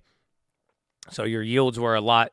I think it was leading in from here, though, because that was the earnings, but you also had the bonds. The bond rotation started a little here, and then now balanced out. That's my opinion. I could be wrong. Otherwise, I couldn't tell you why nobody wants to buy it here. I mean, the number one piece of thing, like, and I hope everybody understands it, is that there was new information yesterday. That's it. That's why, like, even then, whatever I closed out, like, when you saw me wait to close out certain things, even if I booked the loss, my logic of it is that I got new information. So I paid for something. And now there's new information. That's it. And Powell, it's going to take the market some time, let everybody argue about it, but what he said has a very, very big implications for bonds. And honestly, I'm just waiting for them to move. I honestly think the bonds market is just trying to, and they're not making an abrupt move now, but it will happen. But that's it. Something changed. Look at bonds just went down. I think another drop. But that's kind of the whole problem with it all, or that's, taking this all into account. And that's why I'm like, I hope everybody gets it, man. Because, like, from here to here, bro, everything's different now.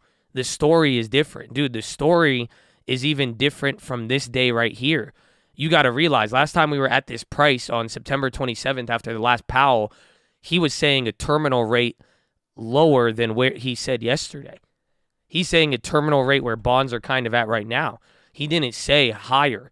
He didn't say in September 27th when the SPY was at 370, Powell did not say that over tightening can turn into a positive. He said we're worried about it. So that's why I'm like, a lot of things changed yesterday. And now it's just like, even then, where we move forward from here, people are going to be responding very heavily to the data, because without that data is going to now give you the new narrative. Now we could, like, give us a good CPI, let the market go up off of that. But if that doesn't come up, it's not going to be good. The jobs report, if it comes in bad, we're going to rally. If not, it doesn't. But the whole point is, literally, even from the last quarter, something new has happened. There is materially new information, and that is now, it has to run through the market now. We need to get that. That is going to spread throughout the market. You're now coming off of earnings too. So that's the biggest thing about everything from yesterday is, like, quite frankly, it's a new narrative, and there is something new, a lot of new that has emerged from it.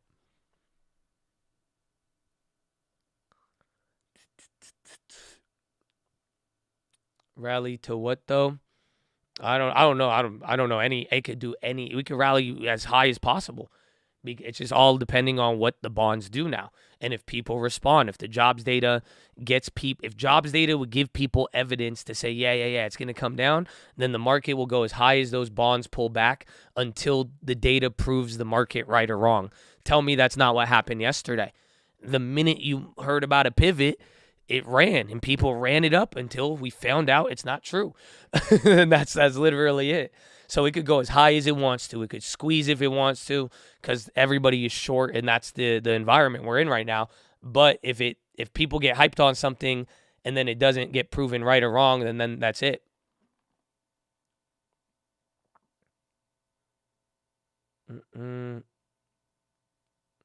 Brazil having some frizz on the high.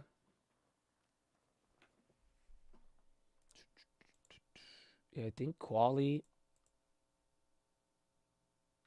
I think maybe it gets as high as 108, but even then, he's dead to me.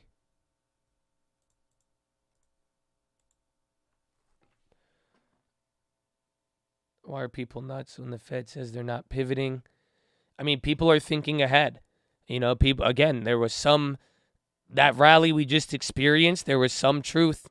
I mean, there was some truth in the fact that Powell was going to pivot to a degree. You know what I'm saying? So, very simple in that sense, but let everybody digest it. You know, some people don't want to move. Some people don't see it. Again, you're going to get all these movements. And like I'm saying, even mine, no matter what I'm saying to you right now, I'm very clear with it. I'm going to move with this.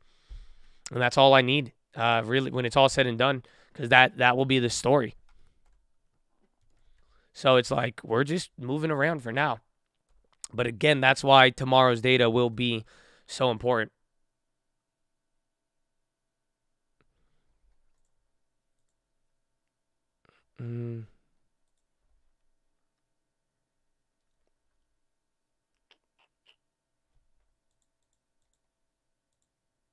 That was manipulation, Nick Timmerhouse.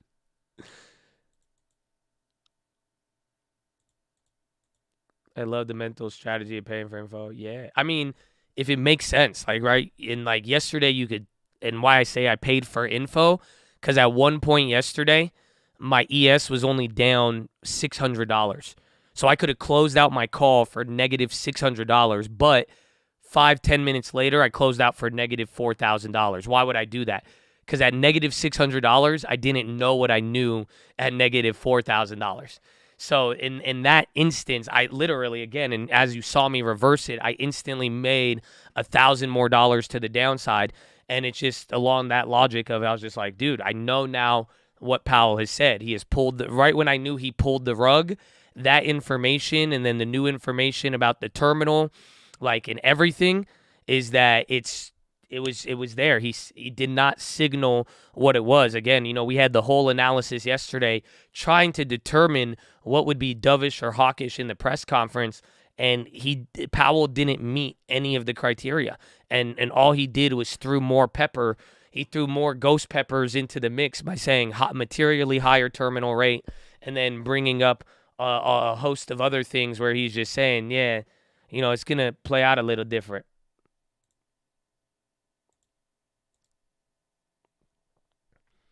A rum. So there you go, 3757. Ghost pepper Powell. Yeah, that's what it was. It was a ghost pepper. You're like, this wasn't that bad. You're like, what did he just said? The rates are going to be even higher than September? You mean to tell me the last time Powell told us and anybody got any indication that the terminal rate was going to go higher, the market went from here to here and stopped right there once we confirmed it, and then even went a little lower? That's what he said. He's literally saying the Fed is going to raise higher. Remember all of the discussion we had about terminal rate and the summary of economic projections. Remember, we did another deep dive to a degree on the other last Fed meeting, and that's why I was like, he changed it, bro. So, but the data now, it's again, it's one thing about Powell, but if you want to know how the market's going to react, Powell has set the stage for the market to react extreme to all data. And that's why. So what Powell said was very bad. And I'm telling you, I'm bearish on it. But I know that it doesn't matter what Powell said. It's how the market is going to interpret it. And so that's why CPI and jobs report, those are going to be our two inflection points. And anything in between there is going to start the bear run or the next bull run.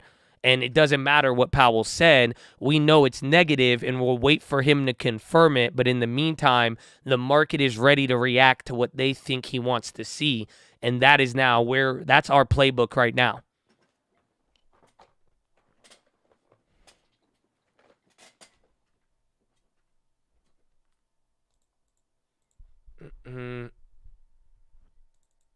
Appel. You're coming up. I'm waiting for that other high. Let's see, short maybe brewing.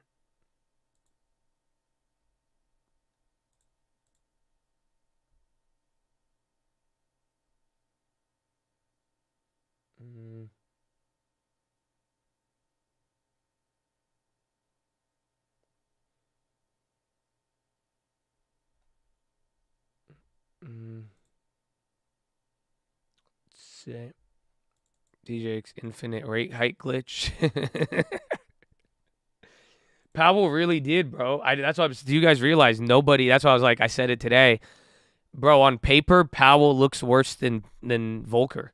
It's insane how much he's already raised, and like you got to think about it. We went from a quarter to a half a basis point to 75. It got to the point where we rallied on the idea. We rallied 10% on the idea of going from 75 to 50 when at one point 50 was seen as the worst thing ever. He's figured out the infinite rate hike glitch, I'm telling you.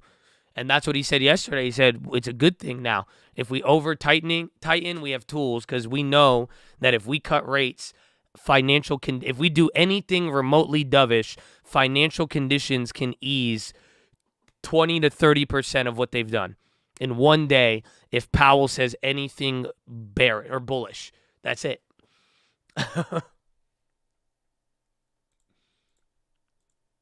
Crazy guy, man. Crazy guy. He knows. But that's what I'm saying, bro. We tipped our hand. Low key, if you really think about it, though, retail tipped the hand. Even the hedge funds. All these people buying the 0-day options, and it's not just retail. It was all of them. And like now that's what he admitted yesterday. That's why I'm like, dude, that's terrifying. Because Powell literally never has he ever said, oh yeah, if we over tighten, it could be a good thing. He's never said that. He's always said we are attentive of the risks. We don't want to over tighten. He said, yeah, there's a risk of over tightening, but the bigger risk is inflation being entrenched. You should know that. That's Powell's, you pull the string, he repeats the line, right? But he's never said that one. Feel like he said it at home, maybe, but he's never said that where he was like, yeah, if we over tighten, it would be a good thing because then we could lower rates and have that. I think he's alluding at certain things like that, but for the most part, that statement was one of those where I was like, dude, that's not good. If you really think about it. He just said, listen, I know you guys can ease financial conditions overnight, so what's the point of me responding to you? That's it. All I got to do is say pivot. All I got to do is change a statement, and we're going to be up 7%. So I got you. We're going to keep the rates higher. We're going to raise it, and then the minute we really need it, you guys will buy it all up. And then that's it. We could ease financial conditions whenever we want. So, yeah, the dude scares me. I don't know. That's all I can tell you. That's it. The dude scares me. If Powell truly believes what I just said, I don't know if he does, even though he said it. But if he truly believes that phrase alone, I'm terrified, because then I know Powell knows the reality of the situation, and that means he could destroy everything for temporary pain, just because he knows we could temporary Band-Aid it up and get everybody right back on board. But that was probably one of the more hawkish ones, if anything.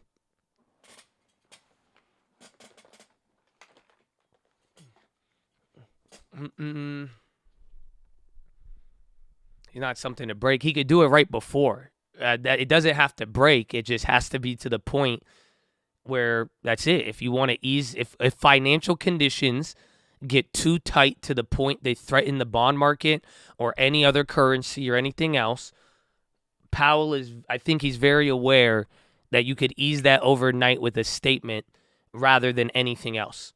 and that the minute he is ready to pull back, he's going to probably do it at peak pressure, because then it would be the only thing that would make sense. No news. We're chilling right now.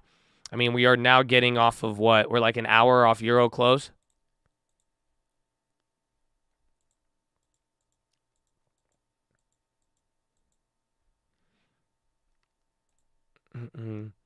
He'll fire up the printer. No, he doesn't have. That's the crazy part.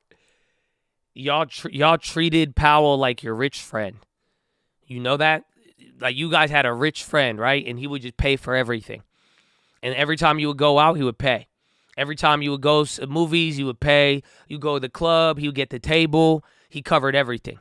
That's it. He was throwing Daddy Powell. He's printing money left and right. You had a rich friend. And then what started? Everybody started reacting, assuming that Powell was going to save the day. So then everyone started acting a certain way. And that's where he's at now, where you got to think about it. All he has to do is just say, I'm not showing up. That's it. And then if he shows up, then it's because he knows, hey, I know. I said, if he was like, yeah, you guys want to go out, will you pay for it? Everyone's going to say no. But he knows, all right, I'll pay for it. Everybody will come. Powell knows this now. And that's where I think I'm telling you, probably the most fearful thing of all of this when it's all said and done. So it's like he knows now, and then he's figured it out, and now everyone's panicking because he could just say at any moment, I don't want to go. That's fine. I'll wait. But he's like, the minute I throw the bill, you guys will follow. So what's the point? He's like, you can't get me to put out my pocketbook when I just know the minute you think I'm going to do something, you're all moving in that direction anyways. So I think that was kind of his message.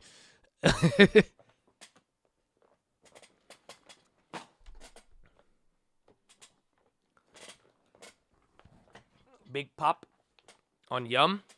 Yeah, it's on the high ticker. McKesson on the high too. Yeah, big volume, and they're up 2.4.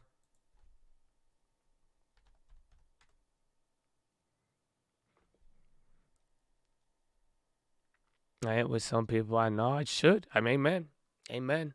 It makes a lot of sense. It's just like you can't. That's what happens if you play Powell for a fool.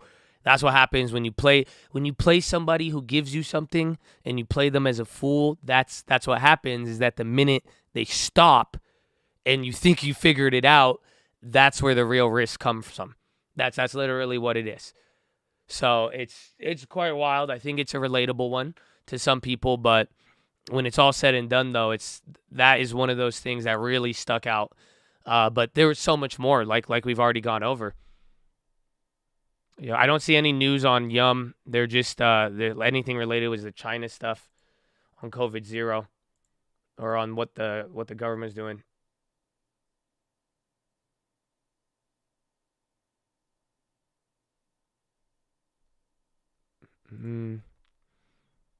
White House front running. Oh, are they? Are they live right now?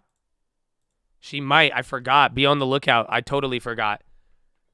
Yeah, be on the lookout for White House front run of the data. Like the Twitch, unfortunately, yeah. To serve as ambassador to India. We have clearly we don't have any updates at this time, but yes, this. All right, listen for anything on this. Priority for us. Okay, and a second question: can you talk a bit about the deleted tweet from, I think it was last night?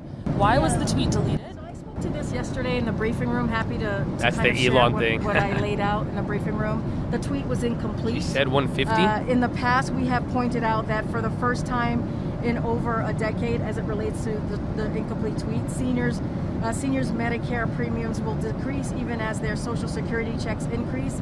This means that seniors will have a chance to get ahead of inflation due to the rare combination of rising benefits and falling premium, and that's what we wanted to make sure was included in the tweet, and so and that's why you saw that action. Thanks.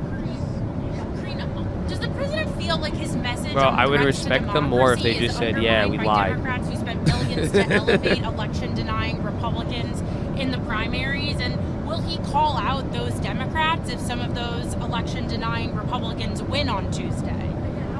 I've been asked that question many times, and I'm just not going to get involved in any political strategy that's related to the midterms. I'm not going to do that from here. I hear you. I'm just not going to. Be on the lookout. I mean, someone in the chat said she said 150. I don't know, but the expectation tomorrow is 255,000 jobs. So just be on the lookout if she says anything about jobs. Again, the president believes 150 would be bullish. Americans want to protect our democracy, want to strengthen our democracy, believes in having that freedom. And so he, like I said, there's only a minority of folks who believe in the election deniers, and so the president, again, with the uptick of rhetoric that we're seeing, with days away from the midterms, with the political violence, he used his bully pulpit yesterday to make that very, very clear. One more for you on Twitter. I know you were asked this yesterday. You said it hadn't gotten to the president's desk yet. Any decisions about whether the White House or the president would continue to pay $8 a month to remain verified? 4 hours ago. I was just wondering if it came up. And then just more broadly, with the changes coming at Twitter, does the president still feel like Twitter is going to be an effective way to reach the American people? So look, I'm just not going to comment on a company's decision. I've said that before. As it relates to the first part of your question, again, I mean, the president just laid out why democracy is so important and put that in front of the American people last night in a very strong and powerful way. That is what is important at this time. There are important choices that the American people are going to have to make.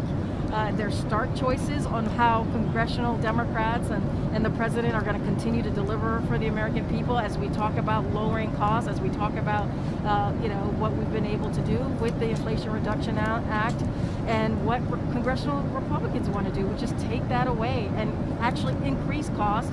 And let's not forget how they want to really take our economy down to a spiral by holding Medicare and Social Security hostage by using the debt ceiling, which is unheard of. And so we're going to continue to talk about that. I'm not going to get into the internal, I guess, politics or policy changes over at Twitter. Was the president briefed on the assassination attempt on Imran Khan? And is there any sort of general feeling on the volatility of the political situation in Pakistan at the moment based on today's incident? So I'll say this, the United States strongly condemns the attack on Imran Khan and his supporters and hopes for the swift recovery of all who were injured. Violence has no place in politics. We call on all parties to remain peaceful and refrain from violence.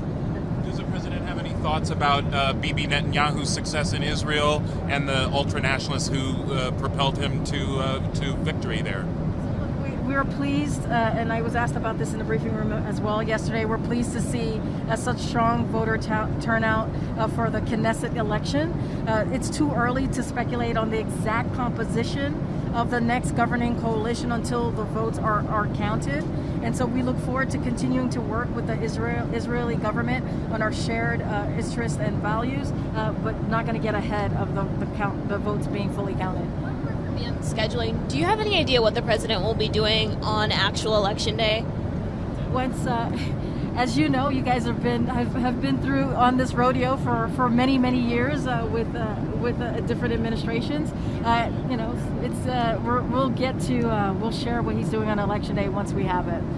So can I just also pop in? I mean, I know. No, actually, the jobs estimate is 195. Going to California, I had it Chicago. yet. It's changing. We're going to so I just re-looked at it. It's 195. We're going so to she bypass, said 150. But then there's a couple estimates Nevada, at 300, but a couple of low estimates have just came in. Can you articulate why we're not going to those two states?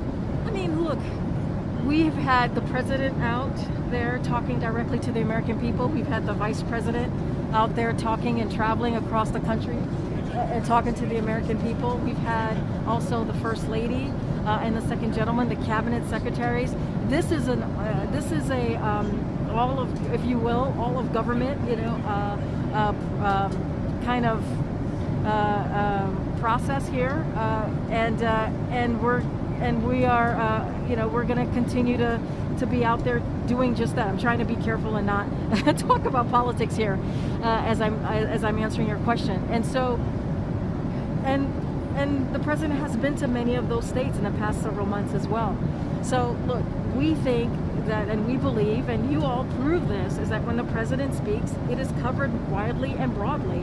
And what we believe is important strategy for us, an important thing to do, is to continue to make the choices for the American people in front of them very, very clear. And so we have done that. We're going to do that in California. We're going to do that in New Mexico. We did that in Florida just 2 days ago. We're... Thank you.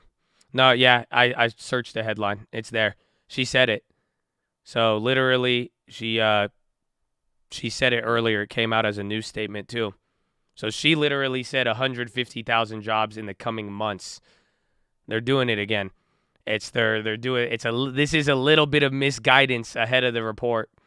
Again, remember the last couple times they didn't say much, but that's saying in the coming months, not for tomorrow. So if it came in at 150, that would be very bullish tomorrow.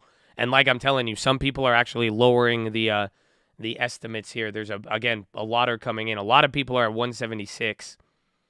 That seems to be where the most people, 175 to 176. That plane is headed towards Miramar. Yeah, let's go, baby.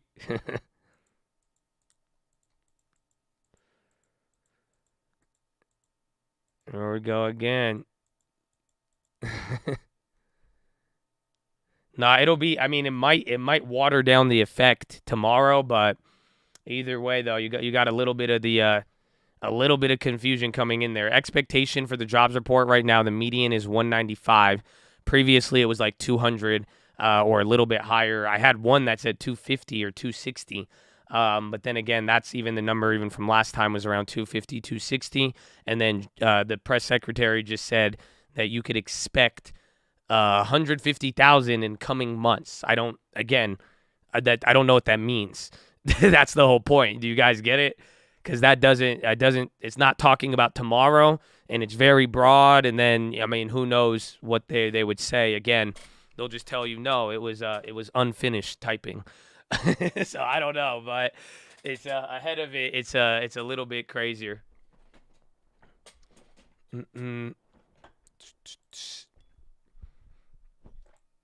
It really means nothing. It's just confusing, if anything. I mean, it'll add it ahead of that. Ahead of the estimates, I don't know, but it's weird because the White House wants a good jobs number. The market wants a low number. You see what I'm saying? So even then, she's saying 150 is kind of low. So why would they want that? You see what it's kind of weird. You would think they would want a better one, but they would want big jobs. But then again, low jobs would make the market go up 5% maybe. It's like, or 2.5% leading into Monday. So it's weird. It's not only is it contradictory, it's just there's no context. Again, in coming months, why are you telling me today? Like, think about it. You know what I'm saying? It's like, well, the data comes out tomorrow, but you're telling me 150. Is that 25,000 every month? Is that 50,000 in 1 month? And then, like, what are we saying here? So just ahead of the data, I mean, very interesting choice of words, but it doesn't really tell us much. But now you at least have some sort of comment towards it, whereas the last couple of times they have fully shied away from the topic.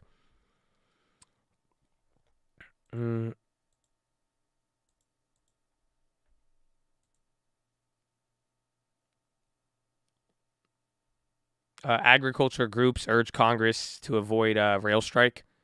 So low-key, that's still heating up in the background. Where's IYT? Remember, we hit IYT pretty good. It's actually lower. We were getting IYT around here. Damn. So IYT is still below our first short.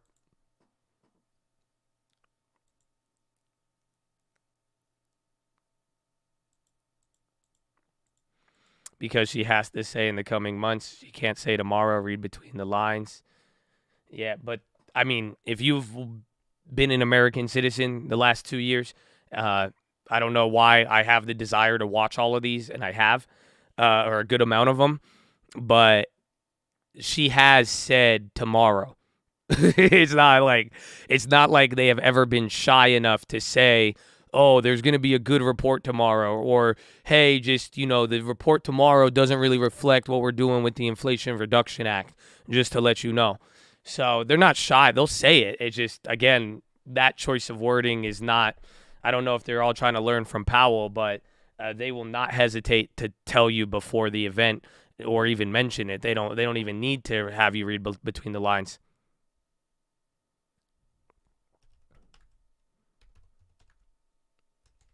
Google, it's doing it again. The whole Google, Amazon thing.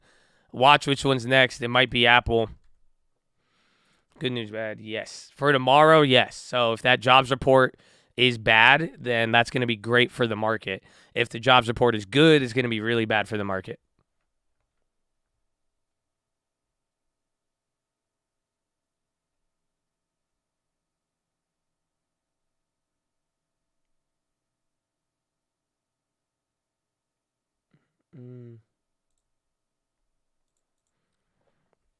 When it comes in and thinks the market, they can make the claim they created more jobs. I don't know. It's going to be a weird one, though.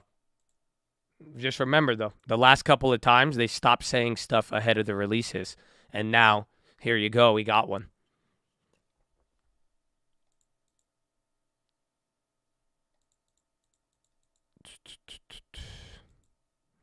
I think Powell has already seen the report. That's what a lot of people, again, even on Tuesday when we went over it, that's what a lot of people were assuming. They said if he did take a more hawkish one, JP Morgan was discussing that maybe he has advanced notice of the report and of the inflation for the most part. I mean, he has some information that we don't have, but definitely, I mean, that is now some of the question that you have to be looking out for is was Powell's decisions justified or based upon, incoming data that he had advanced notice of or not. So again, we don't know. I mean, he even answers the question and he says he doesn't know the official data, but he answers it and says, they have information, but exactly. Yeah, they have their own internal numbers, but he doesn't necessarily know the actual number from the Department of Labor Statistics or the Bureau of Labor Statistics.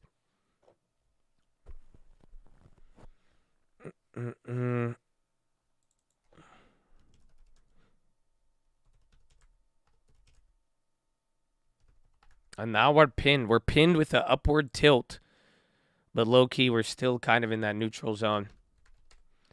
DK, actually, no, you're above the other zone, so it's great. But we'll see how this holds. A lot of orders at 37.49, right below 37.50. Let's see how it moves here.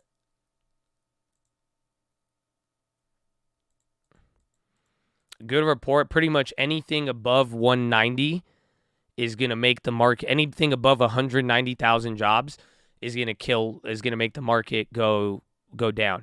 And then I would say anything below 150 or 150 and below, even then, like maybe 170, that would be a green day.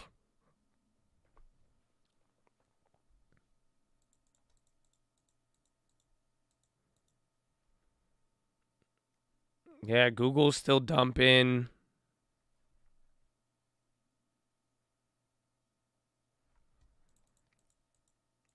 VIX fell off the wheels. It's been doing, isn't that sad, man? The last 2 days in a row now.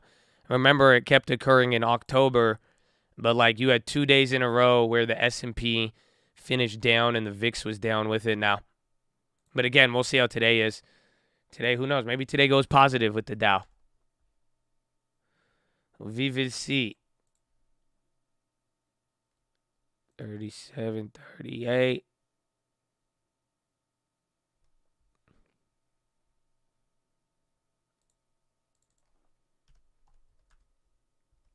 My MES short, I think I did yesterday. I don't think I was holding any MES. I hope not. Yeah, I have no MES. I closed that one out yesterday for like $300. I closed most of it. I closed everything out, actually. All I ended up holding by the end of yesterday was my Dow and my pound play, and then my options on the ES, but everything else was either the shares or whatnot. And then I made all the moves and I took all the profit. I took one in the middle of the night. So like last night, where was it? 21:41. What time is that? That's like 11 or 10. I don't know. 12, 9, 10, 11. I think it was like 9:41. So at 9:41 p.m., I went short on the ES. So like literally right here is where I got in on this little crack. And then I went to bed. Actually, I took a shower, and I remember I got out of the shower, and I looked at it, and I was like, man, whatever. Thank you, Powell. then I went back to bed, and then I didn't wake up until 4:23 a.m. So I went to go pee in the middle of the night, and then I opened up my TD Ameritrade on my phone, and I saw that I was up $1,600 on that trade. So I closed it out, and then I finished my pee, and then I proceeded to lay back down for about 30 more minutes. I think I took another mini nap, and then I woke up, and then I got here. And then my other ES I'm holding right now, I'm down 750 from earlier. And then I took another one today. We made 500 on the downside, and then I added another one right now. I'm down 700 for that one.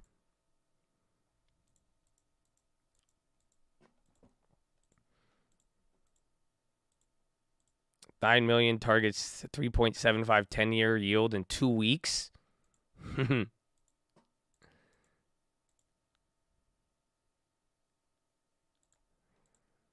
the what exactly. That's it. I was like, damn. I was like, hell yeah. And then I just closed it. Then I went, bro, that was a great pee. And then I went back to bed and then for a little bit, and I was ready to go. I was like, it's a good place to start. Good place to start.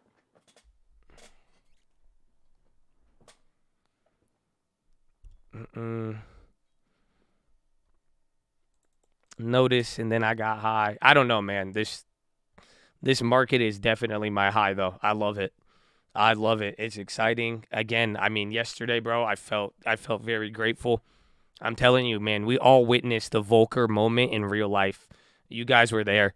I'm telling you guys, bro. That was one of the best memories. That was one of the craziest Fed days ever. I really, like, again, I just really hope everybody gets it. But, you know, after yesterday, man, that was a Volcker moment. And that was like that was going to be in the textbook, man. And it was like, wow, I can't believe. That's why, bro, I'm grateful we were prepared, because in real time, bro, that could have played out a lot different. And it was, dude, I'm telling you, never does the market hold up like that after the Fed. Never does a cross asset. You don't reverse cross asset moves like that. Anytime you get a cross asset like bounce like that, it usually lasts for like a week and a half. That's how every other rally started. Again, the last time you heard me tell you about a cross asset rally, it was pretty much back when the most hated rally started, if you remember that. So it was just, I mean, dude, yesterday, it made sense afterwards, but, you know, and it makes a lot more sense now, but it's just like, dude, that was history. You got to witness a central bank do something that has not been done. It hasn't been done like that before. How it played out, man, it was just wicked. And it was like, wow, that was our moment. That was our moment there. You got to witness what Volcker would look or feel like ever. But again, when they talk about Powell 10, 20 years from now, dude, this was the day. Yesterday was one of those days where it was like, wow, that was a point. Cross asset is every asset class, right? There's like bonds, currency, fixed income, equities, and all sorts, other sort of credit products, all of that. Cross asset rally is when everything does good. So that first 30 minutes of Powell, the statement was so bullish and it was so rare and different that every asset in the world went up. That is why I closed out some of those plays. Again, I hope you realize that was not emotional. That wasn't like, even then I said I wanted to get a little ahead of it, but it was noticing, bro, that does not happen. Every asset in the world does not turn up like that. That means every single currency except for the dollar, everybody got to take it. And again, the dollar moved 800 basis points in a 90-minute period. again, even though that was the biggest 90-minute, 120-minute move on the S&P following the Fed ever. Never has it done that. So it was just like, dude, it was crazy. It was a cross-asset move, and it was like, wow. But then the fact that you sold it that quickly was just even more amazing, because it just highlighted how quickly people felt one way and then really felt the other way.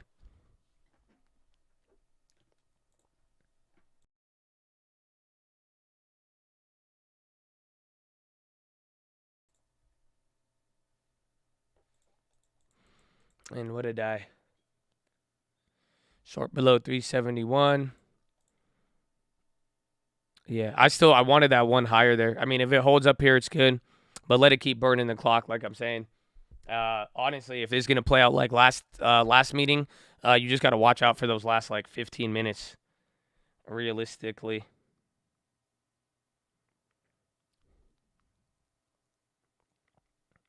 Market rally versus market crash, Google Trends. I don't even know if we could have digested that. It was one of those moves, man. You're not gonna, I'm telling you, you're rarely, if you ever get to witness a move like that again, I mean, maybe if everything goes to shit, we'll see some stuff, but I don't even know if you'll ever see the market move like that ever again off the Fed. Again, you'll get big moves. We'll get all of that maybe the day that he finally cuts the rates, but to go that much up and then that much down, and then just the literal nature of the text down to his literal speech, his words, it was like, wow, that one was one for the books. Words last much past the day. Yes and no, and I just one big thing I truly believe, and I hope you don't underestimate it, is that a lot of people don't understand him. And I'm not talking people in the market, but like, and really to understand what I'm saying, like, I don't mean this to say, oh yeah, people are dumb. No. I'm saying like my own mother has no idea who, like, she thought Jerome Powell was Jerome's Furniture. You know, most people don't know what is going on, what he says, even what he means. And even some of the people who even are in finance too, you know, again, everybody has their own mission they're trying to accomplish with it. But, you know, a lot of people, and we've seen it many, many times, like, there's been grave misinterpretations. That's all it is. And so it's his words last, but it's hard to catch up on, and then people start trying to front run his moves and try to lead into it. But then that's why I'm even saying, if the market goes up too much or down too much or goes up too much, he'll let you know. He will remind you. But for the most part, I think they have a big effect. But I mean, just don't underestimate how much of Powell's words fall on deaf ears. That's why I'm telling you, let's assume, even ourselves, right? Let's assume most people don't understand what the hell he's saying, including Josh, including Nicole, including all of Chattadonia, right? So, assuming we don't know what he really says, and there's a select group of people who would, that is exactly why we're watching /ZQZ22. You see what I'm saying? Because even then, I'm not, believe me, I hope you realize I approach this with humbleness. I have information and knowledge, but I'm living through a time that nobody in the world has seen, and I'm watching dudes who've been doing this for 50 years get steamrolled left and right. So you gotta have to. That's why I'm saying watch the institution, the Feds. Like, the real money is on the Fed futures. That's why when it's all said and done, if anything is really going to change and anything was really there, it's like, maybe we don't know. Maybe what he said did fall on deaf ears, and maybe we didn't get all of it. If that's the case, I'm assuming it's going to get reflected through that. And that's why it's like we're really going to find out here. And that's how we're moving forward with it. And that's why I'm saying it's just like, based on what I'm hearing, I'm like, hey, you know, it seems very bearish. I am bearish till I get the data, but guess what? Cautioning everybody, bulls and bears, and I've been saying it all day, this shit's not moving. It's barely down by 0.01, which is big for it, but when it's all said and done, this is the answer.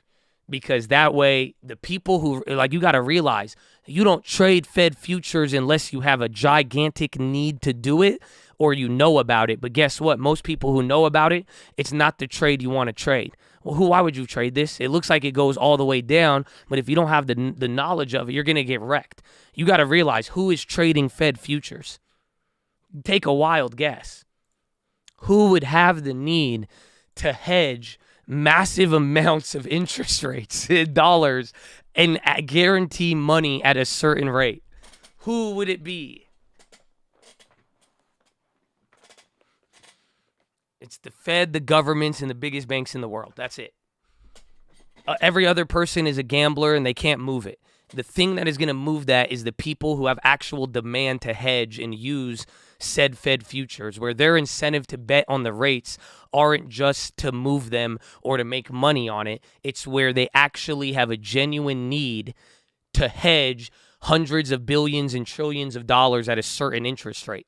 Then it makes sense to buy thousands of these or sell thousands of these. That's why the futures market is so liquid, or that's why it's so large. I would say liquidity with the asterisk right now, but you know what I'm saying. So that's why it's like, when it's all said and done, man, Powell's words mean a lot. But just don't underestimate. A lot of people don't understand it, us included. But when that's being said, there is some things we can look at. And this is why I was saying with the macro, we have to piece all of this together. Half of the, 75% of it is knowing what goes together and how it works. But like, it's our job to put it there. And that's why I'm saying, though, even then, this is the real indicator that we need, because if something is really changing on the back end, you're going to watch people hedge for it.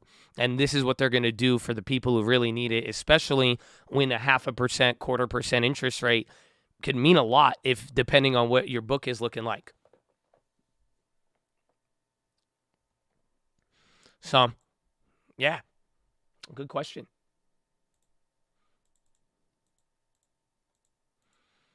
I'm going to go above. Yeah, it's a good question, man. I like good questions. I hope you're thinking, and I like how you're thinking, man, and keep thinking. And like I'm saying too, though, no matter what, all of us, I love God, man. I love my Bible, but I hope this doesn't fall on deaf ears where it's like, I'm not telling you this humble shit to go get into heaven right now.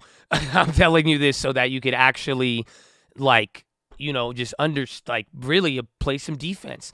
Approach, think about this stuff and take it deep, but at the same time, just know there's a lot, and there's a penalty for making up your mind too soon. So that's why it's just be humble about it. And it's his words mean a lot, and we have our own meaning of it, but even then our meaning still may even be incorrect. And then there's so many more moving parts, and now it's our job to really put it all together and have a general idea and really hopefully sift through bullshit and understand the reality. Because like I've been saying, and even what Powell said yesterday, he said soft landing, no. He said, no, the odds are lower and lower and lower. He took a U-turn on the soft landing almost, maybe not a U-turn, but like a R-turn. I don't know, how do you call it? But, him saying that is just, like I'm saying the reality. I told you this months ago when I was telling you, soft landing, hard landing, the reality is the mother effer wants to land. You know what I'm saying? So take that how you please, interpret it however you want, but a landing is coming down. That means something was in the sky and is going to touch the ground. And that is what he said. Whether we are fighting over soft landing, hard landing, how fast it gets there, how slow it gets there, when it's all said and done, it seems like we're still landing, though. And that's the stuff we got to start hanging on to. And we got to pick up on just the easy stuff in a weird way, but the stuff that is just more easy to observe in reality and see, okay, well, there you go. So we will see, man. We will see. Stainless steel, X maybe. That would be the only one, United Steel. Verve on the low. We're kind of coming down here again. Watch Amazon and Apple next. Apple's going to be the next one. Because remember, it was Google, 15 minutes ago? Google with the first low. And then Apple, they're going to just keep switching.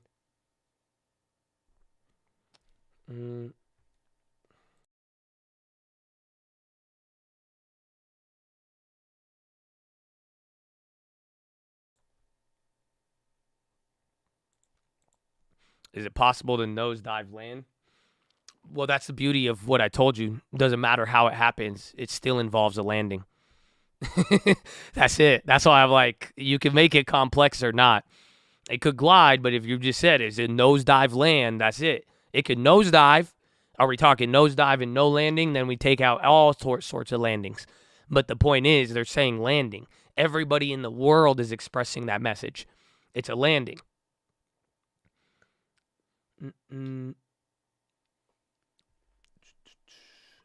But then think about what Powell just yesterday was like. Yeah, I don't know if it's going to be that soft anymore.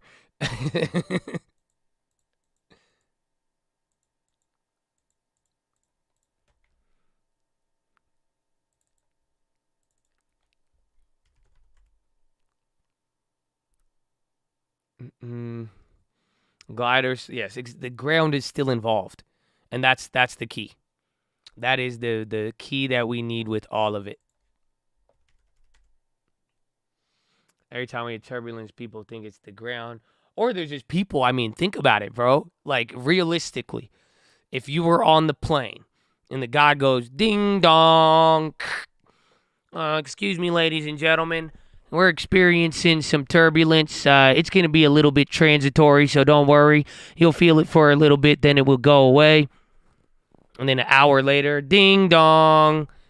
Hey, ladies and gentlemen, I know the turbulence is now giving you a little bit of whipsaw, but I promise you it's transitory. The turbulence will it'll be going away here soon in a little bit as we get through some clear skies. That's usually how it works. So don't worry. Just make sure you strap in your seatbelt still, and we'll let you know any other updates. And then another 2 hours later, ding dong. All right, ladies and gentlemen, it looks like this turbulence that we knew was going to be transitory clearly is not transitory. So now the turbulence is going to get a little bit harder here, but if anything, it's just going to get a little bumpy, so you'll be fine. And we're going to maybe drop a little bit of fuel there to make things a little better. Quantitative fuel tightening, just release some fuel, so just in case we'll be good. No worries about that. And then 2 more hours later, ding dong. All right, ladies and gentlemen, so after getting rid of a little bit of the fuel there, it looks like we're still facing that turbulence that was transitory. That's no longer transitory, but it's still giving you a bunch of whipsaw now. We've got rid of the fuel, and we've tightened that up here a little bit, but now it's just, I think it's getting to the point we may be experiencing a soft landing. Now, you have nothing to fear. Just stay strapped in. Believe me, we have this in control. And it's okay. We have many tools at our disposal, like wheels and an engine. Those are our many strong tools that we have. So we're going to bring this thing down here. Don't worry. It'll be like a normal landing, and we're going to try our best to make it soft. And then 2 more hours later, ding dong.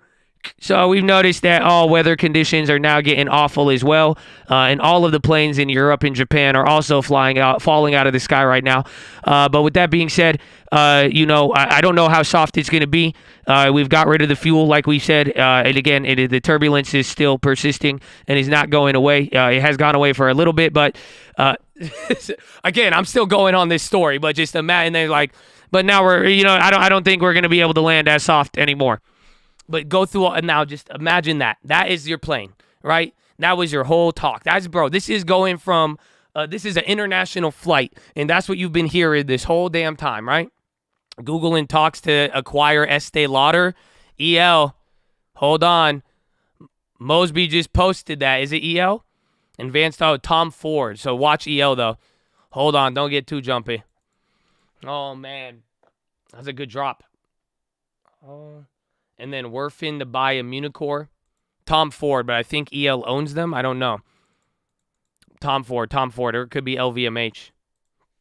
But, again, I want you to take that little joke example into play, okay? But now let me ask you this. Like, seriously, be real with it. And I hope with members only we can have serious discussions. But, like, think about it, bro. If you were on that plane, how would you be acting?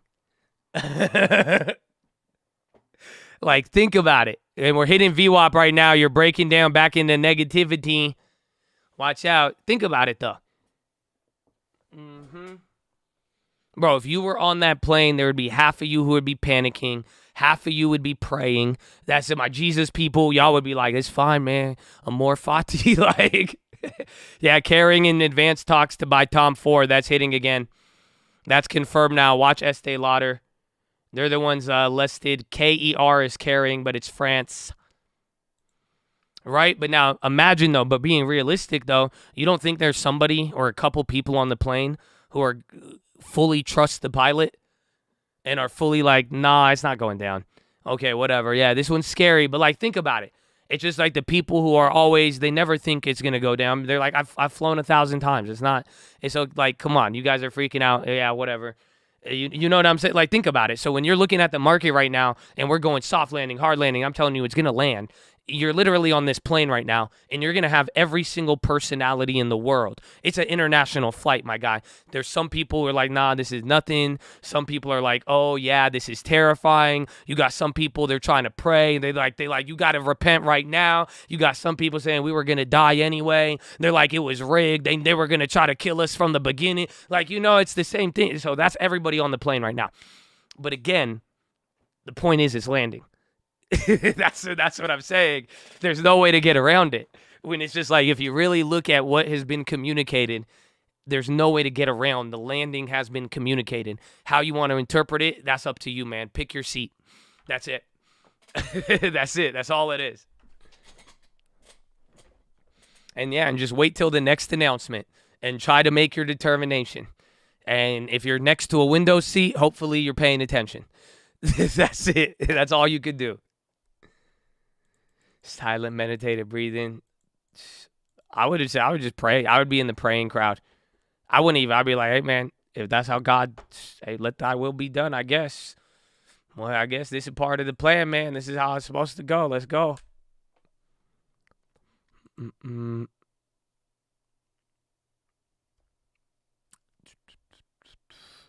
So 37, 36, you're breaking down a little bit. Again, there's kind of big order traps here, but they look very weak. They don't look very intimidating or conviction, more or less. And then Apple's about to hit the new low, and then Amazon's going to be next. See, look at Amazon has the runway on Apple. Google led the way in, and then we'll see. Yeah, Google's even still by the low. Kellogg's still getting mollywopped.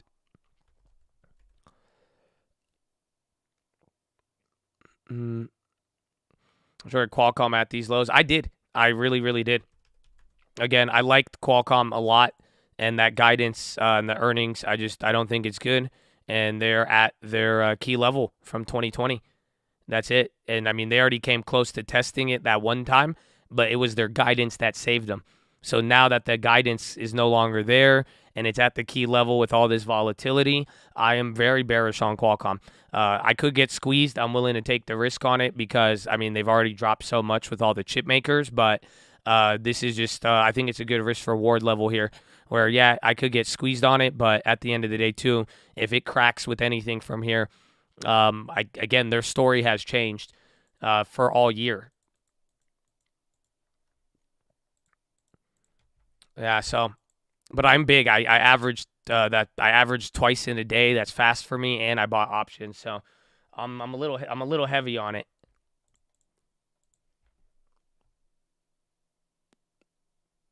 But I don't know. I don't know if you remember. It was like earlier in the year.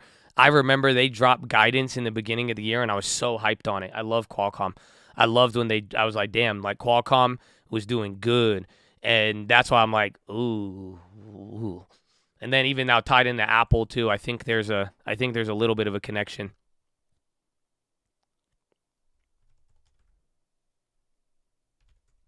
So VWAP bounce 11, almost in a power hour, dude. Almost in a power hour.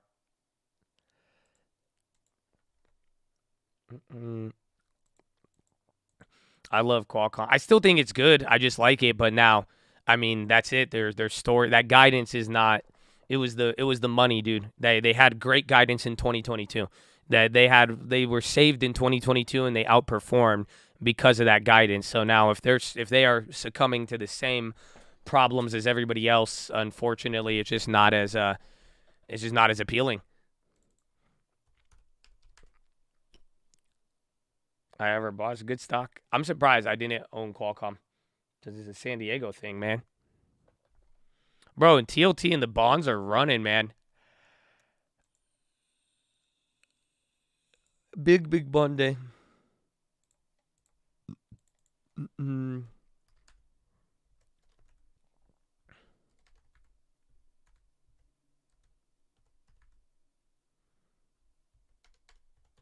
When they bought out Jack Murphy. Yeah, that name sounds so familiar.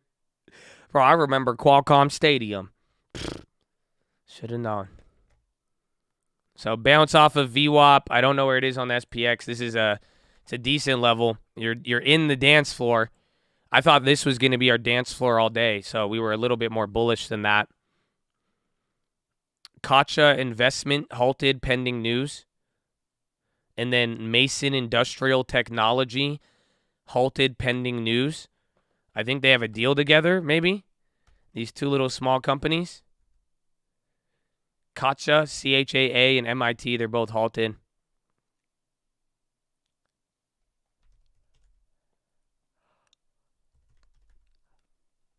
There's Apple again. Wait for Amazon next. Rum is on the high.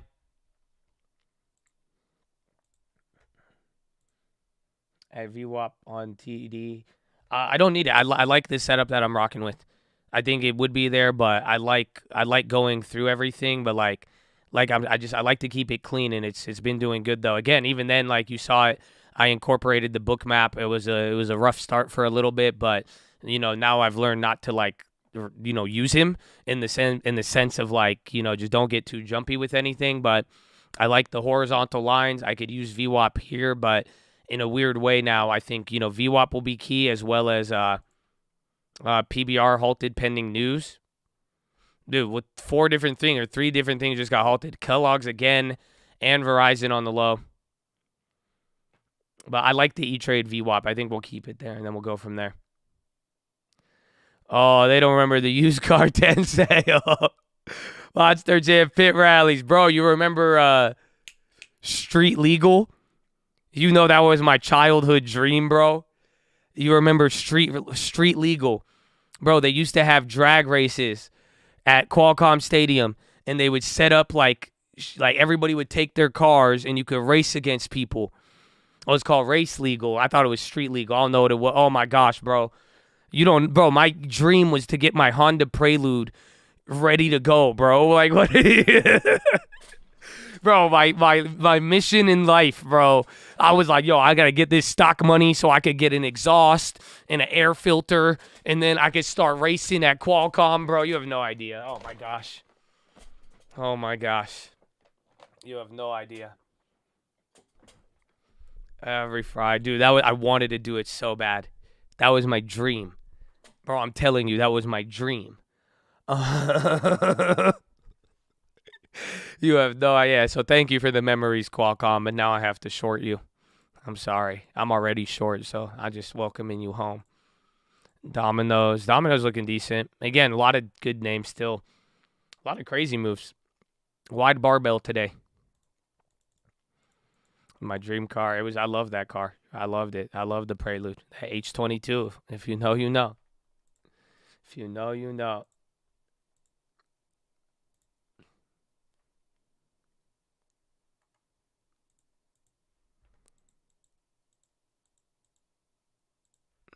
DPZ. Again, you're at VWAP on the SPY. But all I care is about this range. If we break below, dead. Otherwise, you stay here, it's fine. And then watch last 15 minutes of the day, or even the last 30 minutes of the day. Just get ready for those big pops. MP big trade. It could be related to those. Again, one materials company, Petrobras, and then somebody else. Or I call PBR, I call it Petrobras. I don't know why. I didn't have the 4-wheel steering, bro. Oh man, that was fancy.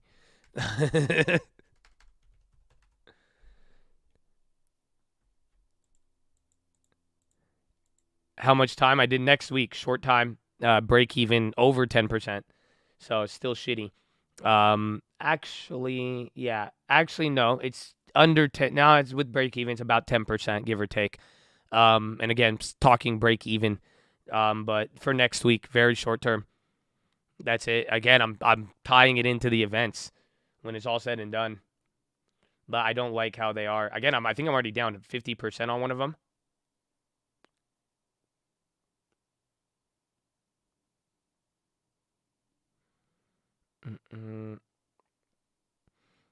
Why would Apple bounce 12 from earnings but no buyers? The Fed news. So I already answered that question. I don't know if it was you earlier. I have a theory with bonds, but I mean, right now, I mean, the main story we've been saying today is that new information has been presented to the market.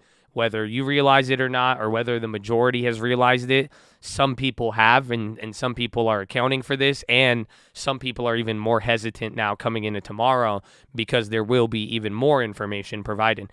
So it's going to be interesting, but that's what I would blame on today. Otherwise, I've been saying it all week, so hopefully it holds some weight. But the relationship between bonds and tech stocks this week have been just very odd. It's like they're trying to come back to normal, honestly, in a weird way. I'm watching the bonds trying to come back to their former life of going positive when things sell off, but we're going to see. And then, yeah, big move at 5:30 a.m. tomorrow Pacific time.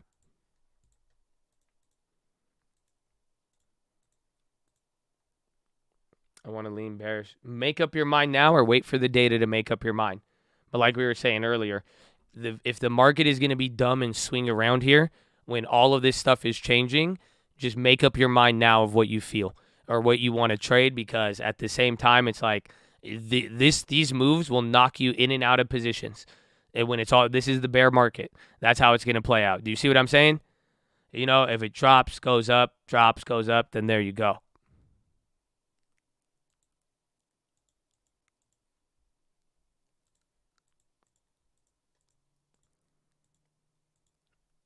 And it's sad that what we love from adolescence vanishes once you have the ability to give yourself more.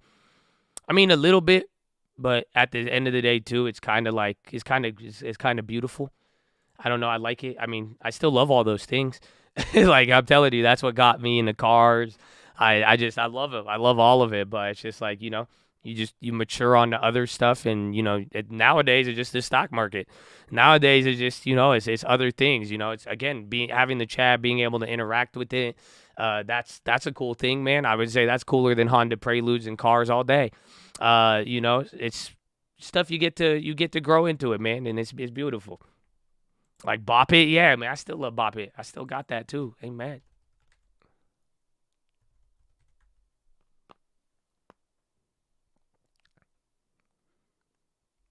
Why did ZQ drop last weekend? I think it was the CPI on one of those events. But make sure you're looking at the ZQZ22. But yeah, last time it dropped was CPI. And then the other time was it went up on the Fed meeting. And then I think there was another data, or one was non-farms and one was CPI. And then this was the last CPI. They've dropped on all of them. And remember, I made my first trade here. We played it from here to like here. I closed out before the CPI event. So I've literally, like, everybody in the chat has a solid 2-month advance warning on even what ZQ is. Let alone most people don't even know what it is at this point still to this day. So, but it moves pretty much with all the data. As the data comes out or Powell changes something, the Fed futures move accordingly. But then even on some days it doesn't. And then, think about that. Even after the CPI, the Fed futures actually led the way up.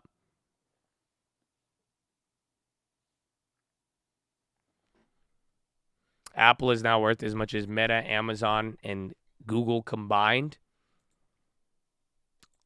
That's good. I mean, it doesn't help that Google just keeps going down in value, but yeah.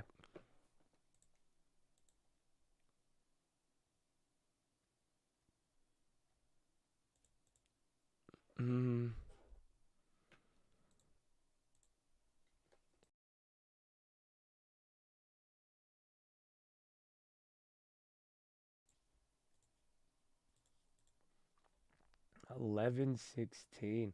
Almost power hour.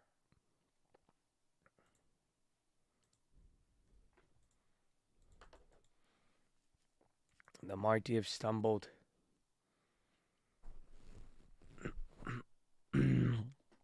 Property managers. With the Airbnb we're seeing, I need to check with what it is. I mean, I have somebody like temporarily, and like I've been doing some stuff with it. Like, it's not too crazy, but I'm looking for houses. I would like one in San Diego. I'm looking for cheap flips. Like I want any sort of cheap flip right now. Just because remember I was telling you, I was like, I have an incentive to buy more properties, but I don't, and I'm not going to unless they're at like killer deals.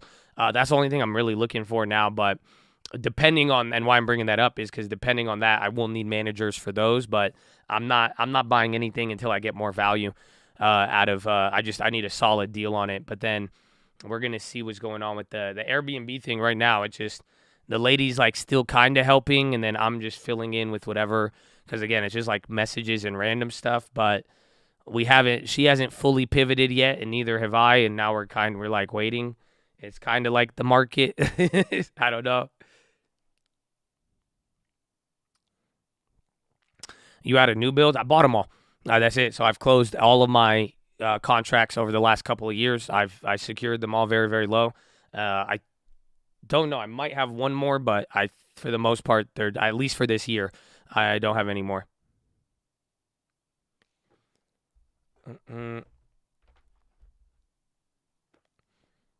It's a transitory replace. We're gonna see.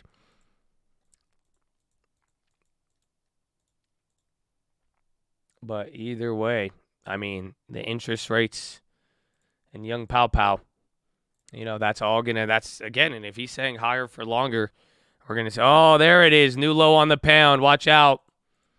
Watch out, my friends. Even the euro. Yeah, the dollar's going to move off of it.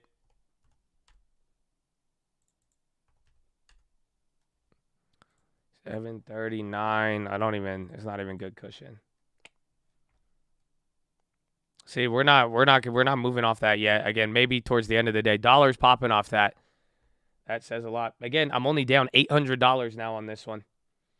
I'm very tempted to close out that play and just take the loss. Because again, just remember that. I mean, think about it even then. Like, we closed out losses, but this is what I was saying. Remember, I've realized all my profits. So if anything comes back, this is just adding value to my account now. So again, it's that. Remember, at the beginning of the week, 6B, I was down $4,000. So not only did we take all the other profits that we had and even booked a couple more losses, but you're seeing there. But man, I don't know. I like that momentum, but this will be my exit. They're giving me a way out of it.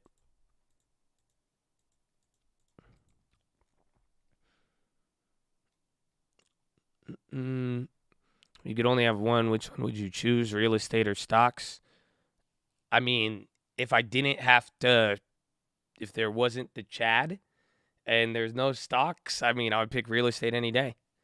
Oh, you're running off of it. The pound move, baby. There it is. The pound dropped down, but we're loving it for now, so we will take it. Keep an eye on the bonds. The big one that you held short? Hell yeah. What did you realize on that one? Bro, if you held it from there, I want to know.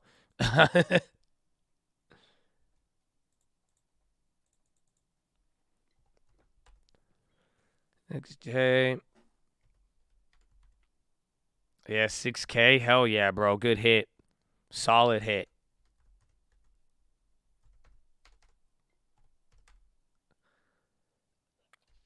There's no news, just the pound just flushed right there.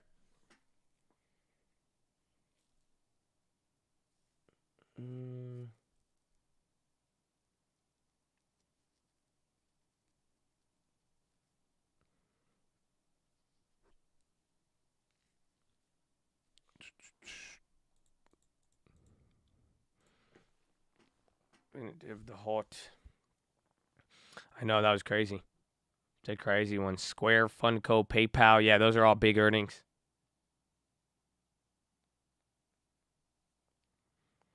Why does this market like the pound flush? I don't know, but they won't like it long.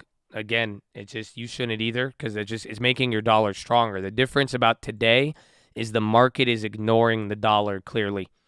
And it's honestly, there's a positive correlation between the two in a very odd way where this caused the rally. But then again, as the dollar went up, this thing didn't go up either.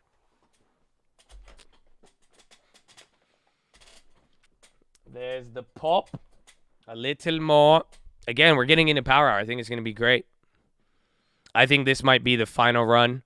Run us up into power hour, and then if everything's still down, it'll just come right back down, and then give or take close around here. Tomorrow, 195,000 non-farm payrolls. That's the number you're looking for. Above or below will be bullish or bearish.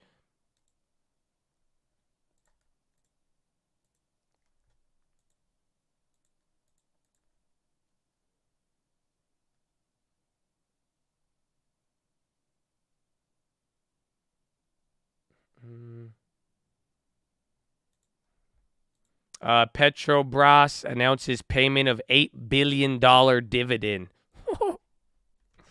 That's a lot. I think they're still halted. Yeah, above bearish, below bullish. Billion. Damn, son, where'd you find this one? NVIDIA. Let's get at least Qualcomm's not reacting the same way now. Bro, everything is in its own little world right now. Do you feel it? This is the shock. It's good. Again, this is exactly how we played out the last time. Last time around, it was a little bit more downtrending. So we'll see. The number we're looking for is about 195,000. And if it's below that number, it'll be very, very bullish.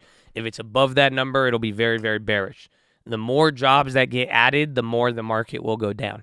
The less jobs that the market gets added, the less the market will go down. Maybe that's a better way to put it.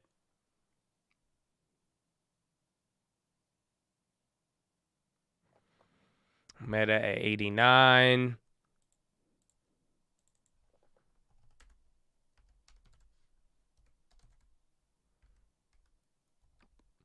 Bro, phenomenal. Bro, you see this, right?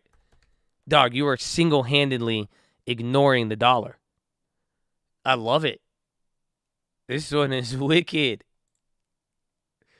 You're back up to the levels here. Again, it's the same time when we had any of the other meetings and low levels there, but that's it. I added in the low 90s on Meta, so I don't think, maybe the low 80s, but right now, I'll wait on it. Again, my next target is Airbnb. Just let them keep dying. So I want Airbnb lower. I'm not ready to buy it just yet.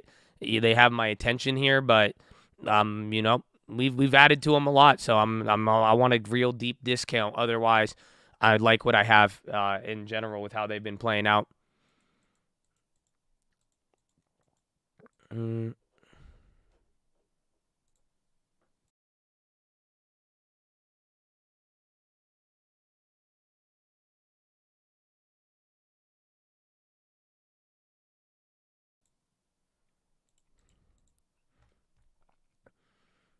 Big dollar pop. Market loves it. It's probably the pound. Bro, the pound was getting clobbered. But no. Who is it? Who? That's weird. I don't know what that dollar pop is. Find the currency. It could be China or somebody then, but it's not your big three that we've been watching. They're all pinned. Every other currency is just pinned. I don't know why the dollar index got that volume.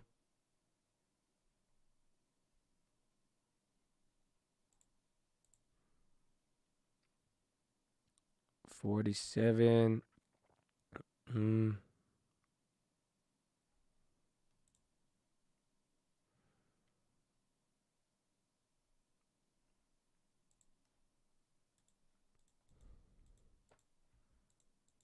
They're buying. It's not too. What's the volume at? I don't think it's that. It's actually really low now. We were a little active in the morning, but think about it. You're 30 minutes in a power hour. You're at 60 million. You'll do like 85 million by the end of the day, maybe. Maybe a little higher depending on the volatility. But that's about it.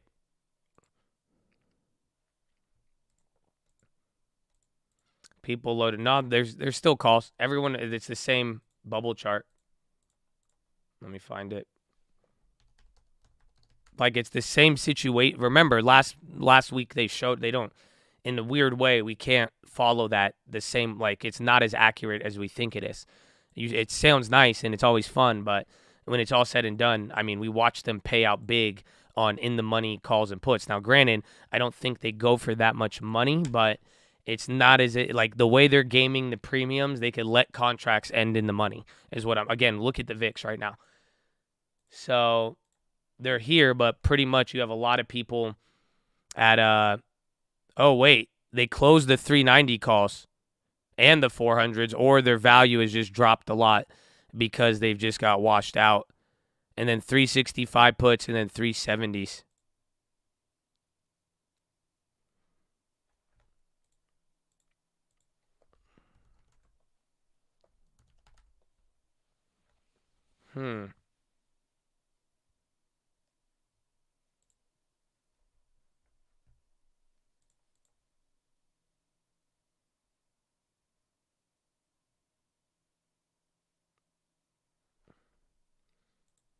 Yeah, bro, these shits are still expensive, though.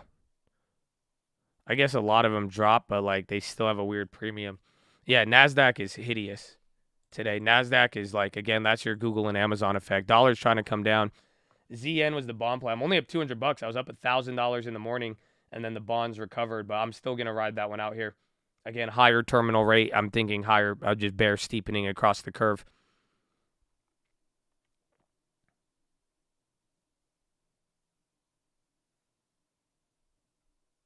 You short in the range.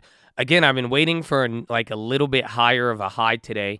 I'm already in a short. I'm down $1,000 on it on the ES, but I'm gonna go. I wanted another one to add to it, but I wanted us to get a little closer to here, and then I mean, my theory is matching up right now. Like, just take a look at the clock. 11:30, maybe around power hour, we'll get above that high, let it run, and then I'm just gonna short the optimism as we get into the bell, and then we ride for tomorrow.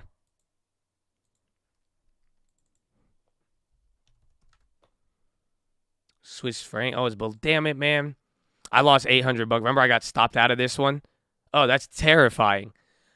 That was the final leg to the play where I was telling you, if the global currencies are going to get messed up, that's it. The Swiss franc is below parity now too. If that stays, that's it. That means your last safe haven in the world is about to get crumbled. But it's hard to fight the Swiss. I'll tell you that much. My girlfriend is crazy. No, it's just in general, though, the Swiss currency is historically always been strong. But again, you could say the same thing about the yen, but very interesting. That could be it, maybe.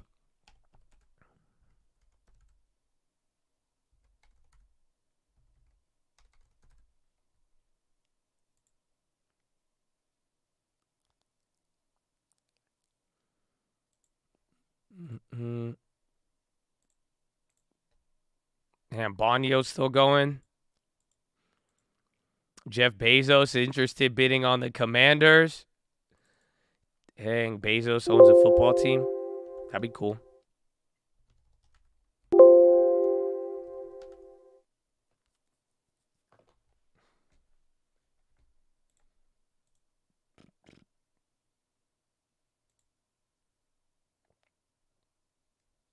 Mm-hmm.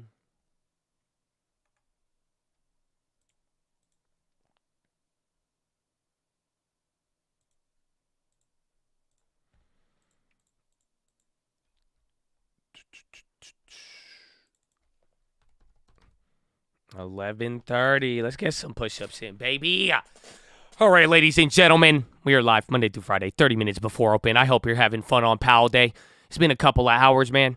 I just need you to get beside your desk, do 10 push-ups. Can't do 10, you do 5. Can't do 5, you do 4. Can't do 4, you do 2. Can't do 2, you do 1. Can't do 1, get your knees, do a push-up, plank, the worm, anything. But get the body moving. Then, optometrist recommendations. Stare at the object 10, 20, 30 feet away. Blink a few times. Relax those pretty little eyeballs. Blink, blink, blink, blink, blink, blink, blink, blink, blink, blink. Blink, blink, blink, blink, blink, blink, blink, blink, blink, blink, blink, blink, blink, blink. Oh, wow, feels good. Drop the shoulders, relax the shoulders, fix the nerd neck. Chest to the sun, flex the core, tuck the hips in, and boom, baby. You looking good right now, man. You looking better than this next short gonna look. You know what I'm saying, man? You looking, man, you look better than the dollar going up in the market, loving it. You know, I'm just saying, you look amazing.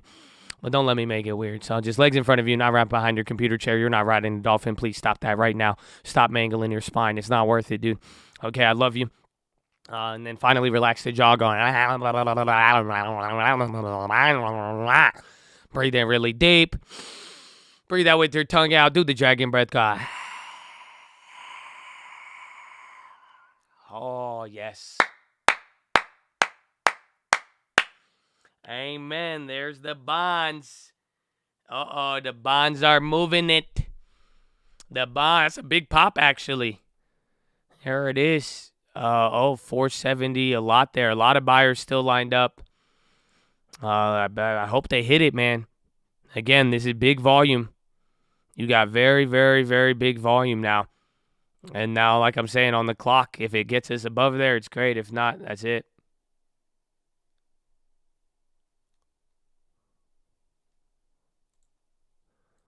Understand how crop prices change. Are they priced in the beginning and farmers paid on futures? It's vice versa. The farmers know their cost, their budget, how they plant, and then futures is just to guarantee shipment and supply. So that's why futures shoot up, because if you can't get immediate supply and need it, you'll buy the futures. So if you have extra supply as a farmer and then people need it today or in the next month, they'll pay you on the future price. But most of it, they know their cost of production and prices beforehand. And like we said, Sal brought it up in the interview. A lot of people don't realize most of America's farming is subsidized. So a lot of farmers get a ton of subsidies to both grow and not grow certain types of foods.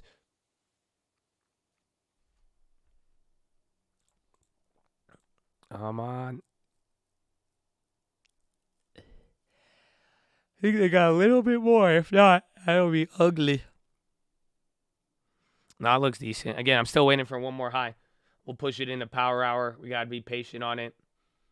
Still riding out, and then that's it.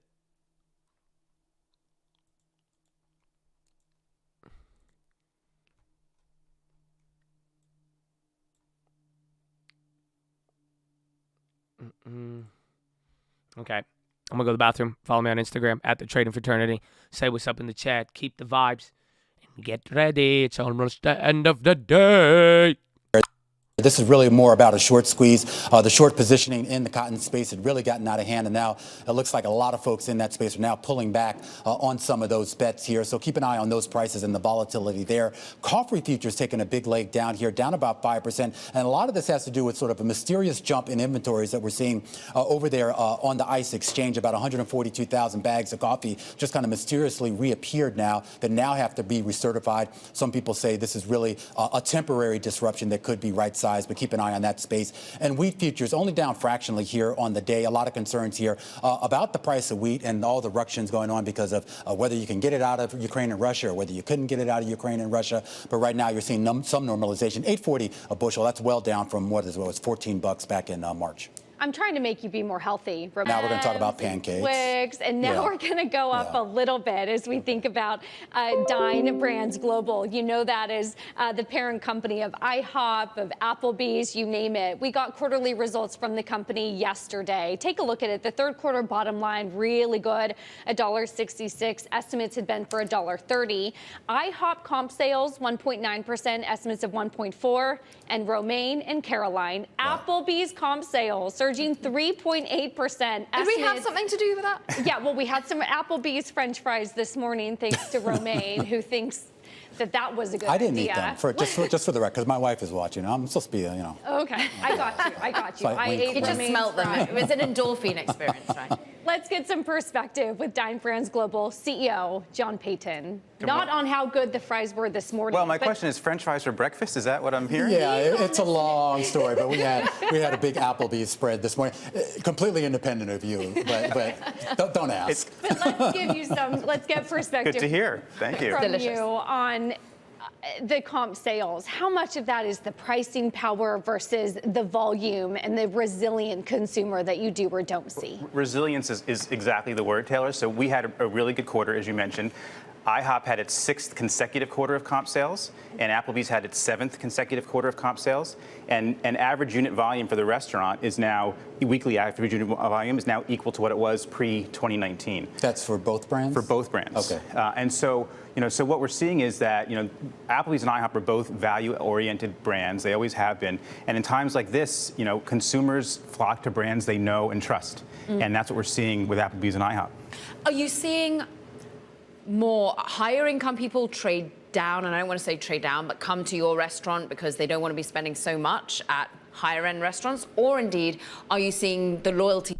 I'm trying to hit up Applebee's. I ain't been to Applebee's in a minute. All righty. Wait for it. Wait for it. Big volume. Oh, very big volume, actually. I still got a little too much time left, but if this turns into the downtrend, it won't be good. I think the pound is terrifying right now. Again, almost 3% on a currency in one day. So keep that in mind. That one's huge. And then did you guys hear what they were saying about cotton futures?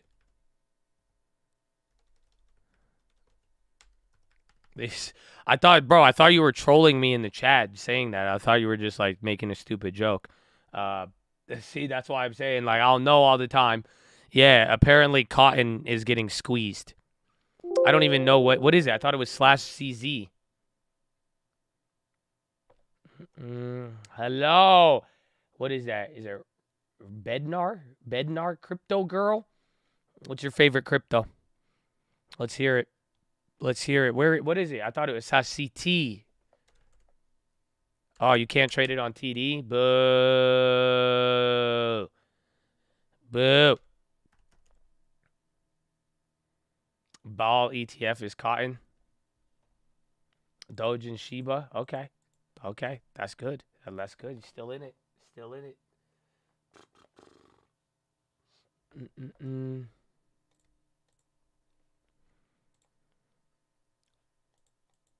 CTZ22. Can you trade it on the thing? Nah, I can't hit it on here. Unfortunately. Maybe that's for the better. Maybe that's for the better. Ethereum, no question. Amen. I'm an Ethereum guy, I would say. I still need a buyback once, what's his name? Once Powell stops talking. Again, bigger volume here to the downside. A little bit of the orders showing up. I don't know why. I think it's going to hit another high, and then that's it. And then it's just going to leave. The last move is just going to be, it's going to be the last hour. First hour of the day, you had movement. Last hour of the day, I think we're going to have all of it.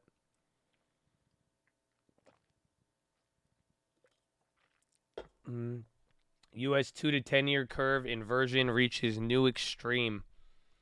So the 2 and 10 year has never been this inverted ever. But I thought it was in 70. I thought in the 70s, though, it hit 0.75. And bonds are moving now, so watch the 10 year. FXB. The coffee story. They were just saying it, but I haven't been looking at it too closely. I mean, I feel like the easy answer is just a bunch of shit randomly shows up and disappears, and the answer is Russia. I feel like, I don't know how to just, I feel like they're like, wow, man, we got a bunch of commodity goods just appearing and disappearing, and then people are hella confused. I wonder what could be happening. It's like we're telling that you can't trade with this one country, but everybody still trades with them low key. And that we know exactly how to stop them, but we won't stop them. I don't know, man. It's weird, man.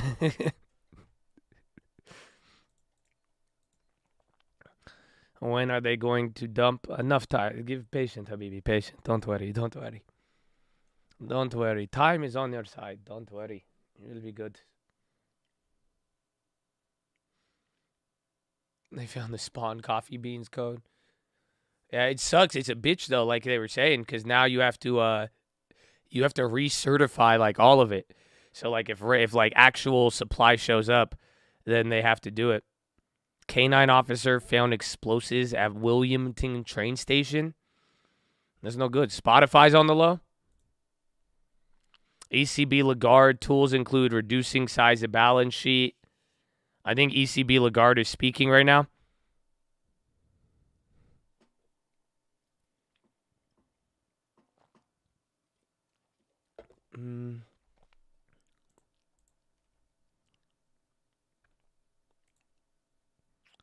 Couple orders. Still support. I think you got one more bounce left.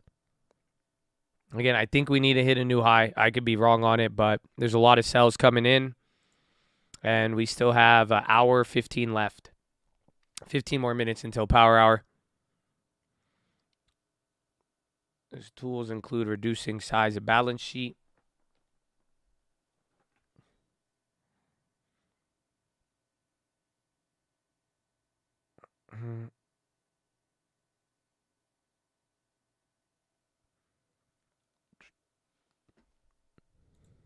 Run again.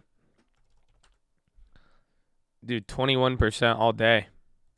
All of the clean energy, they loved it today. But even then, energy in general, I think that's why the energy index was up. I think it's actually beyond just oil. I think it's all the clean energy names that are killing. And then Google, is Nancy Pelosi selling or something? Because that's the only thing I can think of right now.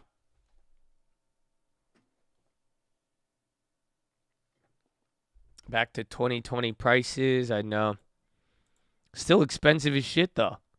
That's the crazy part. Don't forget, like, by 2020, Google was the first company to run up. So it's like their Meta price would be lower than $52. It'd be another 50% drop from here for them to get at the same level of 2018.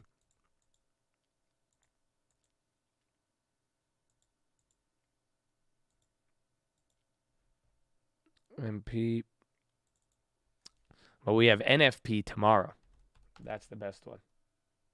So watch out. It's coming down here. Remember, like I said, you could watch you could take a look at that future that I'm holding, and then it like kind of starts moving stuff. I like Spotify for the long term. I do. That's one I've kind of forgot about, but like I've always kept on my mind.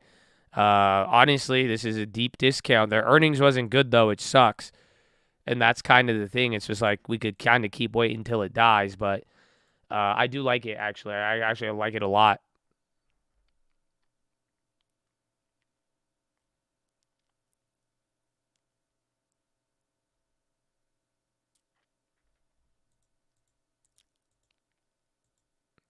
Malibu wake boats? Boats? Malibu Boats Incorporated.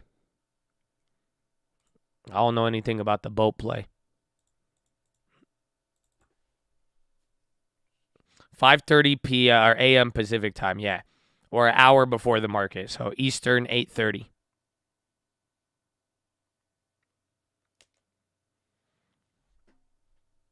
SPX Preems. If they came down, I remember we bought the Qs in the 30s or 40s. Remember when all of this popped off?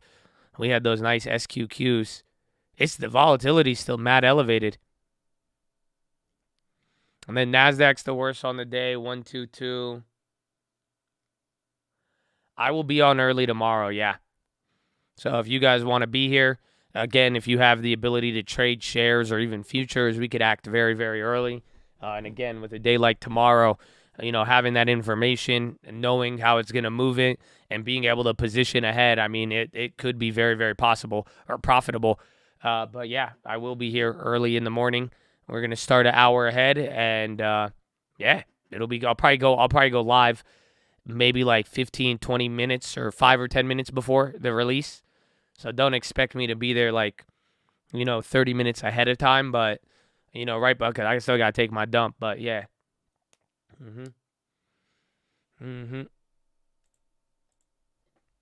Okay, first little bounce.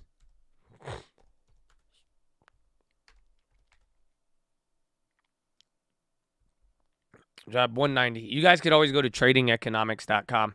All the data will always be there. Everything. Forever. But I think it's 195.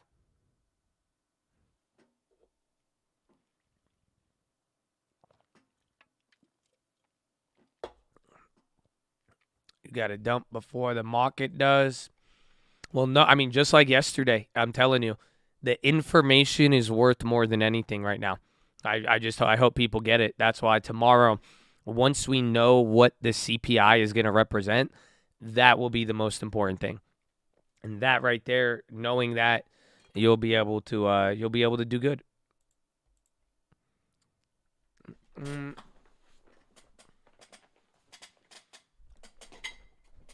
Pump it up. Nah, dude. I said 4,000. I'm just saying, man. I'm just saying we never got there. We're still kind of close, though.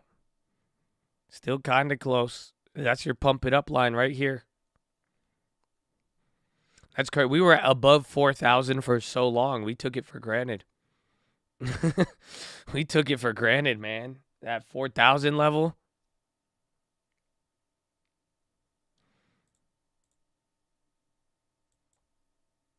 Okay, climbing back up. Oh, a lot of those orders just got pulled there, too.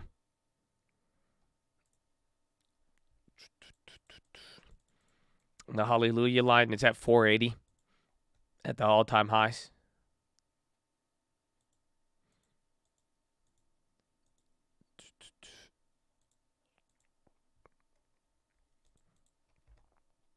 It's QQ. Clorox on the high. I think they had what? It was like good earnings turned bad, and then now they're in the middle. And then Adobe. Oh, damn. Adobe got clapped off the deal stuff.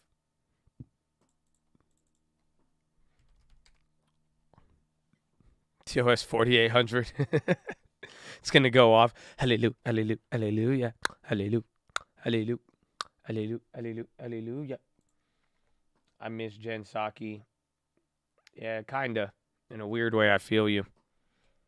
But you know what? Either way, Jerome Powell is doing enough. Jerome Powell is doing enough. Google has a little bounce at the bottom. And then Amazon is yet to hit the lows. Apple's starting to try to bounce here. Into it. I haven't looked into it. They had something today. It was either a short report. I don't know if it was like a downgrade or earnings, but there was something. Sizzler. What's up, baby? I love Sizzler. I need to take my girlfriend there. We drove by one the other day, and she was like, what's Sizzler? And I was like, I just have to show you.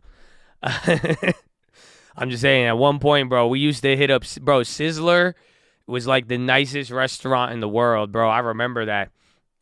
We used to love Sizzler, man. Sizzler and Hometown Buffet, man. I don't know if you're Middle Eastern or not, but this was where we lived on Sunday. And it was a special event if it was Sizzler. It was a special event if you got to go to Sizzler. Like graduation, you go to Sizzler. After church, if somebody got saved or something. Otherwise, you go to Hometown Buffet.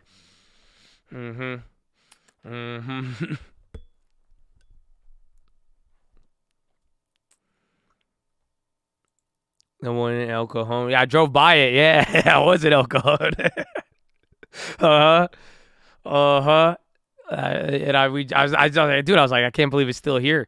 And I was like, let's go, baby. Let's go.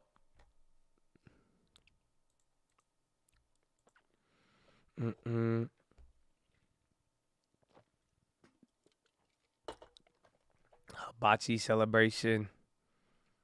Let me go Sizzler. Sizzler all day. Welcome, Sizzler. Welcome. It's like one of the last. Dude, that's so funny. Because I was wondering. I was like, I don't really see these anywhere. And then that's why when I saw it, I got like hyped. And she was like, what is that? And I was like, I have to take you there. Arab Church was Burger King $1 Whoppers. Oh, yeah, we loved them.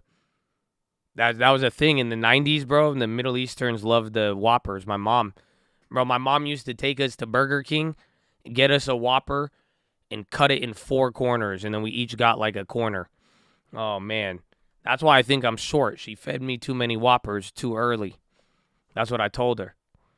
I said, I don't get it. I could have been in the NBA. I could have been in the NBA. Now I just sound tall. It's a bullshit.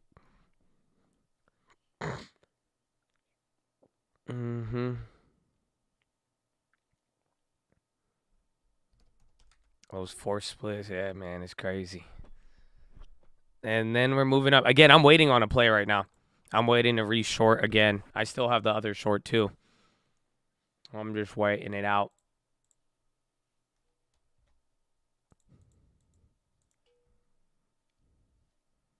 No Albertsons update. I don't know.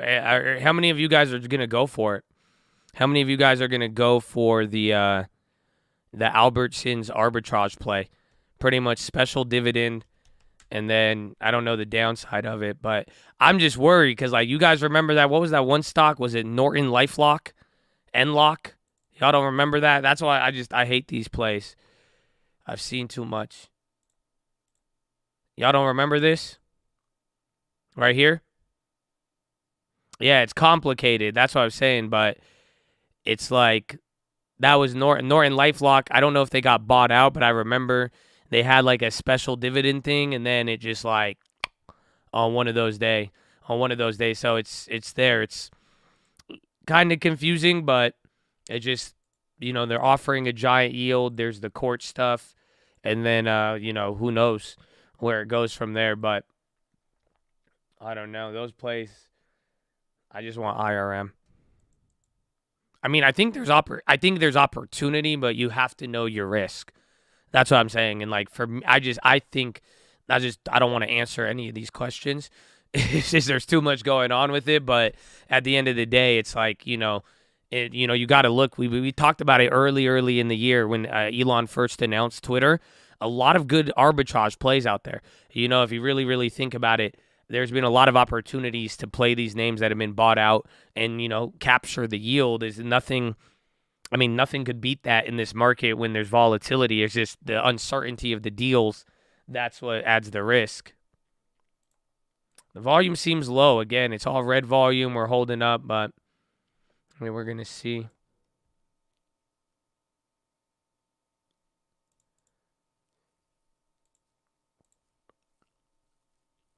More 9.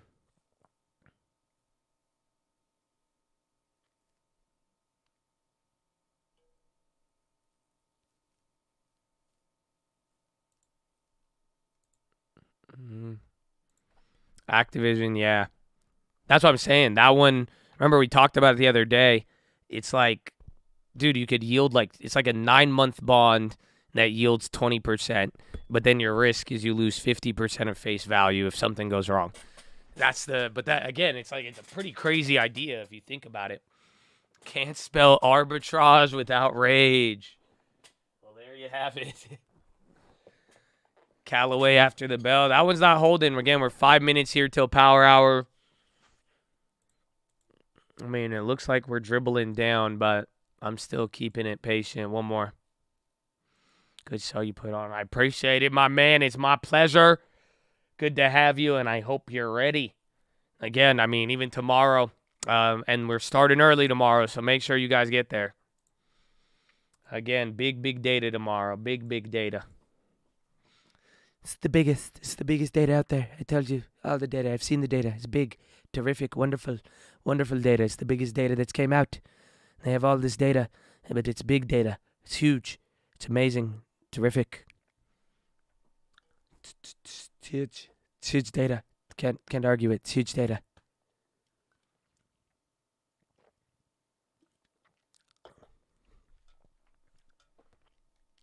CFLT.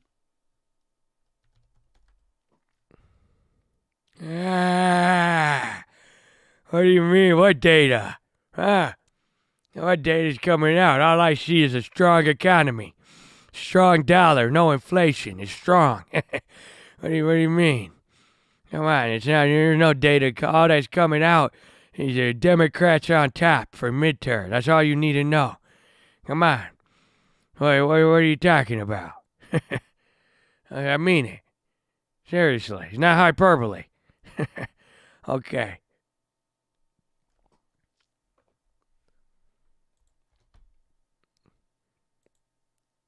The yawn? I don't think that's a yawn. I don't even know what I do to make that noise, to be honest with you. I wish I could explain it, but it's not a yawn. Definitely not a yawn. Are you aware we've completely depleted our diesel supplies? I think, and I laugh because I just remember somebody asked me the other day, they were like, yo, do we only have 2 weeks of diesel? And I'm like, yeah, that's what they said 2 weeks ago. So I don't know where we stand right now, but I'd say give or take. I don't know if we're on a trailing delay, but yeah. Diesel inventory. So there's the pop. Let's go. Bring it home, Habibi. I've been waiting for you, Habibi, this whole time. I believed in you. Come on, yalla.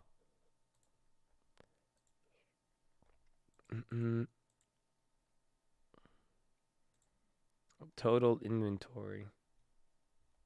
No, it bounced up here. I have DOV distillate low sulfur diesel total inventory. I have that. Last updated was October 28th. And it was under 0.1 million. I don't know what metric that is. I think barrels in millions of barrels or thousands of barrels. Yeah, I sold out Adobe a long time. I took a $30 loss on the play.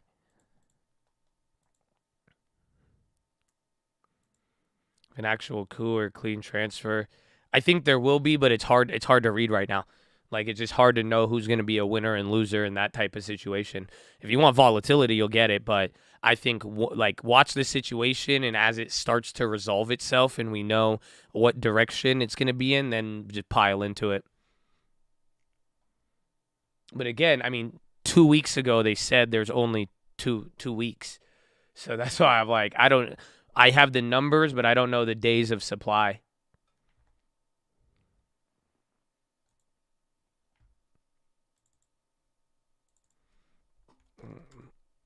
BA.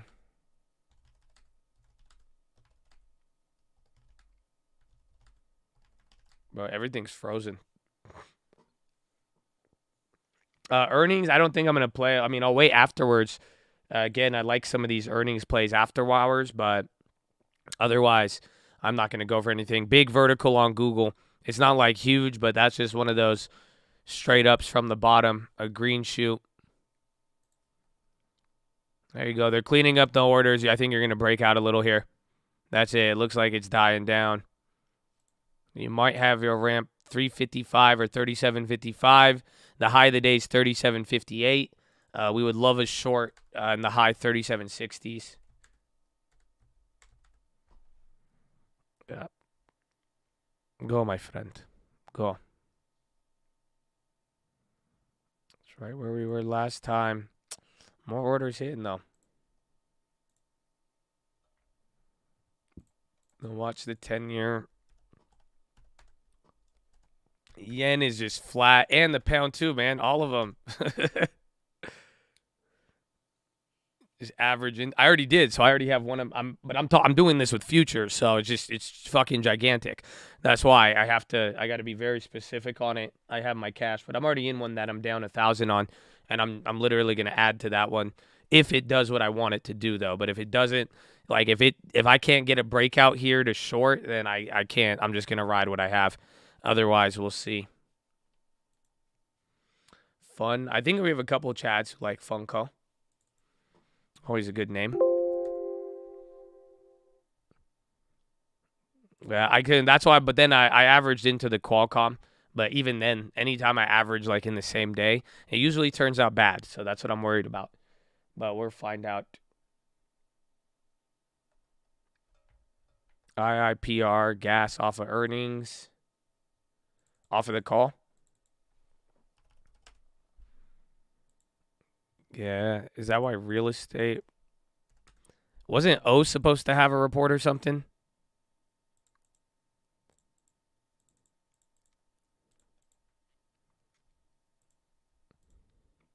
Elon has removed days of rest from Twitter's staff calendars.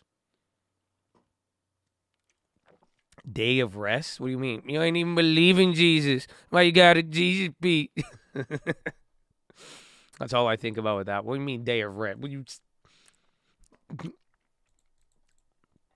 Oh, reported. Yeah, that's what I was like. Didn't it have their earnings?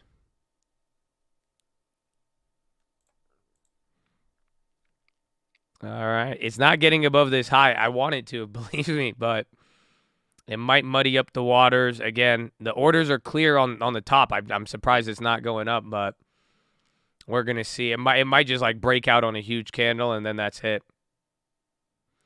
You don't even believe in Jesus. Why you got on Jesus sneakers? Pop, pop, pop. Come on.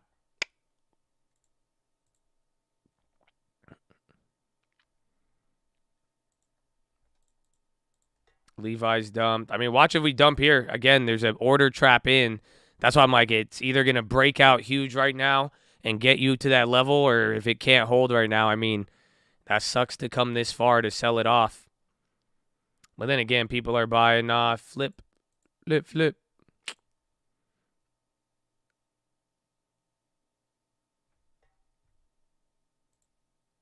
Coinbase is getting pummeled.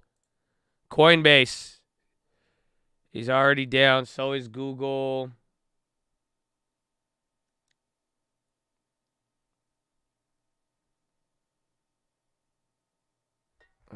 Let's see.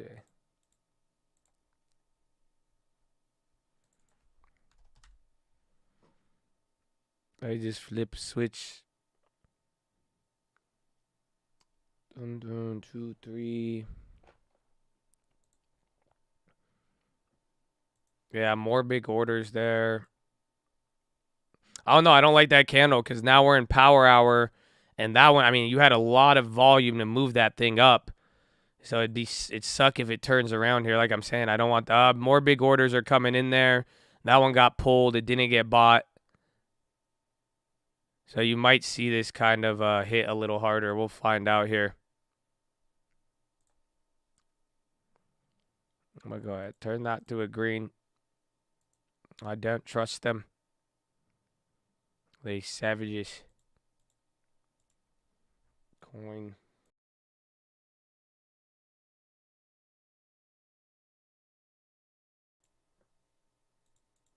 Told you today, but I love you, Chad. Let's get this power hour. Amen. We're there. Honestly, we're getting into it now that we have this last hour. Like I'm saying, I think this morning was active. History has shown us, even on a day after Fed like today. I mean, this is usually where it goes down. Or like, not, it doesn't have to go down, but it's like, this is where we start getting these big candles. Look at big orders coming in now. Let's go. Ride it up. Let's see if they could take him home. Dude. Oh, my goodness.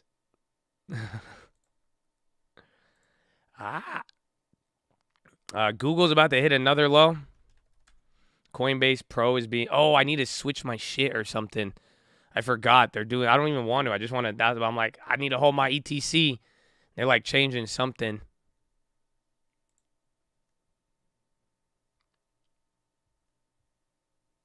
$37.50.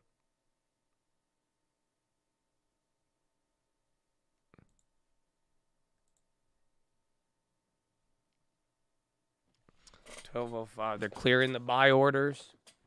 Again, I'm worried about one more high. That's all I wanted. It's all I ever wanted. Power. So tell me what to do now. Cause I want rate hikes. Okay, I'm sorry. I should have just took a short instead.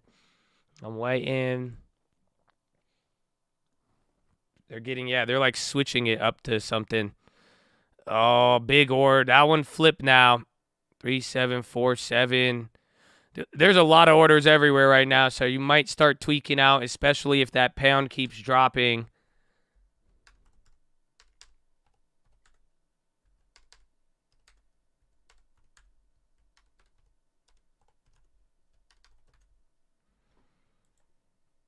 And I want you, dude, this is power hour, baby.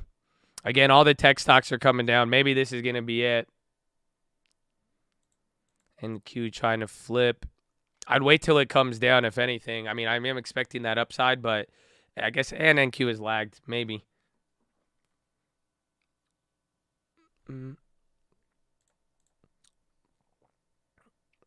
Yeah, very big volume here. Again, there's a lot of buyers and everything. I'm surprised it didn't go up there. I thought that was going to be its moment.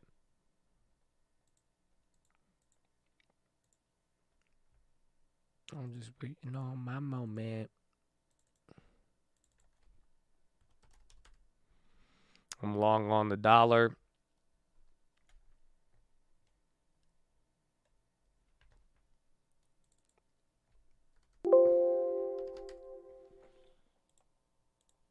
Where was it?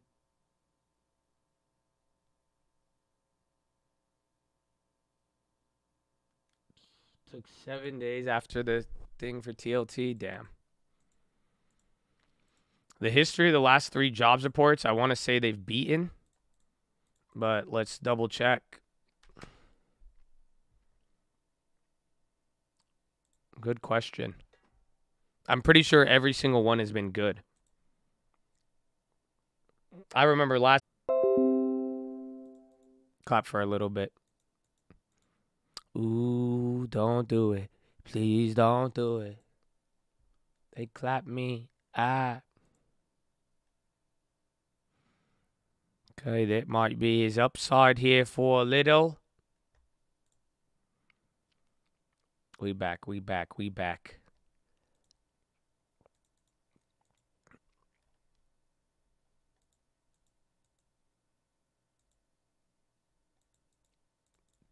Are we good? All right. There's your pop. But now here it is. So last, I think this is the one for tomorrow. Again, we don't have the number. The highest estimate is 300. The lowest is 80,000. And then the average is about 190. It's climbing up, honestly, now. So in a weird way, the number is actually going higher. Again, it's been changing all day here. But last month, the estimate was 265. And then it came in at 263. But then we still actually ended up dropping pretty big. So that's why it can't even come close. It has to be a very low number. And then the month before that, September, 295, we came in at 315. And then August, 235, we came in at 528. So, and then how they revise next month or last month, that could also have an impact on tomorrow. So, but again, even if it comes in close, that won't be good enough. So if it comes in at 198, the market will still sell it because it's not as if that is low. And again, it does not highlight what people want to see. Okay, you're getting the battle here.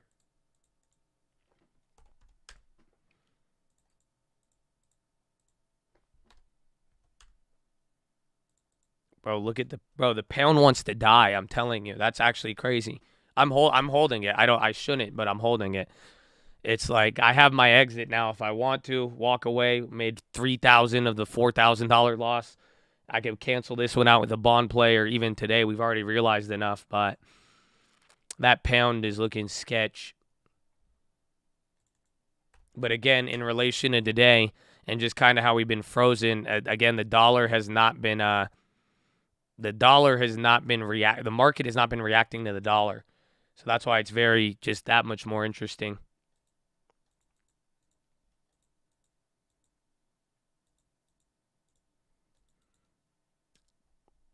No way it comes in at 150. If it comes in at 150, do you think that would be low enough? I think for a little bit, but then people might just realize it's still high. But 150 would be better than anything else, if that makes sense. You know what I'm saying? It's like I don't think 150 gets you out of the hole, but 150 would be way better than 200. And then 150 will be way better than a beat of 250. So it's like that's kind of how I'm viewing it when it's all said and done.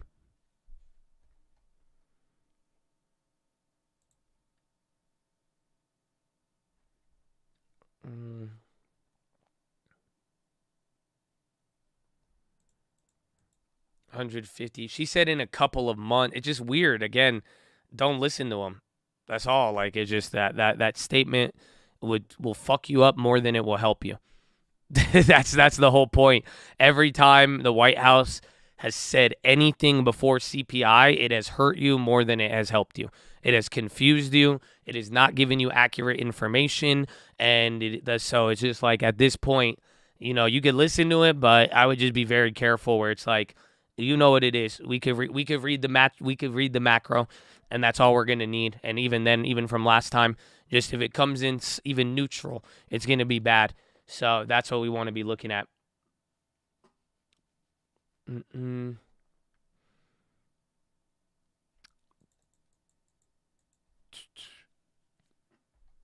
Again, all those orders are still there, and he's still fighting back. So if he could hold, he'll get it, but it's hard out here.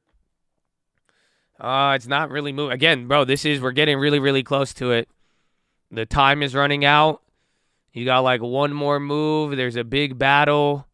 A lot of contracts have been traded. The question is, though, is it going to be able to get a higher high in here or not? And then, again, your currencies are just not playing along with anything.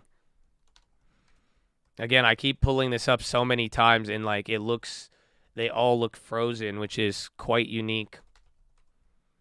And then the bonds might come back down here.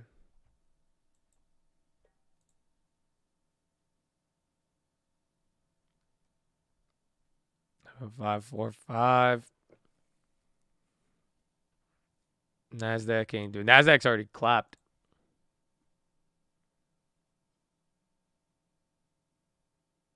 All right, this could be it. If it can't hold this, it's dead. But again, there's a lot of orders still here, but we've been watching some wildness. Google under 84. Yeah, it's doing it again. The whole Google Apple thing.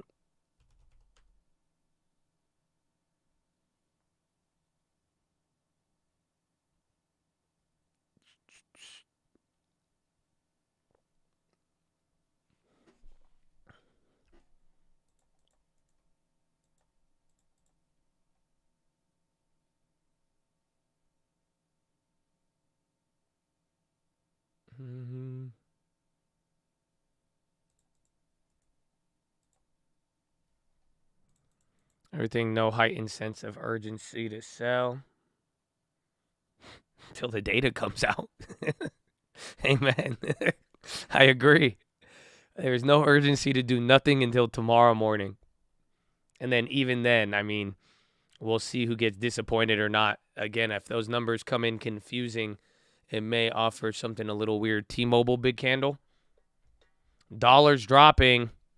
So watch out here. Again, dollar is ignored. Market is ignored a lot, but I'm sure it would love one. You do got a candle on T-Mobile there at the bottom.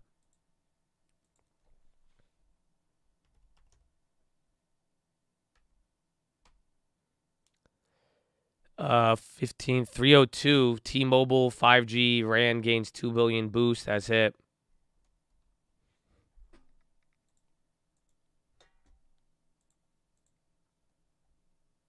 Where the hell are we?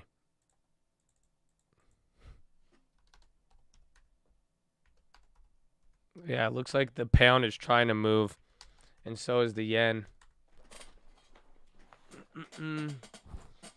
We have to set up by the end of the day, pretty much. I mean, and then you'll have a little bit China too, and that will be the driver leading. That will give us the pre-market move. It's going to be China. Again, Europe's already bad, and you might get a follow-up on Europe. So it's how China opens up.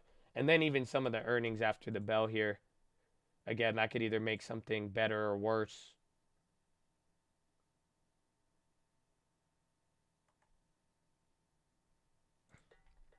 Okay, what time is it? 12:15. I need to go pee again. Get you some end-of-the-day news here. What did they got? Okay. I'll be right back. Follow me on Instagram at The Trading Fraternity. Hit that thumbs up. We love you. God bless you. Amen. A couple weeks that spreads came in. Yeah. They decided to resurrect these deals again, and they hadn't been sold yet. And then the Fed came in, squashed everything they were trying to do, and they're out there negotiating and trying to find buyers, all while we're having a lot of earnings, and it's a big week for earnings in the high yield market. Companies are printing, trades are printing down 5 price points on some of these companies that are having negative outlooks in earnings. So it's a really interesting day in the market in high yield. So maybe that you look for those opportunities. Right. there's enough carry now, right? There's enough yield to get in. Okay, but so when that opportunity now, it's not yield, is it price or is it both? Look, when you look at bonds, you have, I'm an old high yield and emerging market trader. When you look at bonds, you have to look at the dollar price, the yield, and the spread. Right? They're all, the dollar price in high yield is. Well, what in the bathroom break about, is going on? Loss risk. Okay. Right? Well, you see that? Google, I mean, natural gas is on the low, but Google and Microsoft are dumping like it's nobody's business right now.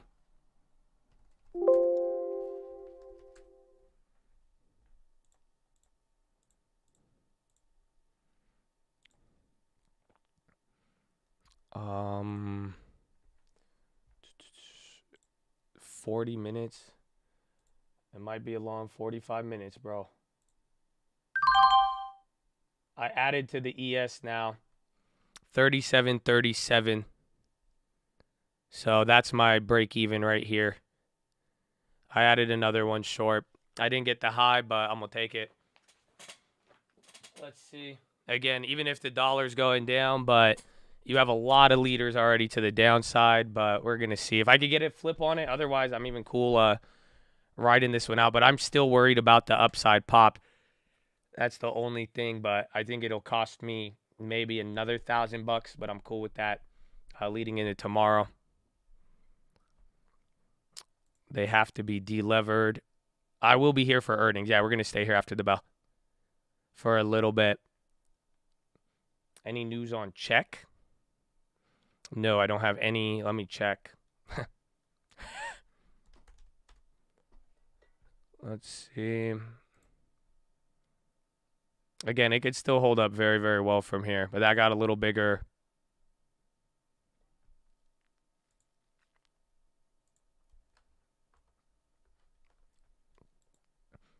Check, is it Check Cap LTD? They got downgraded, and I don't see anything recent. That's it.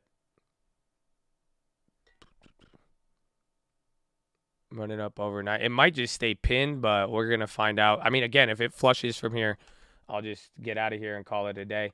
I don't know about brace for impact. Again, I gave you my initial plan, and when it's all said and done, if you've been listening, I went early. That's all. So I went early, and that's it. So it's not, I don't give that one as much certainty. It just, we're going to have 40 more minutes. I think maybe they could run it up on me for 10 more minutes, maybe 20, and then it comes down, but just be careful depending on your risk level. But I'm going ahead of schedule.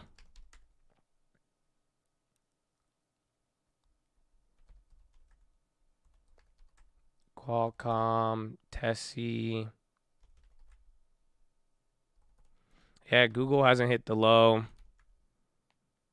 That's check news. FCC for their C-scan. Swallowable capsule for detecting precancerous polyps. That's pretty good. Yeah, so look, that candle's getting big over here. You're getting a lot of the buys. They kind of disappeared, but if it can run through the cells, it'll get that activity, and then that's it. But we'll find out.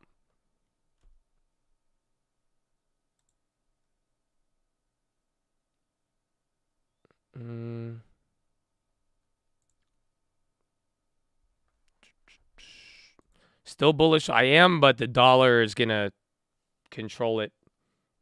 I'm not. Again, it's the same thing I say with gold. Unfortunately, commodities. Google's bouncing off the bottom there. Trade Desk earnings, TTD. Well, we'll see. Are they the one? Aren't they working with Netflix, or is that the other company?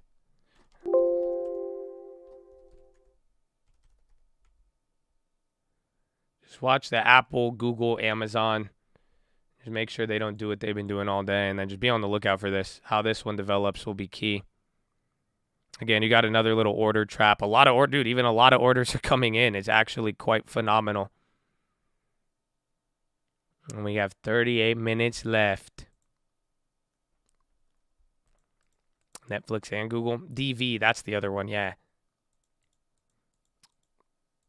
Blood moon lunar eclipse to rise on election day over the U.S. The last total eclipse we'll see in the next 3 years. Chill, dude. Super chill.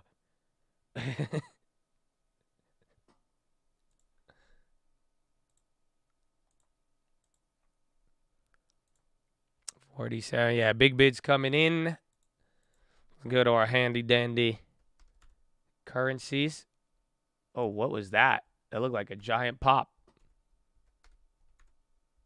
The euro's doing a lot better, but the pound is still stuck.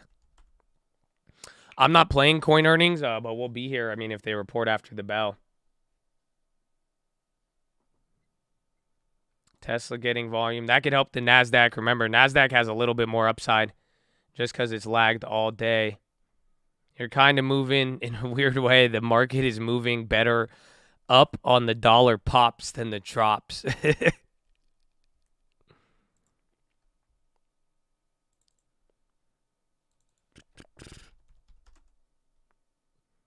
And NVIDIA still, all the chip makers, honestly, they should have been ugly today, but they're actually still holding up good.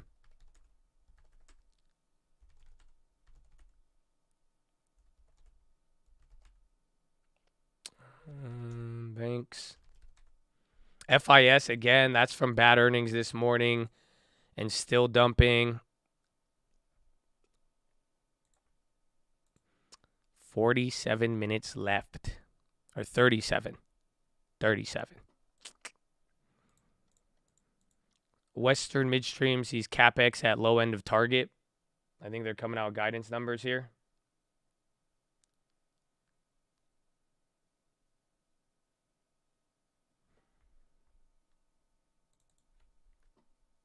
We already have Apple, Amazon. They stopped. I think Google is the only one that just keeps doing bad. And then same thing with Microsoft. But Google's still into the lows.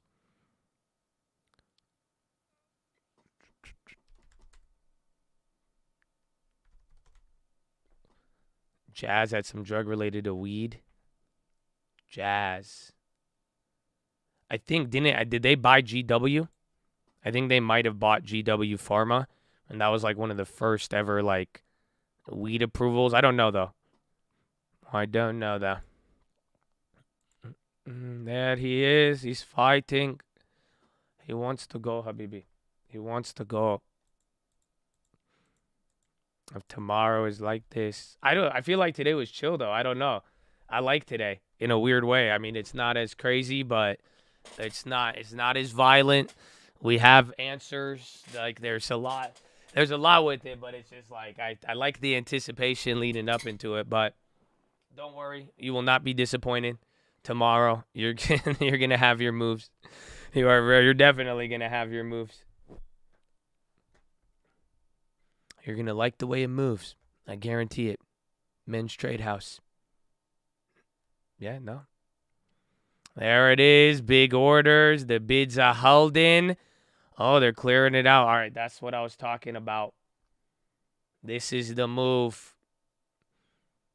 Let's see how high you gonna go, bro. This is your shot. Oh.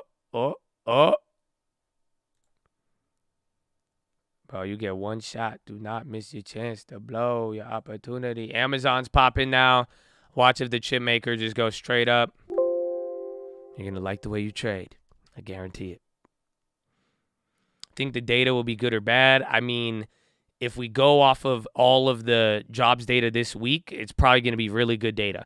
However, none of them are leading indicators to the non-farms. So it's kind of a pseudoscience, so we don't know, but it's hard to say. I'm going to go with my favorite answer. I'm agnostic towards it, and that's about it.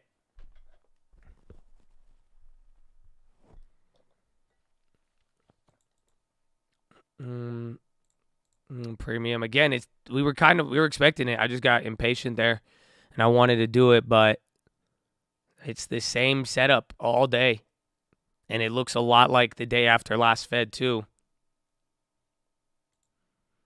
I mean, you have a lot of people buying. That's the craziest part about all this. It's not as if this is doing it off of nothing, and then again, you have all the things like the dollar and all of that, which are just wreaking havoc throughout. But again, the relationship with the dollar today and everything else has been quite phenomenal.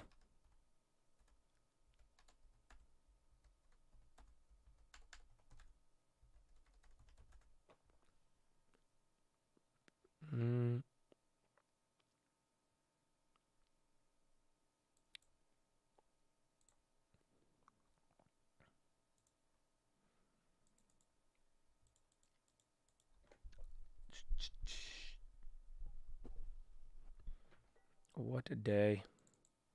Qualcomm's still going. Let's check the wheat stocks. They're coming down now. And then Google. I think all the big tech that was doing bad, they're getting. That's why I think we turned up a little bit. They all got a nice candle.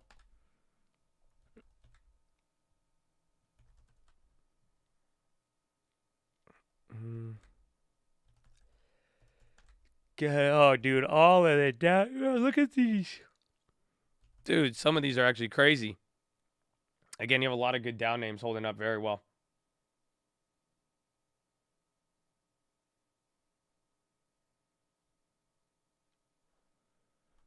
Biogen on the high. Bib. I mean, again, they might have some news, but I think they popped 50% the other day.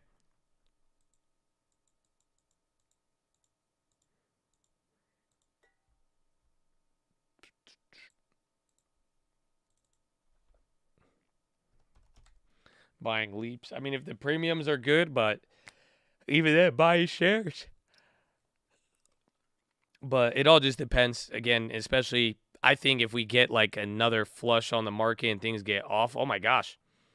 That was big volume there, but that was mostly sells.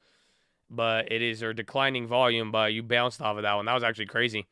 That was one of the bigger volumes that we've seen here all day. Syneos Health, SYNH tomorrow. Sound, I think you might go again. That was a big sell, but if it could hold off of that, and you could kind of see how it's curling up here, I think if the big tech could play along in the dollar, that's it. Otherwise, I mean, bonds have been dropping. The pound is still frozen at the lows, and then we have 30 minutes left. So, and then I'd say 15 minutes from now, then I'll be on my timing. And then we'll see where we're at.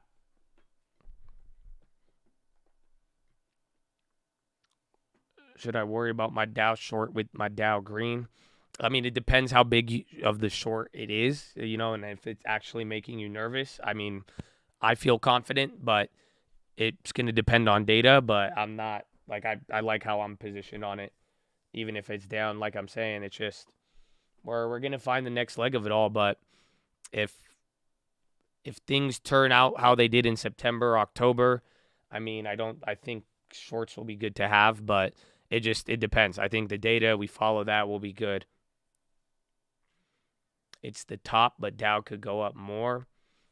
It could, but again, like I said, it's your balance at that point. But if you're telling me you just shorted the top on the Dow, and I'm telling you I shorted the bottom and I feel confident, I mean, at this point, just go with what you're comfortable with, and, you know, that's it. It's again, a lot is going to ride on the data tomorrow.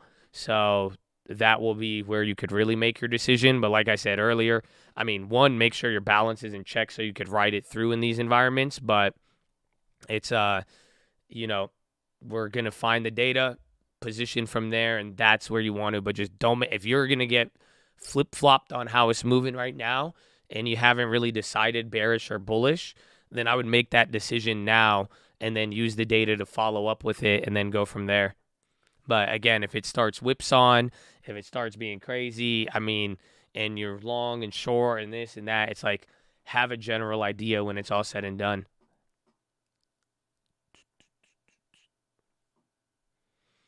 The ZON XOM at the high.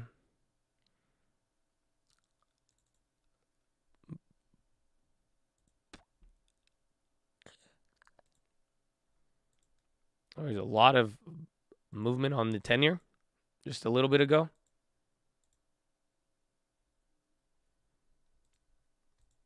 We could play pump it up on midterms if we get to 4,000.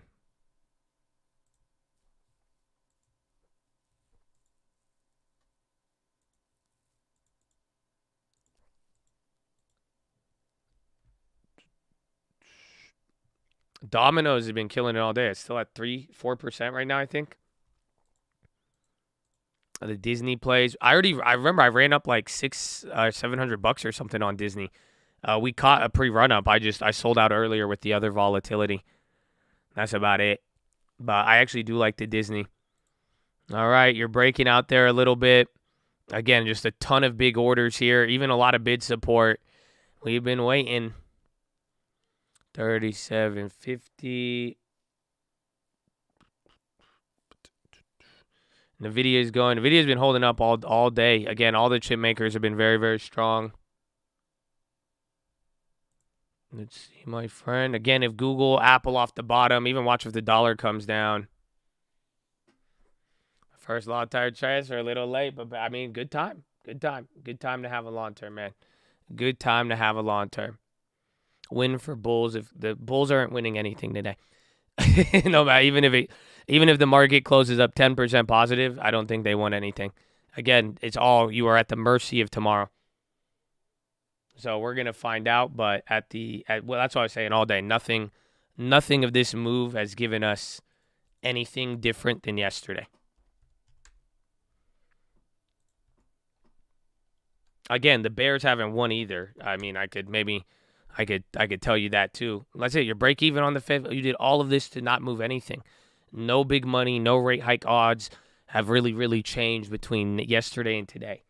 Everybody's frozen. The biggest thing that happened today is the pound dropped 3%. And think about that for a second. Pound is even going up here now at close, finally.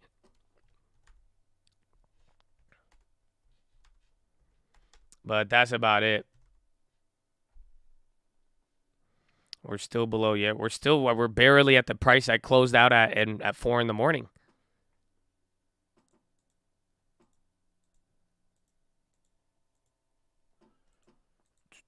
But this is good. 3,750.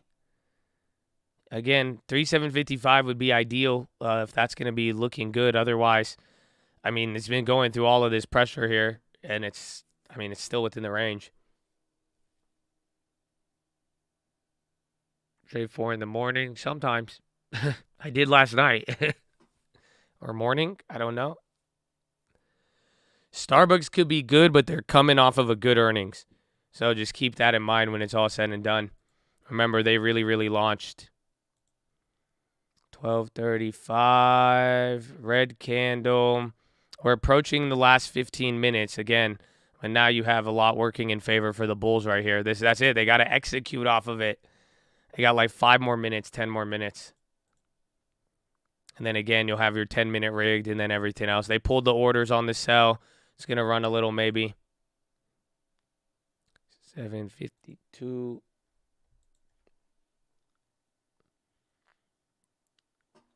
Tomorrow is the non-farm payrolls, bright and early, hour before open.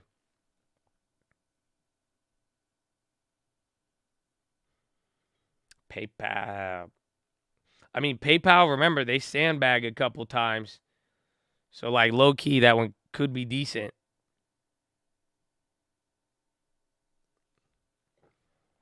What is that? GPN? That one's been on the low all day. All right, a little bit of a cheek lay there. Jobs report, 5:30 a.m. Pacific time. Okay, early move. You're right back to where I made the other trade, though. Where it's not, like, a little bit higher. Again, these moves, they have 10 more minutes. 10 more minutes, and then we hit the timing. And then at that point, 10 more minutes till 15 minutes, and then 5 minutes after that, you'll get your 10-minute rigged.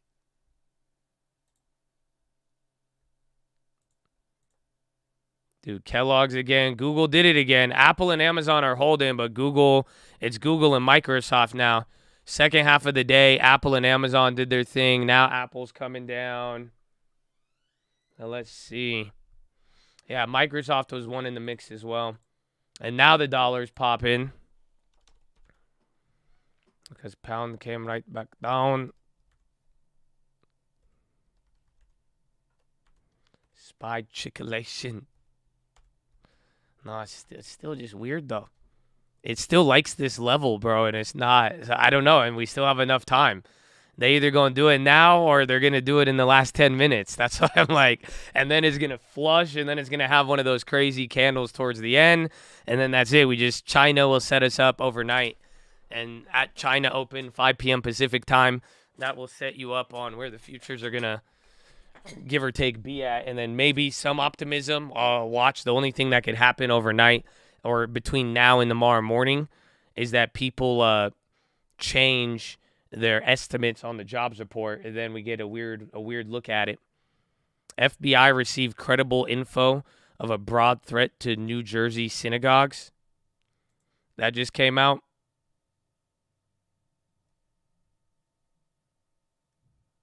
That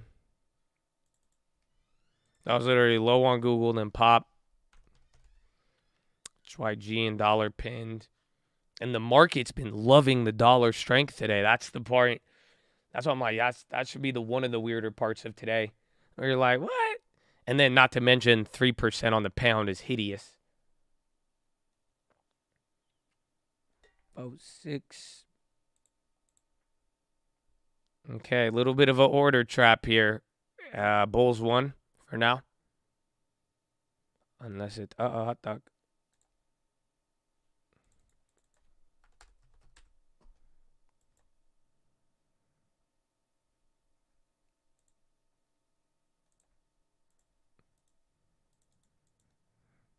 When is that? 6? Is it? I thought it was 5, but 5 or 6, whenever. Either or. You could look it up. But when that happens, it'll set the direction of the futures. Or we'll just see how they trade. But then just in the morning, it's either going to be super pinned in the morning, or it's just going to ride out and then maybe I would assume either pin or optimism in the morning until the report comes out.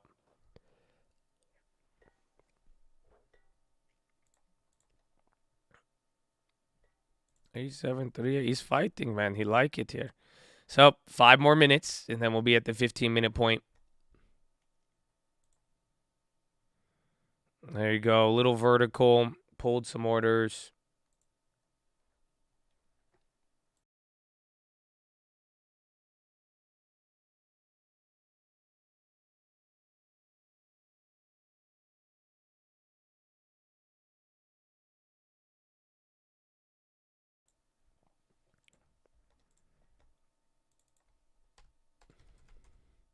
Amazon, Microsoft's hitting the other low. I like Google, but I'm just scared that Google looks like Qualcomm, where they're both at the same price points as like just one of their really big earnings and moves. And then Amazon, I'm just scared. Remember, Amazon hit like $88 or whatever.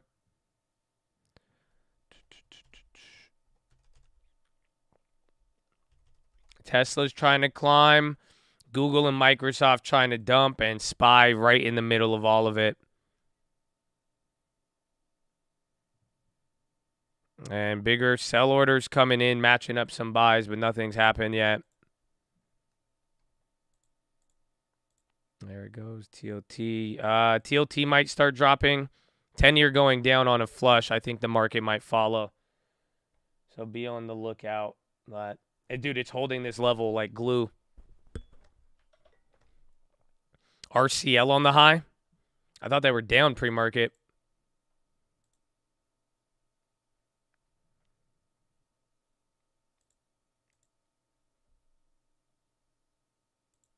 There, WSC. Starbucks, yeah, they're doing good. They were right back up. Microsoftian. Still dumping. 215. Wow. Yeah, Microsoft 215. That's where you started in 2021. But again, I mean, just take a look at where it's at comparatively, though. They still are. They hold a nice premium.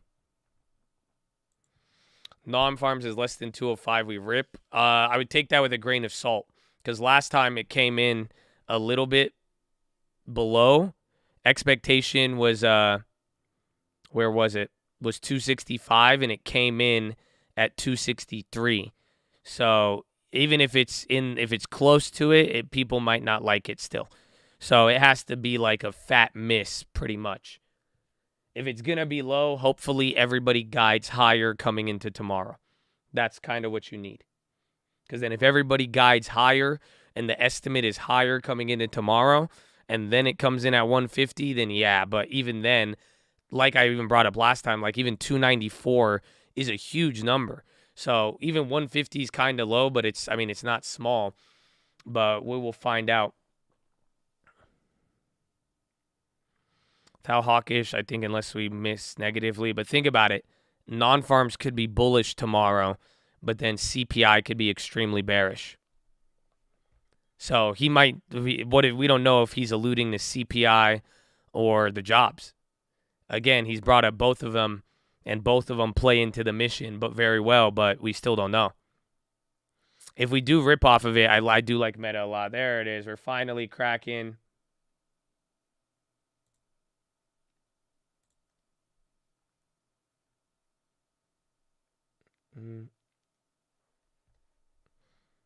If it goes below here, that'll be bad, but then your next test is going to be around 37.37 on the futures. And again, 2 minutes before that final 15, so it's playing out. If we really, really flush from here, then we'll be on the money with that one.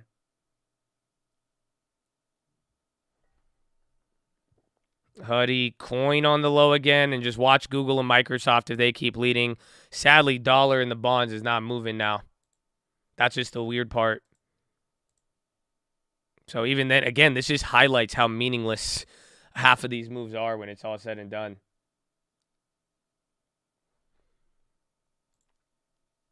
I don't know if it hit like a level to bounce off of. We'll see. I think there was a couple of orders there.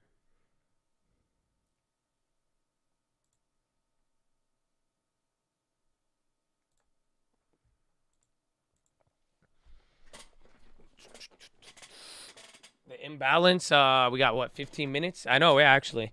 I think we'll get it soon. Adobe selling off.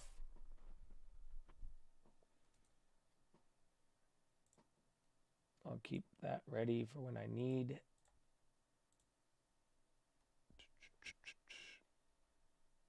I messed it up for y'all.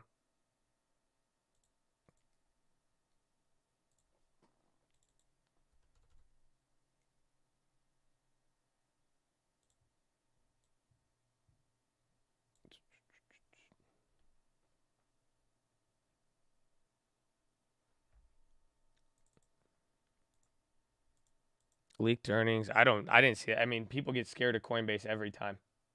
Again, remember last time when they had like that one report and like they updated their risk factors, people freaked out. So we'll see. You got a big order at 37.40. If it breaks here, it could get a little uglier.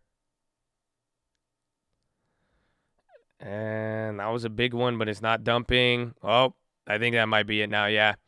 So again, 37.36. That's going to be the final point that we need to look for. And then again, I mean, depending, I think you might be able to get here. Where's the Fed future? So, no, and those are still break even.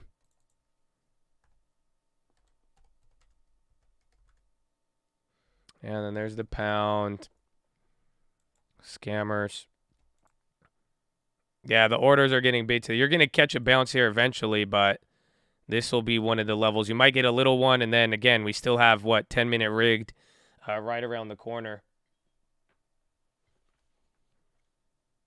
Palo Alto earnings.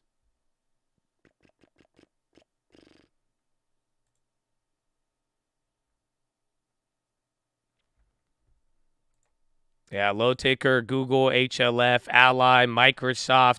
Now even material plays are coming down. Again, if any of the energy stuff drops, that's not going to be good. But you are kind of at VWAP. I don't know if it's going to do a little bounce there or not. It's been about 5 minutes now after like really, really flushing. A lot of orders. Some buys are coming in, and it is VWAP. And now we're, 15 minutes left? 4 more minutes until 4 more minutes until 10-minute rigged. Yep, they just ate that. Again, 37.37. Watch out. If it drops below here, you have a 2-point cushion. Otherwise, it could get down back to 37.20. And yeah, you already broke that one level now. So honestly, maybe it'll just stop at 37.21 after the 10-minute rigged. Plan and hold the play. I was right on the 15 minutes. I just went early, but again, I'm positive now on all of those short futures. So we'll ride this in here. Give me some 10-minute rigged. And again, depending on earnings, I have a little bit more flexibility on this.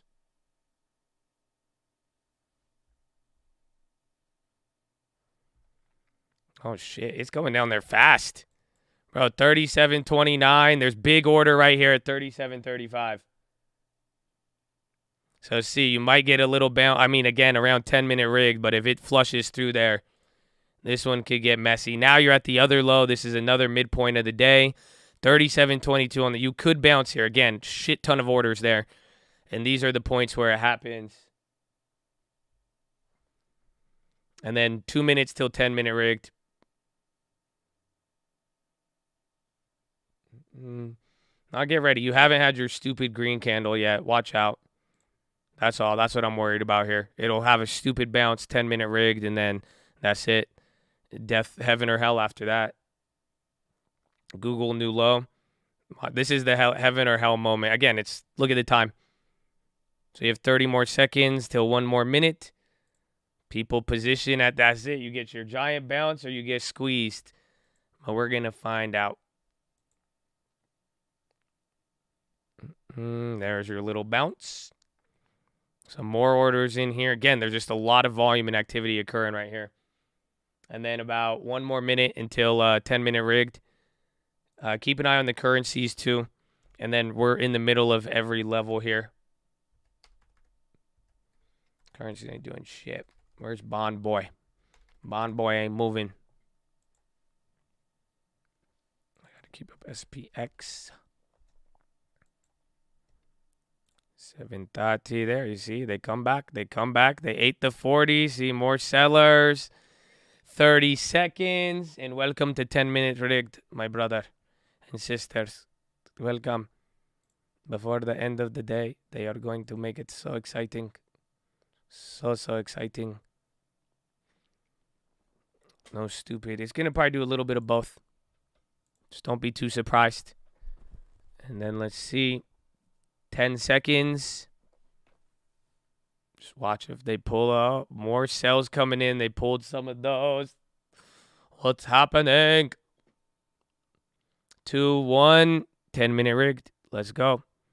Break the level or hold, my friend. Honestly, not going too crazy. It's not going too crazy here at 10-minute rigged. Watch the low ticker now. There's Google, and then there it is for now. A little move. 37.27 if it has enough to take it. More orders are showing up.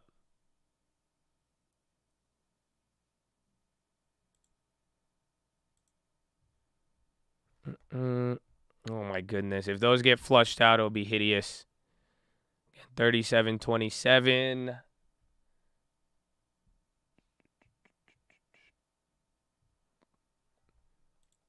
Hell is VIX red. I've been telling you that for 3 months. I'm telling you, I gave you the plug on the VIX a long time ago, but nobody believed me. All right, we got 10 more minutes. Again, I think it might have to get around here. It could bounce randomly, but yeah, you even just cleared out all of those. I'm very surprised it's even holding there. It's fighting back. Orders are coming in.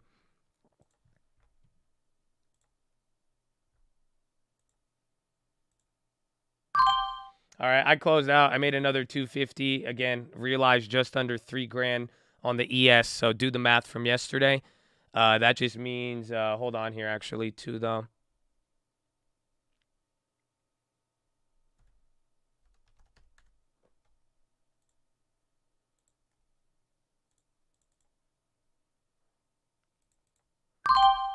And then I went with 2 MES instead now. And then again, we have the money for everything else. But again, do the math on it. Because remember, even after taking that 4K loss, the information I gained, I've already realized more between the last 2 days now. Even the McDonald's.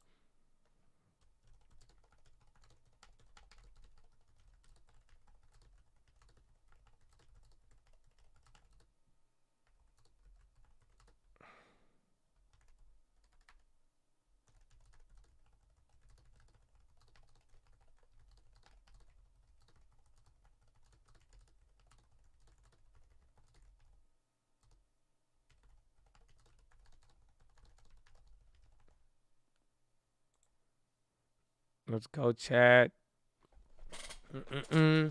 Another gap down, maybe, but we're going to see. That loss was premium. That's why I was willing. I mean, again, you watched me hold losses And people are like, why are you not, like, it's like people wanted me to take a loss for no goddamn reason. And then it's like I'm saying, I was like, I had something to react to finally. And once I knew what it was, I don't care about them. Like we said, we profited so much. But now once you give me the next piece of info, I'll make way more money off of that. I could dump everything and move on. So that's why it's like, you know, again, just even, and literally it played out all day today, played out exactly how we put it. You watched all of those. I realized, again, $3,000 on ES today, just under. We did another $3,000 yesterday. So any loss on the ES or the McDonald's, it's already made up for, and then count the other days leading into it. And now all of our put premium that was negative, you're watching it come back. The Dow, I mean, I made $3,000 on it, but you've also watched another $3,000 come back on the pound. So again, I took bigger risk here, trimmed it up a little bit, went to the micros here. I could get the final ones and hold those after hours, and then that's it. Good day. Good day. Bring it home. 7 minutes. And we had the game plan today too, man. That's it. I was impatient, but you had it literally right before 45. But like I was telling you, 15 minutes, man. Look at that.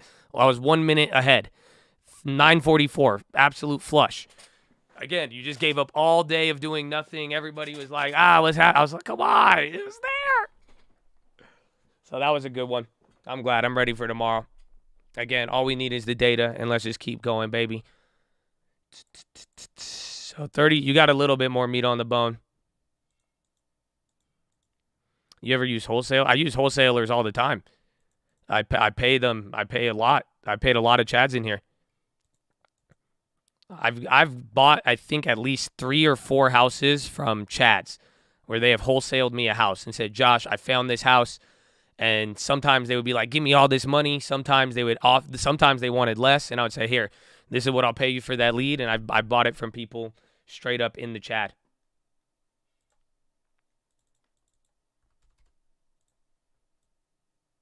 That was cool. Again, I only made 20 more bucks on the MES. You see what I'm saying? So, like, I kind of maxed a lot of it. I want to hold those MESs, though, for tomorrow.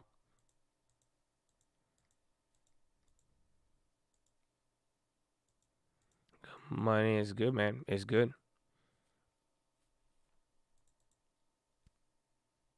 Tomorrow's another day. Trust me. I mean, again, honestly, though, you shouldn't have made money today if you don't make up your mind. And, like, what I mean by that is just, like, there's no pressure to try to make anything today. You need to come up with a plan. You need to understand what is, like, you know, are you going to make a decision now or are you going to wait for the data? A lot of people smartly chose to wait for the data, and that's a good move. But now you got to know how it is and, you know, look at your book right now and see where you're going to go from there. But it's super, you know, I think that is the key about it. But now, thankfully, the day's almost over. So there's nothing left to talk about, you know, in the sense that now this is all the morning. We're going to be here in the morning. We will guide you through it. That's 37. Again, you broke all the levels.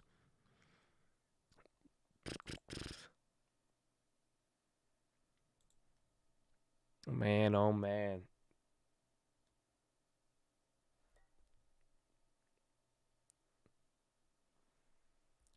Choose to wait. Does that make Friday hit harder? It will. I mean, it's going to hit. Again, yesterday's watch list, I'm telling you, it's a damn powder keg. You know what I'm saying? Like, everybody is buying it. Oh, shit. We got to land this? Oh, man, hold on.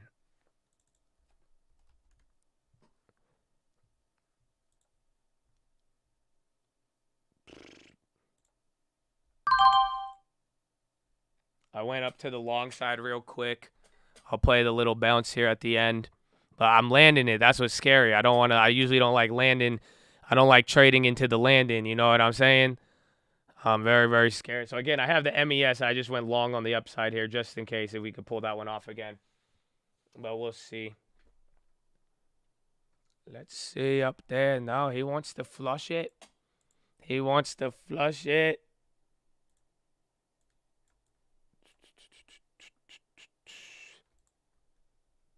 Hold on. Let me get it. I got it for you. Just give me a second.